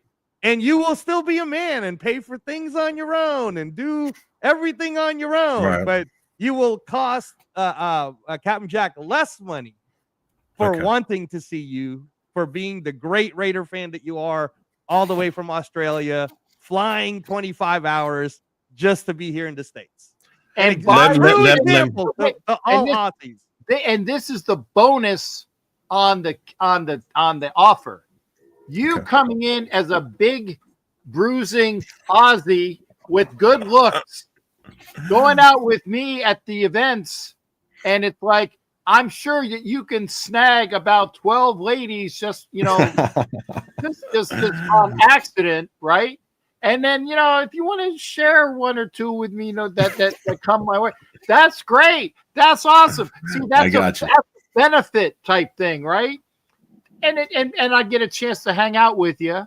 And we got, like I said, I have the room now. Actually, this year I'm not where I'm normally at, but I do have my timeshare, and I do have a room at the Hilton. So give me the details behind the scenes. Don't put it out there for everybody. Like, he won't. He won't anyways. Do it behind the scenes. But like, I appreciate that, Jack, from the bottom of my heart. Look, let me see where I'm at when I'm there. Because, like I said, like as much as if I didn't have at-home responsibilities, you know what I'm saying, like, and finances were yay amount, you know what I mean, like I would be like, yeah, I'm staying in Vegas and for longer and then some, you know what I mean. But that's probably the number one kicker for me is like I'm already away from home for a week, and I've got to make sure there's things in my personal life that I need to situate, just like everybody else. You know what I'm saying? Like I've got family, I've got responsibilities. And the time I'm away from home, I'm away from those. So if those are all in order by then, and my financials allow me to, because I'm going to have to rebook my flights as well. I'd have to. Yeah, no, I got for that to come back. I'm going to say this, and then I'll keep it in mind. Thank you. Try to let me know, because right now there is no +1. My +1 is you, TBD. Right. In fact, right now, Avocasi, you are the +1 unless otherwise said so. All right. So Okay. that's the December 7th Broncos game. You're the +1. And All right. I'll spice it up for you a little bit, Avocasi, and Captain Jack Okay. knows this. All right. When you come to Vegas, and Captain Jack knows I do this to the people like yourself who I admire and respect, right? Captain Jack will let you know. I will give you the Captain Jack treatment. Okay. You're going to China Mama. China Mama. You're going to whatever it is that we like. Whatever, because you're all the way from Australia. The last time I was there was in Brisbane, so I don't, I don't know what type of foods you have in your area. Hey, I'm 310 pounds for a reason. I'm a big eater, so yeah. So, but look, I really got to go. Thank you for having me on. Thank you for the offer. I will take it into consideration. We will talk behind the scenes. Anyways, Captain, Jack, Angelo, and Rafa, take care, gang, as well as everybody in the chat. Go Reddit. All right, peace. Thank you, brother. Get with me. That's awesome. Take care. I hope he can. Yeah. Go ahead. Kenna wants to do his talk because he's got to leave. Kenna, go ahead. 100%. Yeah, Kenna, you got to. You got to go out. No, I know you got work, so you got an excuse. Go ahead, Jack. Yeah, I do, bro. It's like I got even a new phone, so my phone was like pretty much charged all tonight, doing all the shows. So talking about the trade with the Corey Bennett and Booker. So we all, at least me, I love Bennett last year. He was starter for our cornerbacks, and they got hurt in week 10, out the last 7 weeks, shoulder injury. And I think there's like a big connection, you know what I mean, between the Eagles and the Raiders now. It's like you look at like the guys that are kind of running this stuff. It's like, Howsey Roseman from the Eagles and I forgot Anthony Patch, who came over like his right-hand man is coming over to the Raiders, being with Spytech. And it's like I gotta tell you, Ken, I gotta tell you. Yeah, because wait. Hold on, Rob. Let him finish, Cap, because let him finish, Ralph, because he's gonna leave. Let me finish, Ralph, because this is huge. So it's like you look at the depth chart. So it's like with Corey and Bennett, like he's not a first stringer anymore on the Raiders team. You look at like the players that are coming, they're out here and being their first stringers in the way of like our defensive backs. Man, he's actually probably number 4. And you look at like, JT Woods and I'm forgetting that UDFA, it's like name. Oh, Greedy Vance coming in there. So like going deep. Pete Carroll even said himself, he's like, I'm sorry to my, Legion of Boom, players that are out there. It's like, which we all thought it was like kind of weak link, but it's like if Pete Carroll's saying that, and you're going to give Corey and Bennett after like Jonah got hurt or Lonnie Johnson got hurt, and we're going to a deep Eagles defensive line, like a very deep defensive line, and this kid played 17 games, he had 166 snaps, did not play in the playoffs though. But he was coming in there to spell some of those guys, like, Jalen Carter, who's the other guy they got from Georgia, too? It's like, those guys, it's like, I got them all written down, but man, it's like, it was Carter and Dean, the guy who played linebacker who was at UGA for the Eagles. Is that what you were talking about, Jack? No, it's Jordan Davis is who I was thinking of. And then it was like Morrow, OJOMO, and Ty Robinson. So they're like super deep at defensive line. Pete Carroll is saying we're deep at, cornerback. So, I'm a big fan of Bennett, but when I first heard that trade, I'm like, what the hell are we doing? And it makes sense. And it's like, plus, I heard from like, another, not from the Raiders team, but from a Raiders YouTuber who's pretty big in the Raiders, Raiders content, type stuff, in the way of like, Jonah Lalu, who's in a booth. Well, then to me, that makes sense. a guy that can play a lot more snaps. If Bennett's like dropping that far down and he had a shoulder injury, and if you can't tackle, because we all know Pete Carroll wants defensive backs that can tackle. So it made a whole lot more sense to me. I mean, at first I was not happy about it, but it makes a lot more sense. So, a player that can actually maybe, like, with the injuries we had, like Christian Wilkins gone, to get more snaps, then yes, it makes a lot more sense. I don't know what you guys feel about it, but that's the way I kind of feel about it now. I mean, at first, yeah, it was hard to swallow because I really do like Bennett. Man, he's 5'11". He's not a Pete Carroll's guy. Pete Carroll wants guys that could go inside, outside, like J.J. Woods, but he's super fast. So what do you guys think of this? And then I'm at 10%. So if my phone dies, if I like disconnect, then I apologize, but it's where it's at right now. I got you, Jack. So, and I'm going to say this: if you pop, that's fine. Obviously I have Rafa coming in. If the one gentleman that Angelo said to come on in, that's an invitation. Yeah, Real Talk Raider Nation. If you want to come in after Jack does, that's fine. But eventually, because I've been on for 4 hours and I'm on the East Coast, and even though I don't have to work tomorrow, I do got to get up and do shit tomorrow as an unemployed fuck. So, Jack, I appreciate that as well. But Rafa, I'm going to let Rafa talk because he's been there. Anybody, that gentleman that you who'd you invite? It's Paul, Cap. He's been on our show before. Okay, cool. Before. Yeah, if you want to pop in there, Real Talk, please do hit the link. Please do. But other than that, you would be the last person. Can't tonight. Okay, no, that's fine there, Real Talk. Appreciate it. Jack's gonna listen in.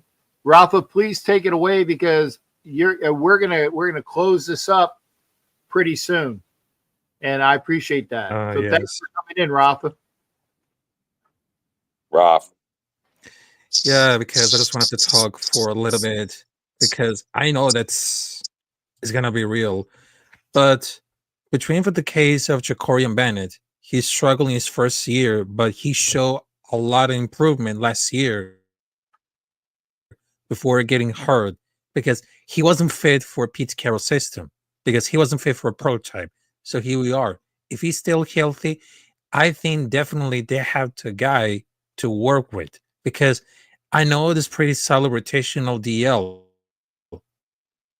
Fantastic for a guy who can place a lot of snaps necessary. But we trust him a lot of goal line defense. I mean, more than the case about that because that makes worry about the outside corner. And the other thing that I was talking about, like the preseason coming up there, I cannot wait to see. I'm really excited that I am because to be honest, right now, I would love to see more improvement. I would love to see the defense because check this out. I want to see who's going to be the starting nickel cornerback if Patrick Graham sub him for a safety depending on the offensive package. Also, wouldn't just Jamal Adams play if it's only like obvious passing down and who's going to be subbing them? Also, who are the gunners are this year?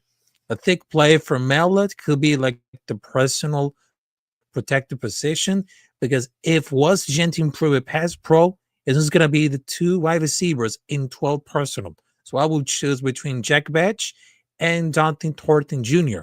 because I'm very excited, just like the actual games in our uniform, because P brought competition to most competitions. So they're having a great success because I just wanted to make really short because I'm going to be like one of those coach motivators because it is the perfect time to see success. It's not about excuses. It's not about crying. It's all about the civilian black nation because it's all about the preseason, regular season, after the season. And this is Raider Nation, motherfuckers, because we we had the courage to play hard.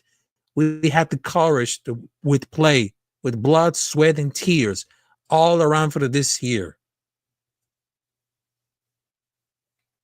Thanks, Rob. I Thank you, mean, Rob. yeah, and fucking A, man. You can fucking swear when I can, because I haven't sworn in a while, so that's good. No, I appreciate that. And again, we're going to be that ballsy team of old. We're going to be the ballsy team. Yeah, I like what Unleash said, to be the motivational speaker before each game. We're those motherfuckers. Yeah, Rob will do it. Hey, Cap. I'll be Rob, the Angela, professional. I gotta head out, bros. I gotta go. Jack, take care, sir. Love you guys. Okay, Maybe, salute well, to you, Jack China. Salute to you, Jack. Because I gotta for those keeping score at home. I'm on the East Coast. It is going to 1:45. Rafa, you're on the East Coast. You got something going on tomorrow? Oh yes, we are on the same East Coast. We are the same East Coast, so that's why. Okay, so I got to get up early because I got a guy who's going to be doing my pavers that's coming in. So I do got to wake up probably like around 9. But I wanted to be sure. Okay. And so thank you for being here as well, Rafa, for sure. Always a pleasure. Always a pleasure. And I just wanted to tell you one more thing, because we are really excited for the preseason football. This is the Raider Nation, motherfuckers. And I just wanted to tell you that this week is my birthday. I'm turning 32 years old. Wow. So it's going to be on Saturday, August 9th.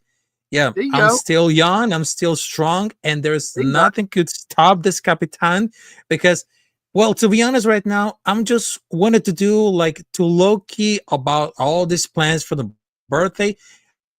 But I'll try to go to one Las Vegas Raiders, could be home or away game, because I'm trying to be low-key, because I know that there are so many things that I had to do with the life. But I think this season I'll be going just only one to experience the Civil and Black Nation experience, because I would love to. Because my dream goal is going to one Las Vegas Raiders, which is home or away game, before I die. Well, Rafa, I can't wait to see you there And I said, now remember, I'm going to be driving by you, because I'm going up to New England and then driving back. And then I'm going up to DC and driving back. Which part of Carolina are you in? Mecklenburg County, which is the North Carolina, North. Okay. Which is close to South Carolina, Georgia, Florida. Probably. Probably. No, Rafa, what I would, and if you can, because when we go to DC, I'm gonna meet up with T3 Tom Jones, aka Raider Fester. Oh. So that's close. And obviously Peggy's up there in DC. So you would get a chance to hang out with T3 Tom Jones, aka Raider Fester. I hope he gets his Raider Fester jersey. I want to see that. And if you can get up to DC, game 3, that would be there. Oh yes. And I just wanted to tell you, salute to you, Captain Jack. Always a pleasure. And Angelo, salute to you. I know that I watched your whole show, the Knockout Canvas. Maybe next week we can do a special preview.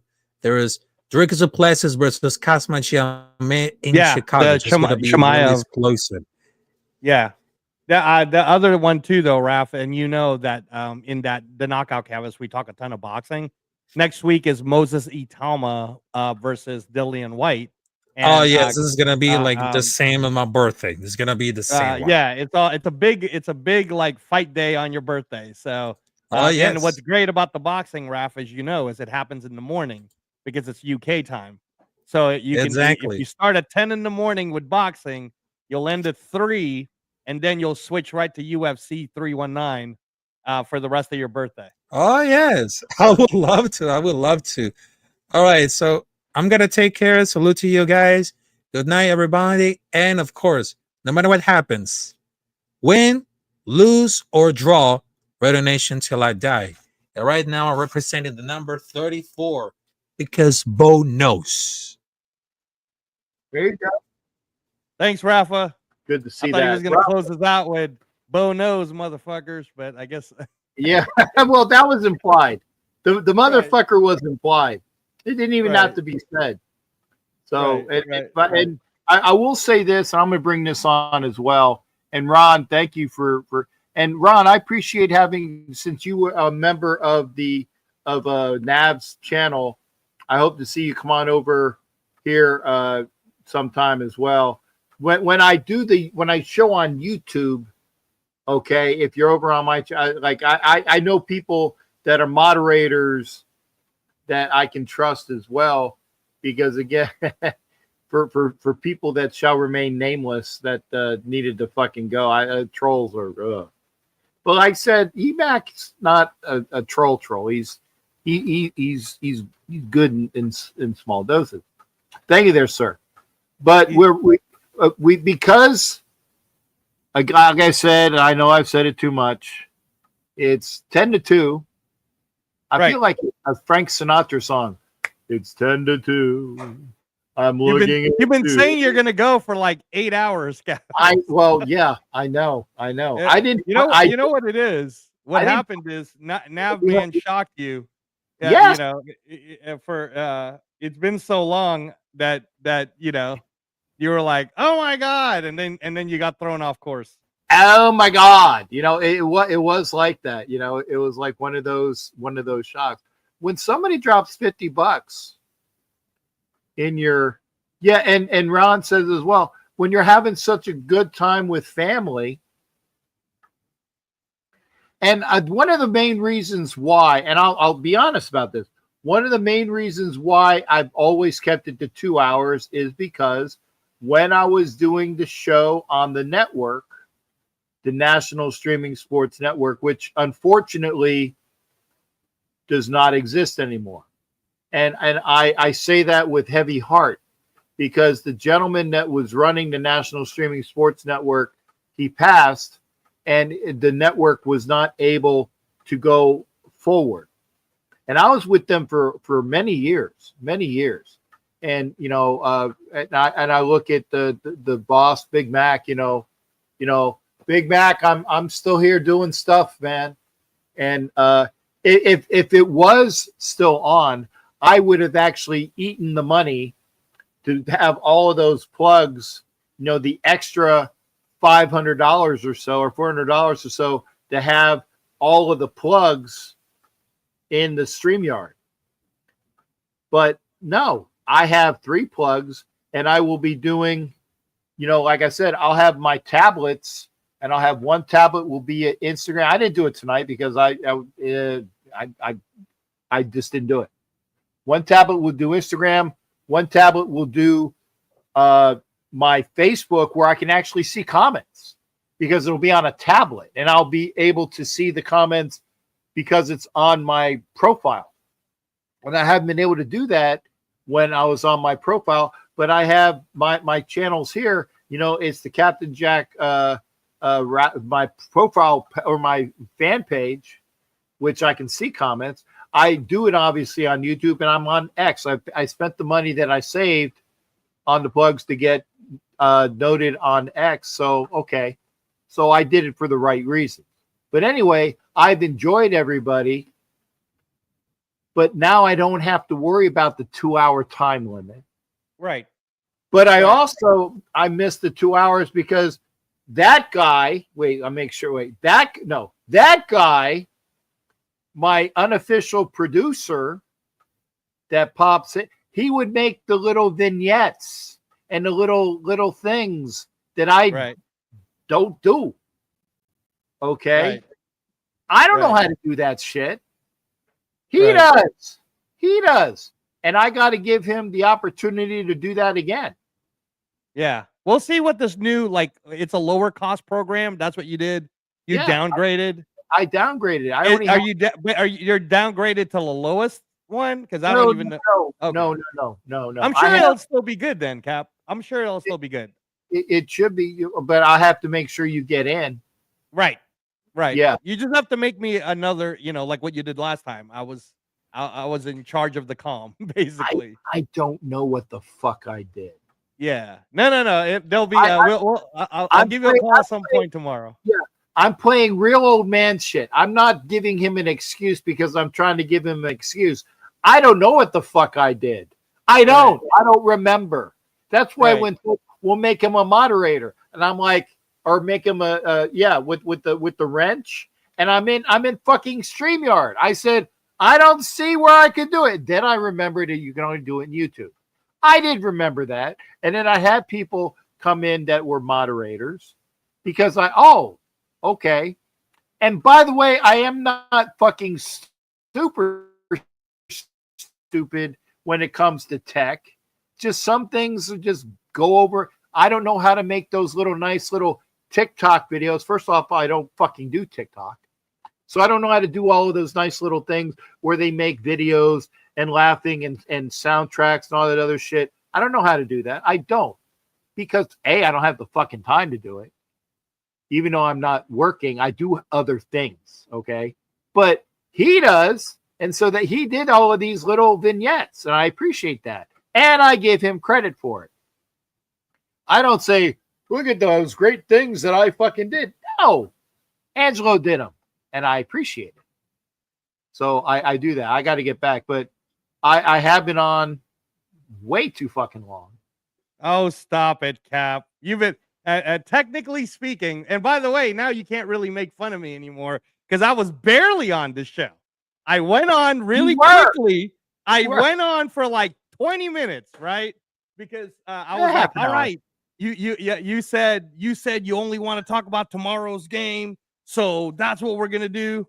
We're just gonna talk about tomorrow's game. So I went bing, bing, bing, bing, bing, right? Tomorrow's game, bam, bam, bam, bam, and I said, all right, I'm out of here. Good night. Yeah, and then the next thing I see is all hell broke loose, man. You guys weren't even talking about the Raider game. I was like, what is going on? Yes. You guys are talking about boats and Cubans and yeah, well, hey, hot Cuban babes. Right. Hot Cuban babes. Right. Okay. Right. Oh my God. And and I admit this, okay?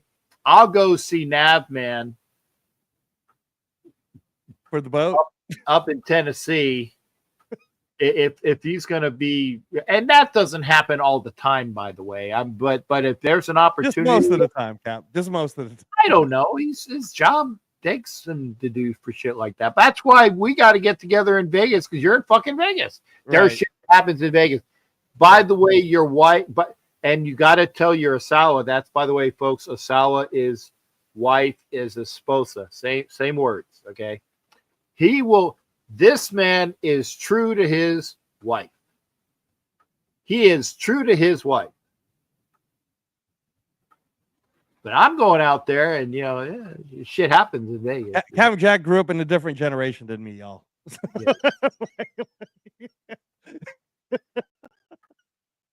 So. No, Ron was saying, you can't leave out the hot. They were fucking hot. Hot Cuban girls. And I can't wait. Ron, I was listening to the whole thing, and that's why I had to, after about an hour of it, I had to put on the comment, can you guys get back to talking about tomorrow's game? Finally, please. I did what I was looking for the segue. I was looking for the segue, and Kenna was on, and I'm like, yeah, we might as well talk about the game. Right. So, but no, Cap. So anyway, let me finish my point, Ron, about what I was saying, and with the trade thing, it was very, and this is one of the reasons again, Cap, and I'll say it because he's not here, and I like to brag about the people that I admire, even when they're not in my face, right? But with Alpha Kasi, man, that's why I like him, because he didn't need to do any of that. Like, he was the first person to like send me a private message, and then I even told him, I said, no, bro, like this is not about who's right, who was wrong, because believe me, Cap, everybody is eviscerating me for saying Tyree Wilson will not only have a good year this year, but even if he has, let's just say a good year, a good enough year that it he got some stats. There's no way the Raiders are going to let him go. And because this is just year 3 and you don't let a first round pick go because you get the 5th-year option. And the 5th-year option can turn into a 6th-year option. And there's my man Severe right there who's about to give us his take. And then we could close, Cap, because I needed to have my guy, the Severe Raider, to give us his whole hot take on the trade and also his feelings about tomorrow's game. But let me just finish with this. Praising Afakasi, right? Yep. The reason why I'm praising Afakasi, and you know this, Severe, right?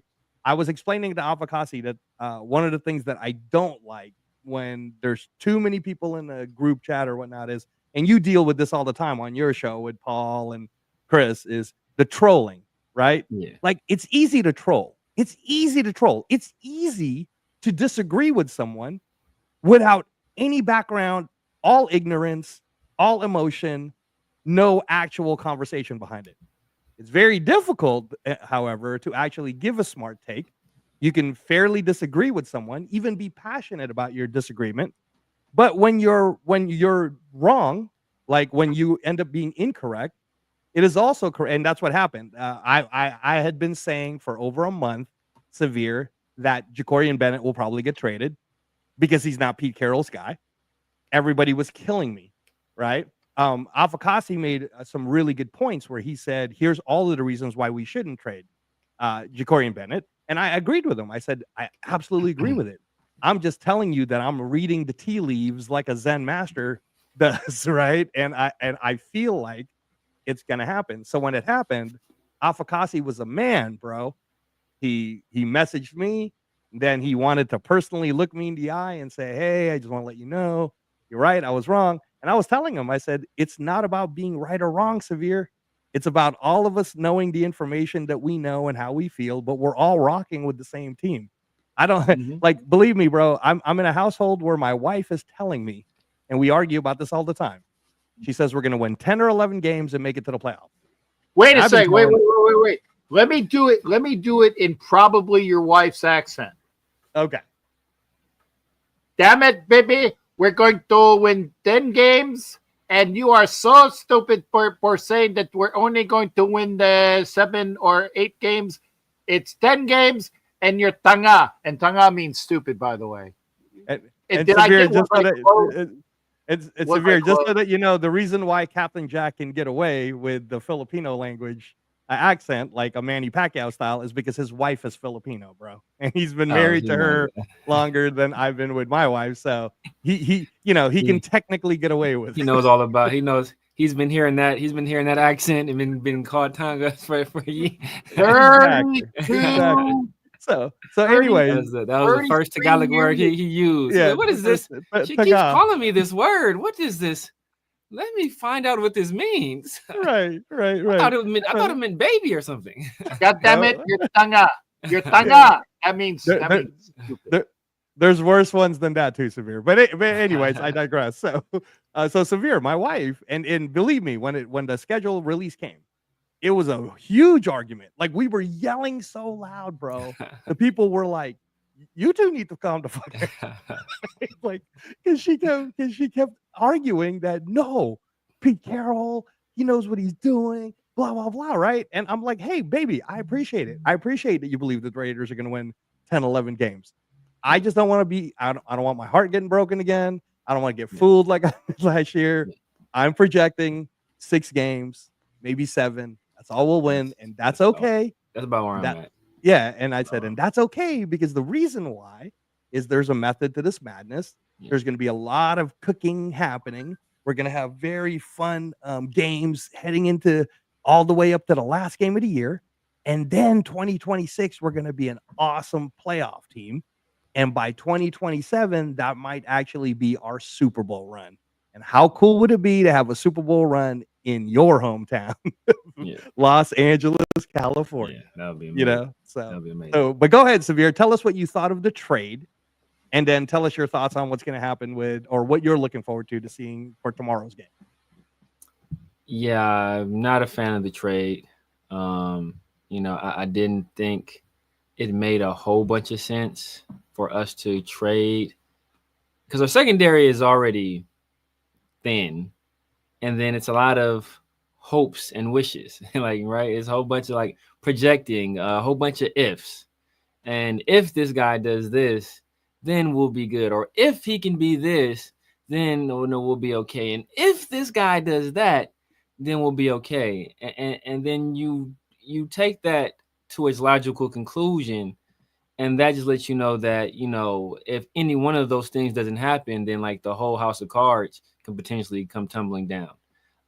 We've already seen a major injury happen, right? We've already lost Lonnie Johnson, who was an integral part of our secondary. He's the guy. First of all, we have Jeremy Chin, who's a safety by trade and a pseudo linebacker, kind of, but he's already our like main nickel. Like he's our main nickel. And the guy that would come in and play safety when he slid down to nickel was Lonnie Johnson. Now he's gone. Now he's done. He's right. And he's a corner / safety. So he's done. We don't know how long he's going to go. Pete Carroll's been hopeful, saying, mid, I think he's like week 5, something like that. I mean, I don't know. You break that kind of bone. You got to think about just the surgery and the rehab and then getting back fully up to speed. And then, when you have you lose use of one leg for that amount of time, just having to build the strength and the muscle back, and then the potential risk of the overcompensation in the other leg that can cause injuries to the other leg and injuries to your back. Like it's a lot of risk involved if you want this guy to come back this year. So we're already down a guy. We've already lost essentially our entire secondary from last year outside of Isaiah Palamao. The one, to the 2 returners we had were DCAM, who in the limited duty we saw him last year, wasn't great. No one to hold that against him. He was a rookie, but it was bad. It was some of the worst corner play I've seen in a long time. And then Jacorian, who when he played, he looked like one of the best young corners in the league potentially. And we're thinking this guy is young, he's physical. When he's covering receivers, he's athletic. The only thing he really didn't do was take the ball away, which is, hey, I can live with that. As long as the passes aren't getting completed against you, do you want a guy that's going to turn the ball over and give the ball back to your offense the way your offense played last year? Not like it mattered a bunch, but do you want those opportunities to score? Yes, but he's a guy that, for the most part, going up against one of the best receivers in the league, Jamar Chase, he held him in check. And just about everybody he played, he did a good job against. So you kind of see the ascension. He won the job as a rookie, and then he didn't play well, and then he got hurt. And then it's like, okay, well, dang, what is Jacorian going to do this next year? So year 2, he wins the job again, plays extremely well and gets hurt. So then you kind of start having injury concerns, and which is why a lot of us said, hey, you know what? We need to draft a corner. This last year, a lot of people said we need to draft a corner. But not only did we not, not only did we already need a corner, but we got rid of the corner that we thought was good and replaced him with another corner that is also coming off of injuries and didn't play as well as Jacorian played last year. So it just didn't add up to me. And what are we doing today? Or what do we do? Well, I don't know, depending on where you're at in the East Coast or West Coast. What did we do yesterday? We worked out a bunch of corners. So we traded the corner that we had that was our own draft pick. And I'm a big guy, and I'm big on like, hey, you know what? Draft and develop. That's what the best teams do. Draft and develop. So we have a young corner who has a skill set, has shown he has the ability to play at an NFL level in a big role, and we got rid of him, and now we're trying to replace him with, like a patchwork of veterans from other teams outside of Darian Porter. So I didn't like the trade. Booker, he's a 2-down. D tackle. He's more of a run stopper, leaves a lot to be desired as a pass rusher. And if you think about Howie Roseman, he's a guy that likes to build his team from the trenches. So if he's telling you that this 25-year-old defensive tackle isn't good enough to even crack the rotation at all, and that he's already getting beat out by Ty Robinson, who was a guy they just drafted this year, it's like, okay, like how much is left really there for him to develop for us?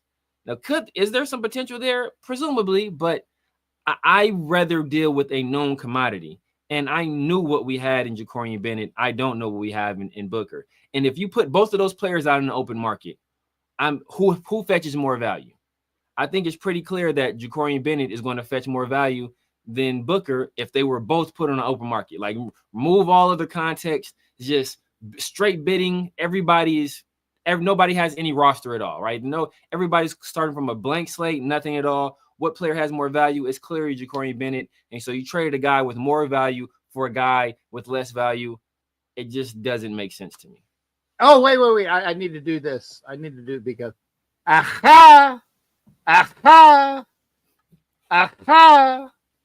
had to because, it's so apropos to have, the Jewish guy from, the movie Coming to America. There you go. Where's the spoon?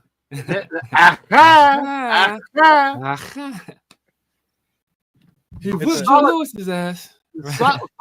Solid points. Everybody, you always bring up that white kid. The white kid. It's always. What about Joe Lewis? Joe Lewis would knock all these motherfuckers out. Anyway. Joe Lewis was 132 years old. Joe Lewis was 132 years old. Right. My favorite line in that particular scene, Severe, would be Rocky Marciano. Yeah. He whipped Joe Lewis's ass. Rocky Marciano would beat everybody's ass. Yeah. Anyway, I valid points. I thought that the aha was meant there. That's correct, Cap. No, okay. What I was going to say is, by the way, to everybody who's still listening to us on the Captain Jack Rackham channel, or if you're on Raider Shield family, this is the exact reason why it's very important for everyone to always listen to the Severe Raider. I always brag about him. He's a young man with good, intelligent takes, and believe me and Severe don't always agree on things. But the one Angelo thing told me months ago we were trading Jacorian. And I didn't believe it. I didn't believe it. I didn't think Pete Carroll would make that type of move. I thought I did. I did, and the reason why I thought it is when Jacorian for the first time finally talked to the press, bro. He looked like a fighter who was shook, bro. He did not sound like he had the job. He sounded like he's gonna try to prove why he should have the job. Yeah. Bro, if you're talking like that and you were the number one guy last year, that means everybody in the whole building is already kind of telling you, we like you, Jacorian. We just don't. It's not you, bro. It's me.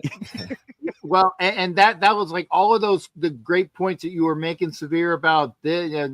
He did this and that, and they only got a rotational guy. Okay, and that's why I did the aha. If Jacorian Bennett,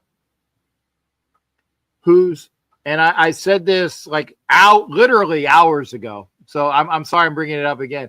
If your best ability is availability and you don't have that ability, that's one thing. Yeah.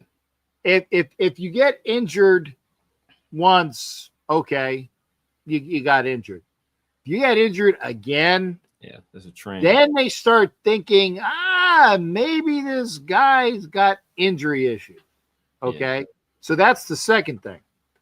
And Jacorian Bennett was kicking ass when he was there. You cited that he bookended and bookmarked and fucking booked over. Those are all your books together. Which actually is what the guy we traded for was booked. See, I kind of what I did there. You did there. There you go. But he booked Jamar Chase, which is awesome. Okay. That's great. But in the long run, if you don't have the intangibles, I'm going to do the air quotes. If you don't have the intangible that the head coach, who's a defensive backs guru, wants, my defensive backs are going to be 6'2"-ish. They're going to be long and lengthy and got arms like spiders, and they can swat the balls down, and they got to run about a good 4-1. I would say 4-2, but I'll get. He's got to run about a 4. So you got to be long and lanky and run and this. And if I'm looking, how tall was Jacorian? Like what? 5'10"? 5'10". He was short. 5'10". Yeah. It's like the guy who, and I love him to death, and his name escapes me. You guys will tell me. The guy who left the Raiders for the Lions and was fucking awesome. Amik Robertson. Yeah, Meek's awesome. Yeah, Amik Robertson. Ja'Cory Bennett looks like a giant compared to Amik Robertson. Like, right. Okay, and then you got thank you. And the thing is that Amik Robertson would be a perennial Pro Bowl Hall of Famer if he was 4 inches taller. Yeah, definitely. Yeah. So getting back to point, I know I fucking do this a lot, fucking go way off. But the thing is, if you're got a guy that you have injury concerns about, he's not your prototype of what you're looking for in the system, and we know he's probably not going to make the team. If we know this, and we trade him for somebody that we know that we need, we need a defensive tackle because some dude who likes to kiss other players and roll around in Crocs and shaking his ass. Well, don't even get me started on that. Okay. We need a defensive tackle because, and my biggest word that I'm using a lot, fuck twat. That's my new, go do it all. He's a fuck twat. Well, that dude was a fuck twat, showing his ass literally, shaking his ass literally, and not coming with the program literally, not being with the program. Bye. I say this about Khalil Mack, who I love, but he didn't want to play for the Raiders. Bye. That's why I call him 50 Who. And I won't wear his jersey until he's retired because then it'll be, oh, that's a Khalil Mack bonus jersey. But I won't wear it while he's still in the NFL. Hey. So bye to the fuck twat. And thank you. Who did that? Chewy, thank you there, bro. Chewy. Hey, salute, Chewy. Hey, thank you, bro. So check this out, right? Well, wait. I want to finish it. I gotta finish it. Yeah. Go ahead. Okay. If you're getting a guy that's going to be in your rotation and you need a defensive tackle for a player that you didn't think might even make the team, and you need him, I'll do that trade. And I know I'm long-winded. Go ahead and finish it, Angelo, because that was my point. That was my point. I was going to say, and we'll answer this, Chewy. Chewy's asking, and thank you for the super chat, Chewy. You guys see AOC going over 95 patch yards tomorrow. If he plays long enough, then yes, I do. But I think we're going to see a lot of Cam Miller, me personally. But I don't know. What do you think, Severe? Yeah, I know everybody's making the announcement that, the starters are going to play. Pete Carroll said the starters are going to play. I listened to the press conference, and he was asked very directly, are the starters going to play? And he answered very directly, everybody will be ready. That's not the starters will play. That is everybody will be ready.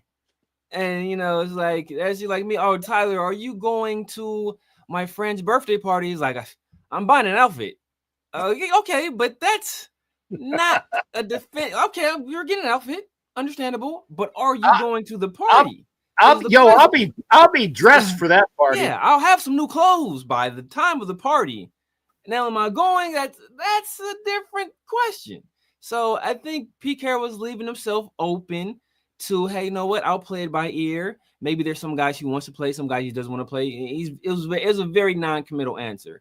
I think if the starters do play, it's maybe one series, unless that series is a 3 and out. If it's a 3 and out, I can see him maybe extending it to a second series just to get a little bit more repetitions in there. But I think we're going to see a healthy first half dose of Aiden O'Connell, and I think the entire second half is going to probably be Cam Miller. Yep. And then, by the way, it also depends on what bitches are going to be at the party. Exactly. That too. Because if Seattle's not playing none of their starters, then it kind of makes no point that we play ours, because it's like, okay, what value are we getting out of this? Right. I'm keeping with the bitches. I know I just got Angelo I do it to crack Angelo up. Yeah, no, it's funny. No, so what I was gonna say though, Severe, is both you and Captain Jack make extremely good points on opposite ends of the Yeah, whole yeah. spectrum, right? Yeah.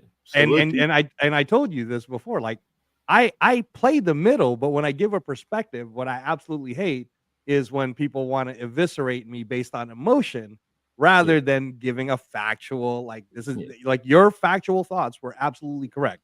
And we are being punished for that right now as we speak. Like you said, Lonnie Johnson's hurt. I saw Terrell Edmonds is putting on Yeah. Like, show. okay. So I get it. I get what's gonna happen. Which again goes to what I predicted. We're gonna win like 6 games, man. 6, 7 games. Yeah, Maybe, maybe 7, probably 6, right? I love Pete Carroll. I mean, did I want Pete Carroll as a head coach? No, but I didn't want Pete Carroll as a head coach because I don't want to be in a situation where in 3 years we're having to hire another head coach. I want to just find our guy, and that is our guy. Because when you hire, because when you do stuff like this, right? When you change, so we're seeing it right now. Jacorian Bennett. I thought Jacorian Bennett was one of the best young corners in the league last year. But we changed coaches, we changed philosophies, and now Jacorian Bennett, who I think can be a very good player in this league, he's no longer a fit. So you lose players that you've drafted and developed because he doesn't fit exactly into the mold of the new guy. So that's why I don't want this constant change. That's why I was like, you know what? I'd take a flyer on a young guy and hope this guy pans out. Like Pete Carroll can work and be great, and in 3 years we still need another head coach. A young guy can work and be great, and we're good for a decade. And if he's no good, then in 2 years we're probably looking for another head coach either way. So like maybe you gain an extra year of pretty good play, but like what are you losing out on in the long run? So, but I understand for the here and now, for the time that he is going to be the head coach, there wasn't a more qualified person on the board to be head coach of the Las Vegas Raiders than Pete Carroll for the here and now. For the here and now. But they're doing some extremely questionable things. The Jacorian Bennett thing is one though, like that can be argued on both sides. I think anytime you lose good players for a mystery box, that's not a good thing, right? It reminds me, like I bring this up all the time. It reminds me of an episode of Family Guy where it's like, Jeff was one of the people saying we gotta hire Pete Carroll. I'm like, look, bro, I'm not trying to be looking for another coach in 3 years. I don't want to do that. And Pete Carroll will be 77 in 3 years. And it just killed me because like when there were rumors of like, oh, the Raiders are looking at Bill Belichick. Like, we don't want Bill Belichick. He's old. And we hired Pete Carroll. It's like, yeah, like come on now. So but the whole Jacorian Bennett Booker thing reminds me, this is an episode of Family Guy where it's like, hey, you can have this boat or you can have whatever's in the mystery box. And then Pete is like, oh, well, like the mystery box could be anything, even a boat. It's like, come on now, like like you can, like a bird in the hand is worth 2 in the bush. Like what you have in this player, like figure out a way to make it work. If he's a good, talented player, figure out a way to fit that talent into your scheme, or fit something around good talent. So that's one thing, and then like the whole offensive line shuffling thing, I don't like that either. Just the JPJ moving here and then Parham moving there, and then now we're making JPJ battle at right guard with Alex Kappa, who we shouldn't have signed at all, and now we have this young guard we drafted in Rodgers, who's no way in the world he's ever going to beat out JPJ. So like, what is really the value that we're going to get out of that 3rd round pick, and when are we ever going to see value out of that pick? And we signed Colton Miller, which I love. But now, that kind of leaves Charles Grant in purgatory because he ain't beating out Colton Miller. So is he competition for DJ Glaze, who I think played very well as a rookie and is only going to get better? So like it's a lot of questionable things. And then we were only addressed corner one time in the draft. You didn't like Jacorian Bennett, doesn't fit your system. Why only draft one like real corner? So it's like a lot of things. I'm like, okay, you guys are the veterans, the experienced people. Why are we making like novice mistakes? Like you knew, you saw Jacorian's tape last year. You knew whether or not he fit your system from his play last year. So like, why did we not do more to address what we already knew was a weak secondary, especially after you had already cut Jack Jones? So you cut Jack Jones to start last year. Yeah, you letting go of Jacorian Bennett, who was a star last year. You let Nate Hobbs go. who's injured anyway. So yeah, that's another starter. So we lost all the starters. And now, but then we didn't really do a whole lot to replace them. And we replaced the one starter on the outside with Eric Stokes, who's been perpetually injured. So I don't want to hear, oh, we don't want any injured guys, because we just signed an injured guy to be a starter. So, and they have a plan in place, quote unquote. That's what they're saying. That's what we told the media. They have a plan in place to make sure that Eric Stokes stays healthy. Well, if you have a plan in place to make sure he stays healthy, can't you just spread that plan across the board and help these other guys stay healthy? Or is it just an individualized plan specifically tailored towards Eric Stokes? We only have bubble wrap fitted for Eric Stokes, so it's specialized. They went into the shop and they gave him like that stuff that they had on like with Star Wars when they made what's his nose Han Solo, and they put him in that. Yes. Was it graphite? Graphite? Was it graphite? Well, it's something. It sounded close to graphite, right? Yeah. It was that stuff, but they have it in bubble wrap form, and it's only for Eric Stokes. I mean, apparently, because he's a first round pick bust. So that's why they made it for him. That's because he's a bust first round pick. Carbonite, thank you. Carbonite. I should have known Jeff would know.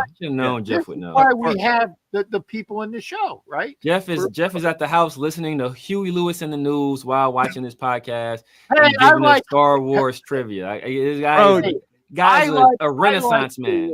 He is a Renaissance man. I like Huey Lewis. Ron, my God, I'm losing Ron. And Ron, I've been here longer than Ron. Thank you. But I'm losing Ron. Ron says I got to go. Ron, thank you for joining me. And for all the other people that are here, thank you for coming over. I was gonna say for all of you guys who are enjoying, we're up at 5 hours. The very presence of the Severe Raider, you notice that he's wearing the black red hat. Now, if you think that was him spitting hot fire, all right. If he wore a red hat, Severe. Oh yeah, red. This whole thing. That's angry Severe. That is angry. That is Bruce Banner in a pair of purple shorts when I wear the red hat. The red hat is that's Bruce Banner in purple shorts. But he's just quasi right now. He's showing a little red, but giving it a little chance. This was the nearest hat to me, so I was like, oh, I don't want to keep you guys waiting too long. I know you guys you were about to close out. I think I didn't even wear the nearest Raider hat to me. I wore this because it was what I was wearing at the time, and I didn't even wear my. This is probably the first show in forever I wasn't wearing when I was wearing a baseball hat, but. I'm going to say this, and then I'm going to let Angelo talk. Then I'll let Severe talk at the end. I gotta go. It's 5 hours. All right. Go ahead, Cap. No, you've been cooking, Jack. I know. What about Trey Taylor? What about DCAM? What about the guys that they have in? What Greedy Vance coming in? It's the coaches that know. Okay. The coaches that know, and I'm not saying that you're stupid, Sphere. I'm not, because those are great points. But if the coach who has won a Super Bowl knows this is what I want, and these are the guys that I think can do it because I've done it with these guys, okay? Getting rid of the guys that he doesn't think can do it and show the traits that he wants, because I want you to do this because I see this in you. You got this, and we're going to coach you up to do that, right? So that's why I'm thinking that that's what they did. And by the way, remember, who is coaching the line? Robbie Leonard. I thought it was Pete Carroll's son. Oh, the offensive line. Oh, yeah, Brandon Carroll. Don't even get me started on that one. Oh, do not give me that. That would be like, you want to be on here for 6 hours? Captain okay. Jack, well, if we start on Brendan Carroll, that's going to be a whole nother. I'll have to switch hats. We'll do a show on that. I will have to switch hats. We'll do. You're gonna go to means of mad. Oh my yes. Okay. Yes. Oh my God. Yes. For the time being, though, when you were saying that maybe Pete's only going to be here for 3 years, if his son is here, and I know you don't like this, but if the Raiders turn it around, granted, this predicates the Raiders turning it around. And Severe, if my aunt had a dick, she'd be my uncle. Yeah, I got.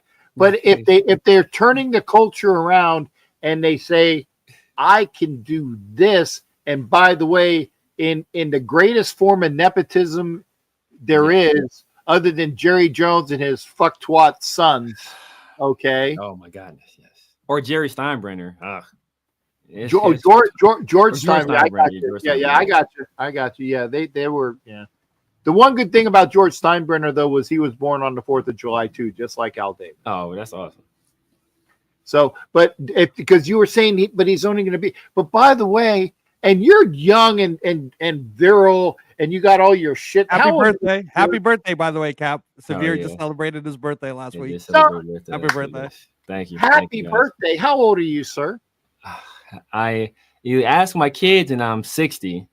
No, I'm 60. Literally, I'm 60. But I'm 39. I turned 39.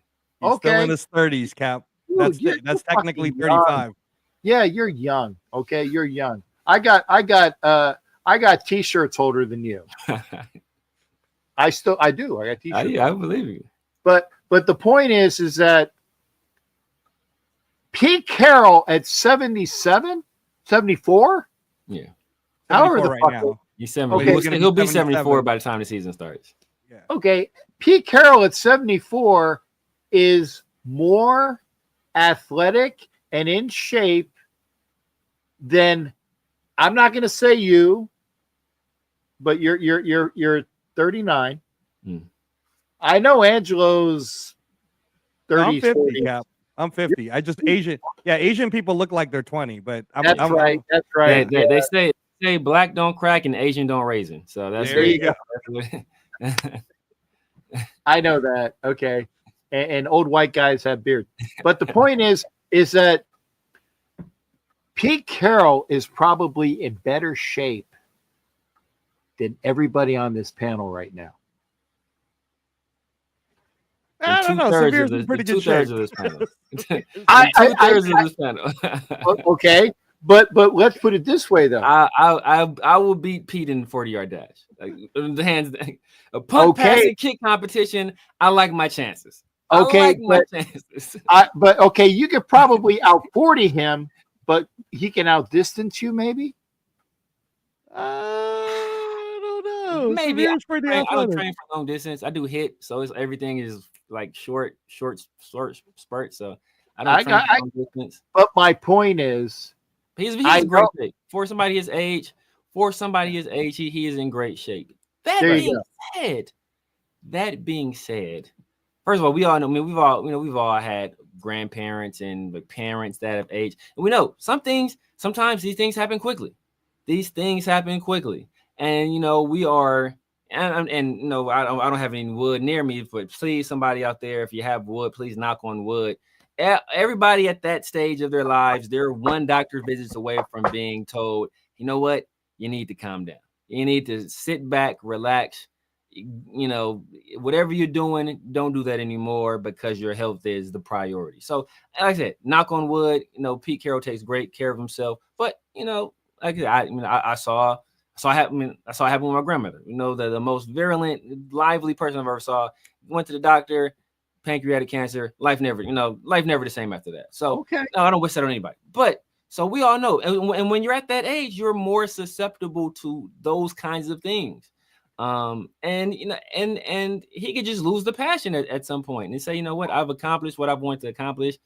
I don't need to do this anymore. He's already had other interests, and he's already started off his tenure splitting duties, coaching the class at SC while being the Raiders coach. So you already got your foot in other areas already. So I was like, you're actually proving my point to an extent.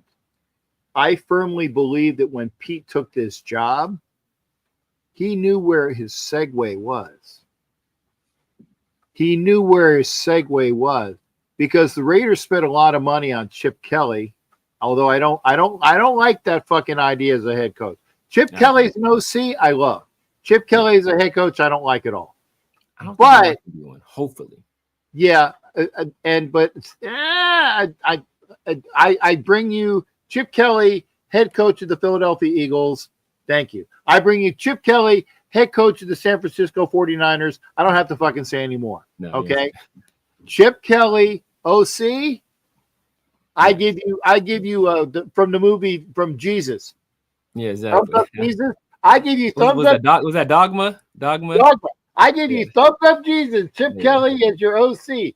Chip Kelly is your head coach. I know this isn't in the movie, but I give you this. Yeah. I give you double thumbs down. But I really think that his plan was, I'm going to do this, and then because we're going to be so successful, and we're going to bring the Raiders back. We're going to bring that culture back, and I'm going to do my transition. That we're either going to have Chip come do it, or if my son will come out and do it, or if he doesn't get another job before this, and Patrick Graham is sick and tired of playing second fiddle, Patrick Graham is going to be that guy. I really think that there were plans in place in his mind of what was going on, and I think one of those guys is the extension plan, the segue plan. I think so, because he is 74, and he does like it, and he can do it. But like you said, hey, God forbid he takes a trip to San Francisco and gets run over by a fucking trolley car. Yeah, by the Rice-A-Roni truck. Rice-A-Roni truck. So I again, not to be morbid or anything, but I whenever I have a chance, I like to bring it up. So I was the guy, Severe, and you know what my past was. Yeah, exactly. Yeah. In my whole world, dude, when I was on CBS doing press conferences, exactly. I did not think that a couple of years later my ass was going to die. It didn't happen to me. I didn't think that shit at all. Yeah. Right? I was like, this is great. Everything's gonna be fine. Maybe I'll go to Fight Island during COVID. Right? Thinking all this positive shit. And then next thing you know, man, between my wife having to deal with the cancer, my son having to have his 10th heart surgery, right? Yeah. It's like bang, bang. Then I'm like, all right, well, maybe I'm just kind of tired and fucked up right now because I just went through these things. And then like my brother takes me when the Raider Stadium opens up, my brother takes me to the Charger. You remember that game, the Charger game, the tie game, right? Yeah. Okay. I'm there. I'm celebrating, bro. Everything's great. Dude, that was January. By July 4th of that same fucking year, they were like, you got like less than 30 days, bro, and you're going to die. Like, we're not saying the only way you're going to live is if we somehow get your ass out of Vegas, find a place that's willing to accept you, which at the time, United Healthcare was doing all that bullshit, which was killing everyone, right? So it's a miracle that I'm alive, right? So to Severe's point, Cap, Pete Carroll's old, man, but even if he wasn't old, who the fuck knows, right? Shit happens anyway. Shit happens. Right. Right. I mean, Angelo was on a more extreme case because he was a healthy guy, was right. I mean, training all the time, helping other people get in shape, taking good care of himself. So Pete Carroll's at advanced age. So like, I don't we're not wishing anything bad upon him, but I guess my point is that, I hope the Raiders had a thought of succession in their mind. If Pete Carroll went into this job, like you don't go into a relationship like, I'm gonna be with this girl for about a year or so, and then I'm gonna find my real wife. That's not. I don't want you going into it with that thought in your head. I want this to be like, this is my job. I want to take this head on. I'm gonna do the best job I can, and where the chips will fall where they may. And when I walk away, I walk away. And so hopefully the Raiders thought in their mind, like, hey, I like this Patrick Graham guy. Hey, he's a defensive coordinator. We got Pete Carroll. He's a defensive guy. And, and some of the things that Patrick Graham lacks in terms of the culture building and the player relations, it's like Pete Carroll's excellent at that. One of the best ever to do that. If we pair these two guys, then maybe, Patrick Graham can be that next person. I don't want it to be Chip Kelly. I don't think he wants to do it. He's kind of expressed. I'm a UCLA guy too, so he was our head coach. He stepped down from being our head coach because he didn't like doing the head coach thing. And may God have mercy on our souls if they even think Brendan Carroll is ready to do it. He ain't even a good offensive line coach so far. So I don't even think about being a head coach. But that's a Antonio Pierce waiting to happen. That's Antonio Pierce all over again. It was a go for a position coach. I would say as much as he sucks, he's definitely better than probably the last two we've had. The Craig guy, yes. I mean, I didn't mind Carmen Bracilla. I don't think Carmen Bracilla was bad. I didn't think we gave him a lot to work with. But the Craig guy from last year, yeah, that guy was terrible. That guy was terrible. And we keep Joe Philbin on staff this year too, so that should help with the development of Brendan Carroll. I know we're all well over 5 hours at this point, Cap. I know I can talk all day. So no. But I was gonna say too, Severe, to your put point. the brakes on me. To Severe's point too about Brendan Carroll, I'm sure Severe was not happy when they said we're gonna move JPJ to guard. I was apoplectic. When you told me that, this is the stuff that doesn't make sense. It doesn't make sense. Okay, so last year we start the year off with JPJ. Well, he doesn't start the year off because he's hurt. But when he comes back, he starts off at left guard because we have Andre James at center, and then we have Dylan Parham at right guard, who we had just moved from left guard from the year before because we thought he was better at right guard. Okay, Andre James is no good. So we put JPJ in there at center. He's a revelation. All of a sudden, JPJ is in there at center. Meredith is at left guard. Colton Miller finally gets healthy. We have one of the better offensive lines in the league, and we have guys like Sincere McCormick and Amir Abdullah doing well in the run game. So we're like, okay, maybe we have something here, right? DJ Glaze is good for a rookie. Parham played admirably at times at right guard. JPJ was good at center. Meredith was really good at left guard, and Colton Miller to close out the year was one of the better left tackles in the league. So hey, let's bring this. We got chemistry going. Let's bring the band back. Instead of bringing the band back, they swapped everybody. Now Ringo Starr is lead singer, and it doesn't make any sense. It doesn't make any sense. Hey, I love Ringo, but he could at least sing better than Bob Dylan. But Bob Dylan is a great lyricist, great songwriter. He's a great, incredible songwriter. But this is the thing. Like we had Dylan Parham last year at right guard, and we moved him to left guard this year. And then we signed, this is some nepotism too. We signed Alex Kappa to the second biggest deal we got. Well, before we signed Colton, to the second biggest deal we had given out, behind only Gino, right? $5.5 million. That's probably looking like a sunk cost because, during OTAs, this wasn't even I don't know if this is like a flying by the seat of their pants. During OTAs is the very first time they approached. So this entire time they've had all these people on the roster, and not until OTAs did anybody come up to Jordan Meredith and say, you know what? Maybe you should think about playing center. Not until OTAs. This is a few months ago. This thought entered their mind. So we're taking a guy we drafted in the second round, who by most people's opinion was the best center in last year's draft and should have been a first round pick. And we take that guy, we move him not to left guard where he played last year. We take him and move him to right guard. So we take the left guard we had last year and the right guard we had last year, move him to left guard. Take the left guard we had last year, move him to center. Take the left guard we had last year and move him to right guard. So we're moving 3 different spots instead of just moving one spot. Hey, let's just keep JPJ at left guard, keep Parham at right guard, and Meredith play center. If that's what you want to do, that's fine. But all this other shuffling is just it's illogical. It's just sometimes when you train somebody, there's an effective training, but it gets to a point where it's not even effective anymore. You're just doing stuff to be doing it. It's just activity without any progress. And it seems like we're just making activity without it. So it's a whole lot of energy being expended, but it's no inertia being built. Like we're not going anywhere. You're running without moving forward is what Severe is saying. Okay. And I get that. Because I'm an old offensive lineman, I take what you're saying at face value. But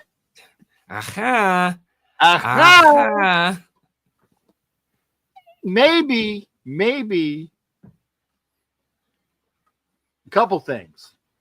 I think the Meredith thing is to figure out, God forbid, if somebody gets injured, if JPJ gets injured, who's the best? Is it Meredith or Parham? Okay, maybe that's what it is. But I also firmly believe that you're going to get your best 5 out there, and maybe and I don't know who. Maybe because Samir, you know about offensive linemen. It's if you're playing on the left side or the right side, what the difference is. Yeah. What hand are you comfortable dropping to? Yeah. So I'm definitely a right side guy, because when I'm down to my stance, I'm dropping my right. Yeah. And I'm looking up, and I can heave, and I can look at the bastard across me, and I got my left arm ready to pop that up. Yeah. Because that's me. Yeah.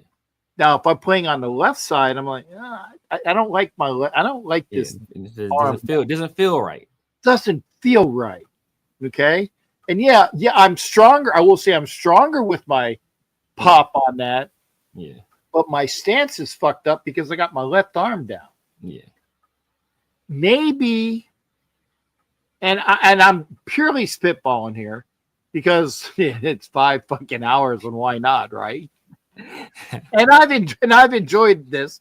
I will eventually shut the fuck up. Yeah, and by the way, Severe, I'm doing this on purpose because Captain Jack always fucks with me about the first time we were together and we were with Stu. Okay. And he always says it was a 5-hour show with Chris, Stu, and me. And me and Chris didn't get a word in. It was just Stu and Angelo. So here you go, Severe. Guess what, motherfucker? Guess what? It's been 5 hours. And I've barely gotten a word in. I've spent a lot of time with other people, and I've given other people the opportunity. It hasn't been a pure I'm fucking talking show, but I've gotten points when I can, right? Maybe seriously. They said Blaine, by the way. They did the what arm, and they have like calipers and they. I'm just spitballing. I don't know. Or they think that maybe this lineup is the best, because they are going to get the best 5 out there. Yeah. And if Ringo is playing lead guitar, if he plays it well, then it works. Yeah. Yeah. I'll play drums because I do play drums. I don't know if you guys can wait. You see, where is it? You see that white sheet? Oh, we got the drum set back there covered up. There's the drum set. Oh. Yes. Okay. Oh. I can honestly say I bought those a couple years ago, and I've played them 3 times. But they're in my room. And they're waiting. They're waiting. Know Wait. what that drum set is? That drum set is Caleb Rogers. Just it's just sitting under a sheet. It's just sitting under a sheet. May never see the light of day. But it's there though. I got him. I got him. Hey, as long as that sheet ain't white with 2 holes in it. So Severe, how do you feel about our 3rd round picks? Man, look, I like both the guys. I like both the guys. I just don't see a pathway. I just don't see a path. There's not really a path. And I mean, nobody could have predicted Christian Wilkins. Like that was out of nowhere. But I don't see a path. I predicted it, but all right, sure. Yeah, I mean, me and Jeff went at it about Christian Wilkins, or it wasn't me and Jeff actually. It was me and Chris, in his show. I'm sorry. I actually think that Rodgers and Grant. I think that they're going to be one of them's going to be guard real soon. Yeah, Rodgers already a guard. Rodgers already a guard. Yeah, you're right. So that's that pathway. Okay. So take Meredith out of the equation, because if that is the guy that's the guard, Meredith gets booted and JPJ goes back to being the center. Or and this is the other thing, they say, Dylan, I appreciate you putting on about another 30 pounds, but you still ain't making it. So we're going to make Rodgers that guy. So Parham gets booted. And I don't know if he's playing left or right. I didn't look at the chart yet. Yeah. I didn't look at the chart. They have him listed as left, but to begin the offseason programs, he was in competition with Kappa. On the right side. So Yeah, they well, switched him kind of midstream to left.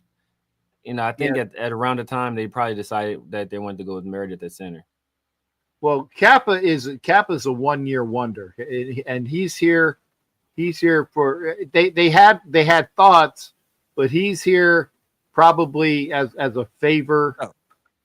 You know, the Spike Tech and him probably, you know, they, but yeah, Kappa's not long term.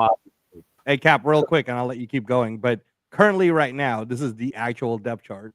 Parham's the left guard. Behind him is Rogers. Behind Rogers is Ayedse. Powers Johnson is the right guard. Behind him is Kappa.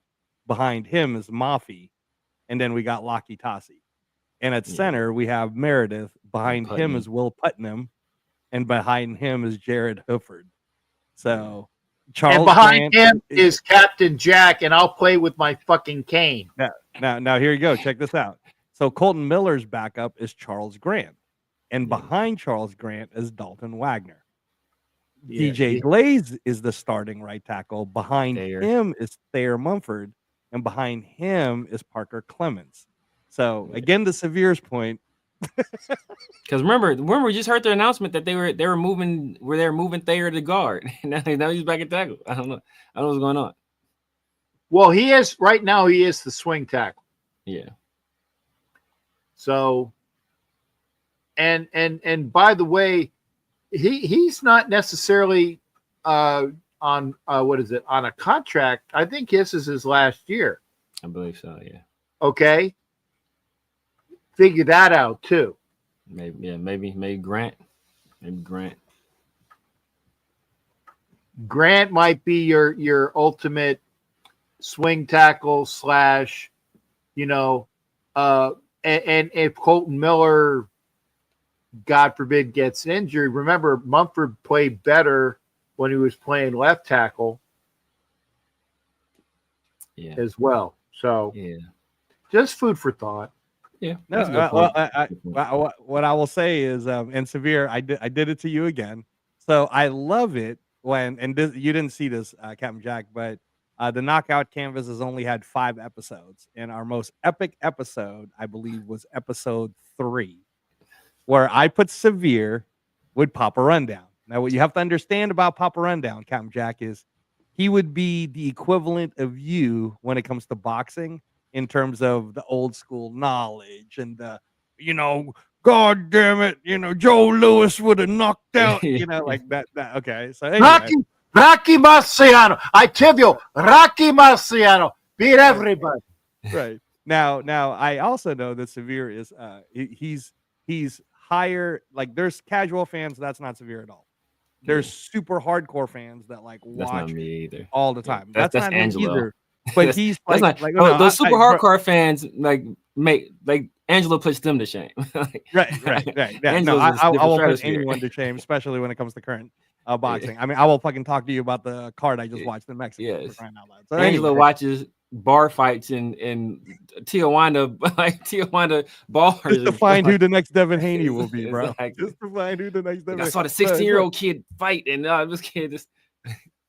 So no. But anyways, but Severe is like a higher class educated boxing aficionado, in the sense that he grew up with it, he watched it. There's the people that he knows, and then in current events, he'll catch up to it.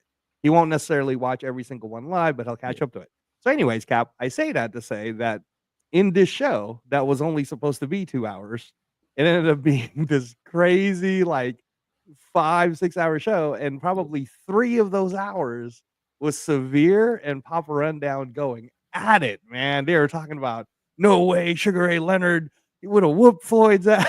It's Severe, and it was fantastic, because you could totally understand everything Severe is saying, and there's total validity to it. And then you can understand everything that Papa Rundown is saying, and there's total validity to it. So just like tonight, everything you're saying, Cap, 100% valid. But everything Severe is saying too is 100% valid. Like, and this is what I mean about how you can This have is sport. This is you can have great conversations without ever being a fucking troll, bro. Yeah. The comments that I hate is we trade Jacorian Bennett, we get Thomas Booker, and then somebody will just say, "See, man, we trade him for a bag of chips," without fully knowing anything about Thomas Booker at all. And that, sir, that's just you're just trolling, man. And I can't have negative energy in my life, bro. I just I choose not to. So I appreciate Severe for being that. I hate those. There's two comments I hate. People that just totally like shit on a move without any justification to it. The comment I hate equally as much as well Pete Carroll, he's won a Super Bowl. What do you know about it? Because he's been a coach for it. Like okay, like Pete Carroll's last time I checked, he has 2 legs and he puts his pants on 1 leg at a time. He takes his shit in the morning right before he showers and he brushes his teeth, just like he does everything I do. So it's like he's not any more infallible than any other human being on this planet. Now, does he have more expertise? Yes. But has he been right 100% of the time? No, because if he was, he wouldn't be our coach right now because he'd still be in Seattle. So, like he's not infallible. And we can go down the line of mistakes he's made. We go down the line of our previous Super Bowl winning coach, John Gruden, and he made plenty of mistakes. And we can wait a second. John Gruden was not our Super Bowl winning coach. He was the Super Bowl fuck you coach. Well, yeah, but I mean, our head coach we had that won a Super Bowl. I knew exactly what you were saying. I just needed to be fucking nitpicky about that fucking point because I'm like Papa whatever in this fucking conversation. Yeah. Look, Jeff, I don't even want to get into that because Pete Carroll's supposed to be the game management guy or the right decision guy. That was fucking fuck twat. That was really stupid. That was his. I mean, look, if I'm the head coach, at some point you got to overrule the. If it's Super Bowl on the line, yeah, I'm saying they should have just handed it to Marshawn Lynch. This is your call, Darrell Bevel. You know what? Darrell Bevel. I was thinking Darrell Bevel. Yeah, Darrell Bevel. Yeah, he had a good Darrell Bevel. I think did Darrell Bevel get a head coaching job? I know Dan Quinn did, but I don't remember Darrell Bevel. I think Bevel got a college job. I'll look it up while we're waiting. But so nobody's infallible. So I hate when people, Pete Carroll, like you could say like, you know what? Hey, I think Pete Carroll. I think I've seen him develop some DBs before. I've seen him turn some guys. Seen some guys that were with Seattle and then they leave Seattle. They go to other teams. They're not as good. And I've seen guys that hey, they were playing corner at other teams. They come to Seattle and they're better. Okay, like yeah, that's fair. But I hate when people just shut it down. Like, well, Pete Carroll's won a Super Bowl and he had the Legion of Boom. So what? Like he knows more than he can't be wrong about this. Like yeah, he can be wrong about it. You can use that as your justification, saying no, I think we should trust him on this. And I could say, no, I still don't trust him. And, we'll just have to agree to disagree at that point. But I just hate when people try to shut down the conversation with Pete Carroll knows more than you. But yeah, he knows more than all of us. But we still have decisions that we like and we don't like. And we have things we would rather have done, rather not have done it. Sometimes we'll be right about those things and sometimes we'll be wrong about those things. But I think, people try to just shut down arguments like that. I think it's lazy more than anything because like you don't feel like trying to justify your point. So rather than that, you deflect it and you use Pete Carroll's experience as a shield against any criticism against your point, and instead of making your point yourself. And that's the word too that Severe's talking about, Captain Jack. You've been on shows where people just want to troll, but it's lazy, man. It's lazy to troll. Like you want to have a conversation, and believe me. Severe, you know this. I backed Tyree Wilson, right? I backed Tyree Wilson for the simple fact that I wanted CJ Stroud. That's Michael Grant. We didn't get is Michael Grant. Yeah. Well, hold on. I wanted CJ Stroud. We didn't get CJ Stroud, right? Because my whole thing about that, remember, Severe, CJ Stroud was in the Showtime boxing. They already made the deal, bro. You already shook hands with the owner. I was like, this is fucking great. We're gonna get CJ Stroud. This is gonna be awesome. Right. And then we totally didn't get him. So when we got Tyree, I was like, okay, I'm invested in this plan because we got the guy from Arizona who ended up becoming crazy. Chandler Jones. Thank you. John Jones's brother. Yes. So anyway, the plan is Chandler Jones is going to give him the pass for year one because year one he's hurt and Chandler Jones. And then, you know what happened, right? Yeah. So then right away, everybody started fucking treating Tyree Wilson like he's supposed to be Ashton Genty, bro. Yeah. And I'm like, That's not fair. So I'm not joining that fucking trolling bandwagon. I'm gonna stick to the plan that the kid was promised. The kid was promised year 2 when he was healthy.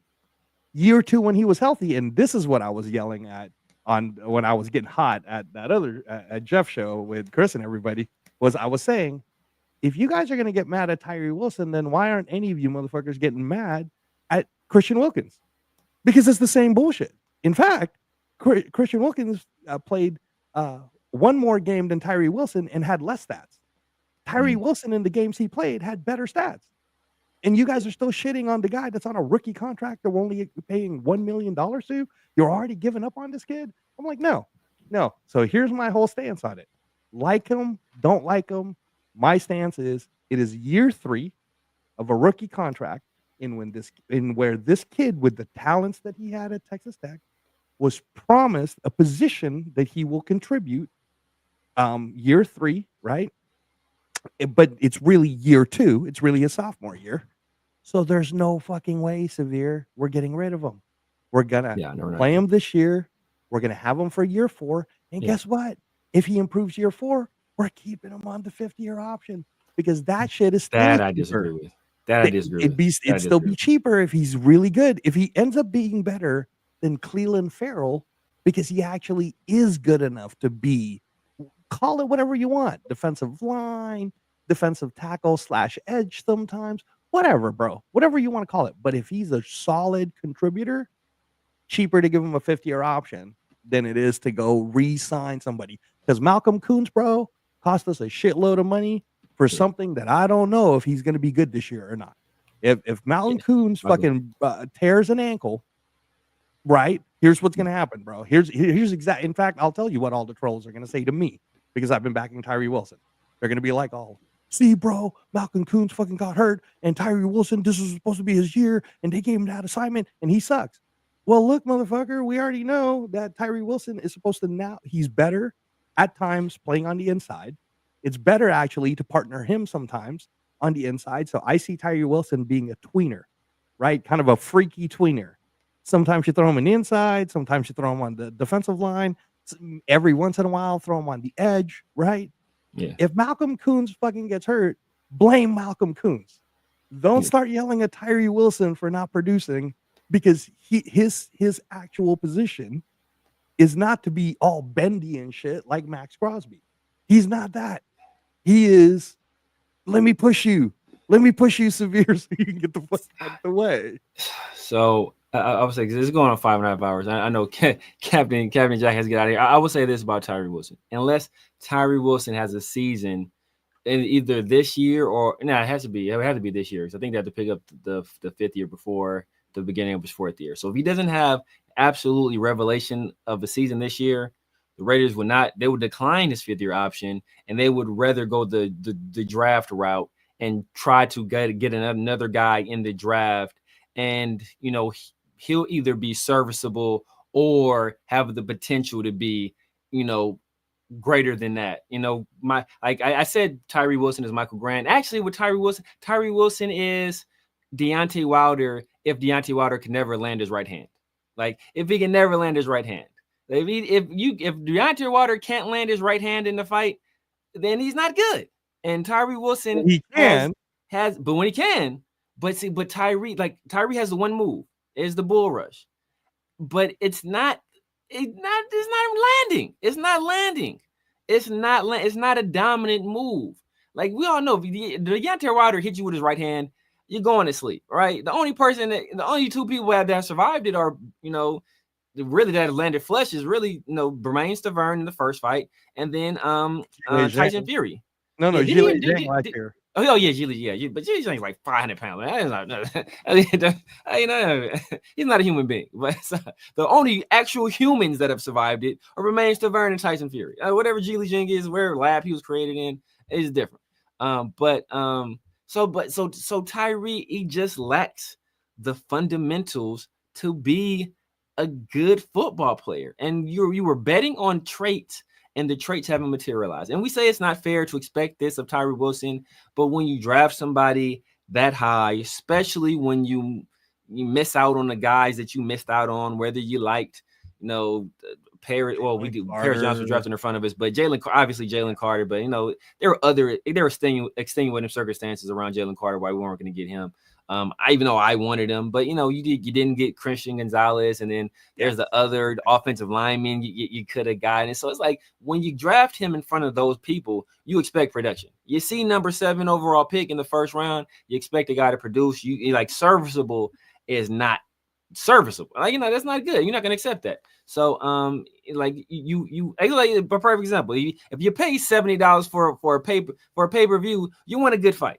And if you don't get it, I don't care. You know, I don't care what happened. If the guy slipped and it fell off the ropes, you don't want to hear no excuses. You know, I paid $70. I want to see a good fight. I don't care why it's not a good fight. All I know is I paid my $70. I wanted a good fight, and we wanted a good player. And Tyree Wilson has yet to prove that he's a good player. So, you know, I finished with this. My very first video on YouTube is my critique of Tyree Wilson and the pick, and I tried to play both sides of it, but I said back then, like, Tyree Wilson doesn't really have any pass rush moves, and if he, and, you know, like, he doesn't have a lot of bend, and if he doesn't get, you know, develop one of the two of those in the NFL, he's not going to be very good. And when we add context to his stats last year, because you know, me and 805 and Chris, we watched the film.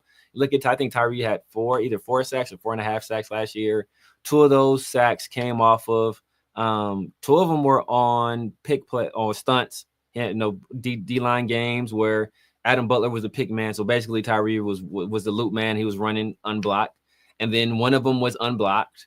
And then the other sack was like an effort coverage sack. So it's like not like he's out there, you know, not like he's like setting up a knockout. It's like lucky punches. He landed like 4 lucky punches.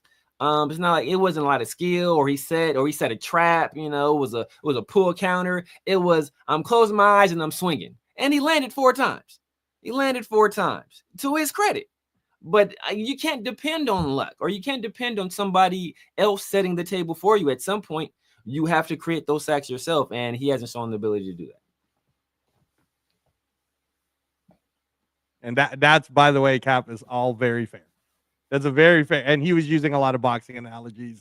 If you weren't getting some, yeah, I mean, and I was there with you, and I knew that the points were meeting the mark, because, you know, and I was doing this, you know, while you're saying like, and the I got you. I had no fucking clue who the guy is, but I knew that you knew, and that's why it was great, because you knew, and I'm like, yeah.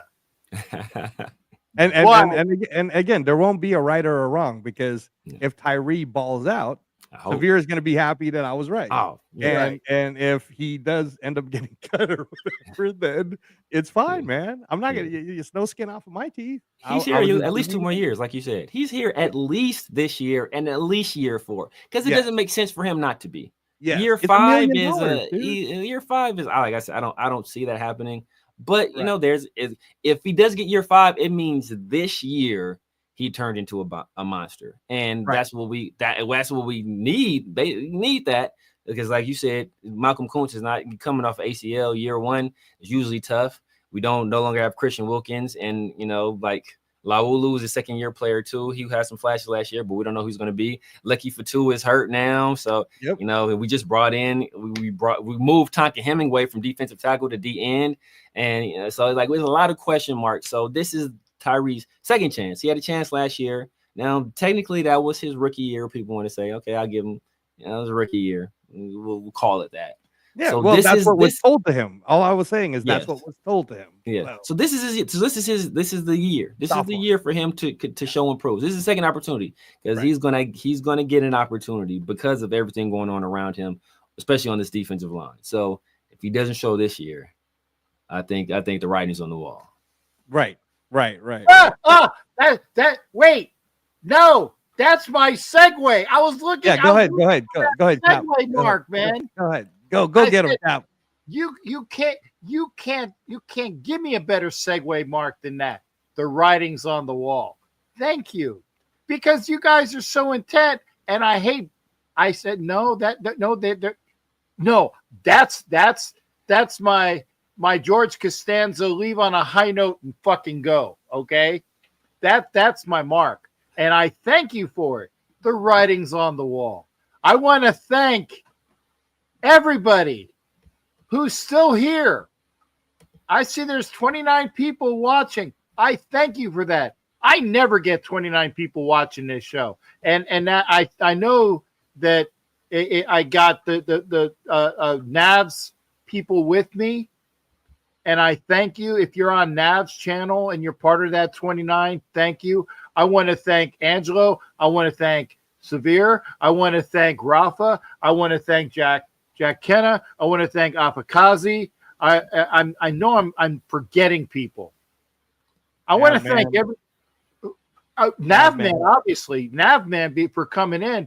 I want to thank everybody. I this is like a fucking award show, okay? Like I just won the Academy. I want to thank my producers. I want to thank the directors. I want to thank the bimbo I fucked in the lounge. You know, I got all the music. Somebody play the music. We get hear the rest of wrap it up, Cap. Wrap it. I want to thank everybody for being here. I gotta go.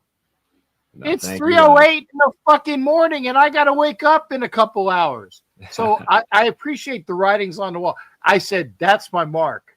Yeah. That's my mark. Severe, thank you for being here, sir. Thank you, guys. Gentlemen, is it Salamat? Salamat? Yeah, Salamat. You got it. Very good. Very good, Severe. You got it. Man. Very good. So Severe, are you dating a Filipino girl now? Can I ask that? No, not yet. Not yet. Yeah, there's always your first. Okay. They're everywhere in LA. Oh yeah, they're all over the place. They're all over there. Yeah. It's not hard to find. If Angelo and me are there, you know, we'll tag because he speaks fluent. I speak enough to get you in trouble, so we'll be good to go. But Severe would be easy to get. Severe would be like a throwing. What do you call it? Throwing dynamite in the ocean because all of them would come out, man. All of them would be like, "Who's this guy?" Like, hold on, I'm not trying to make another Dylan Harper right now. I will be on this show. Maybe this long tomorrow, I don't know, but I will be on at 9:00 Eastern for my start. I will be doing the show while the Raiders are on. We'll be there. If you guys and gals and everybody here wants to come in, I don't know if you're doing a show, Severe, or if Angelo's doing a show. If you want to come in during that time, everybody's always invited. Oh, Severe, what are you doing tomorrow? Are you doing a Pharaoh? Are you doing? I'm doing a post game with Pharaoh. Post game with Pharaoh. Are you doing Chris and Paul for like a watch party? No, probably not. Cause my son has practice. I'm gonna be watching the game from my phone while he's at practice. I'm gonna be checking back in and forth between the games. Oh, by the way, Cap, shout out to his son who won an award. Did he win it or is no? He's in the running right now. He's in the running for Athlete of the Year, the Sports Illustrated. So Sports Illustrated Athlete of the Year. Look at that. See, all the Filipinos would be like, "Ooh, he's got good genes." Oh, Poggy, come here. I got something for you. Oh, chicken legs. Oh, chicken legs. No, but that's awesome, man. That's awesome. And your daughter's doing okay, right, Severe? Yes. Cool. See, they're musicians. Yeah. Well, my oldest daughter's a musician. I told you, man. Happy to teach them about the sweet science and the art of fighting, but they will never, bro. Never. Did I tell you that he wants to box? I told you. Of course he does. Because all of them do. Of course he does. Happy to make sure that he goes the right path. But the minute he says, "Daddy, I think I could be the next," Shakur Stevenson, Uncle Angelo is gonna be like, "No, that's not happening. What you're gonna do is you're gonna go to college." Exactly. And if not, I will put them in the fucking military. Okay. In a good job. Good job. That's nothing wrong with that either. That'll do that. Gentlemen, take care. Come back tomorrow again. Thank you again, sir. It's been a while. I loved having you on and Angelo as well. Ladies and gentlemen, I'm fucking shutting up. Bye. You're still here? This is the show's over. The show's over. This is my fucking, what's the name of that guy? Matthew Broderick, fucker. You're still here? Ferris Bueller. Go home. Go home. Good night. Good night, guys. Take care, I appreciate everybody. you guys. We'll see you. Thank you, Spirit. Thank you, Angela. We'll see Thank you, everybody. guys. I'm just gonna. All right. Later.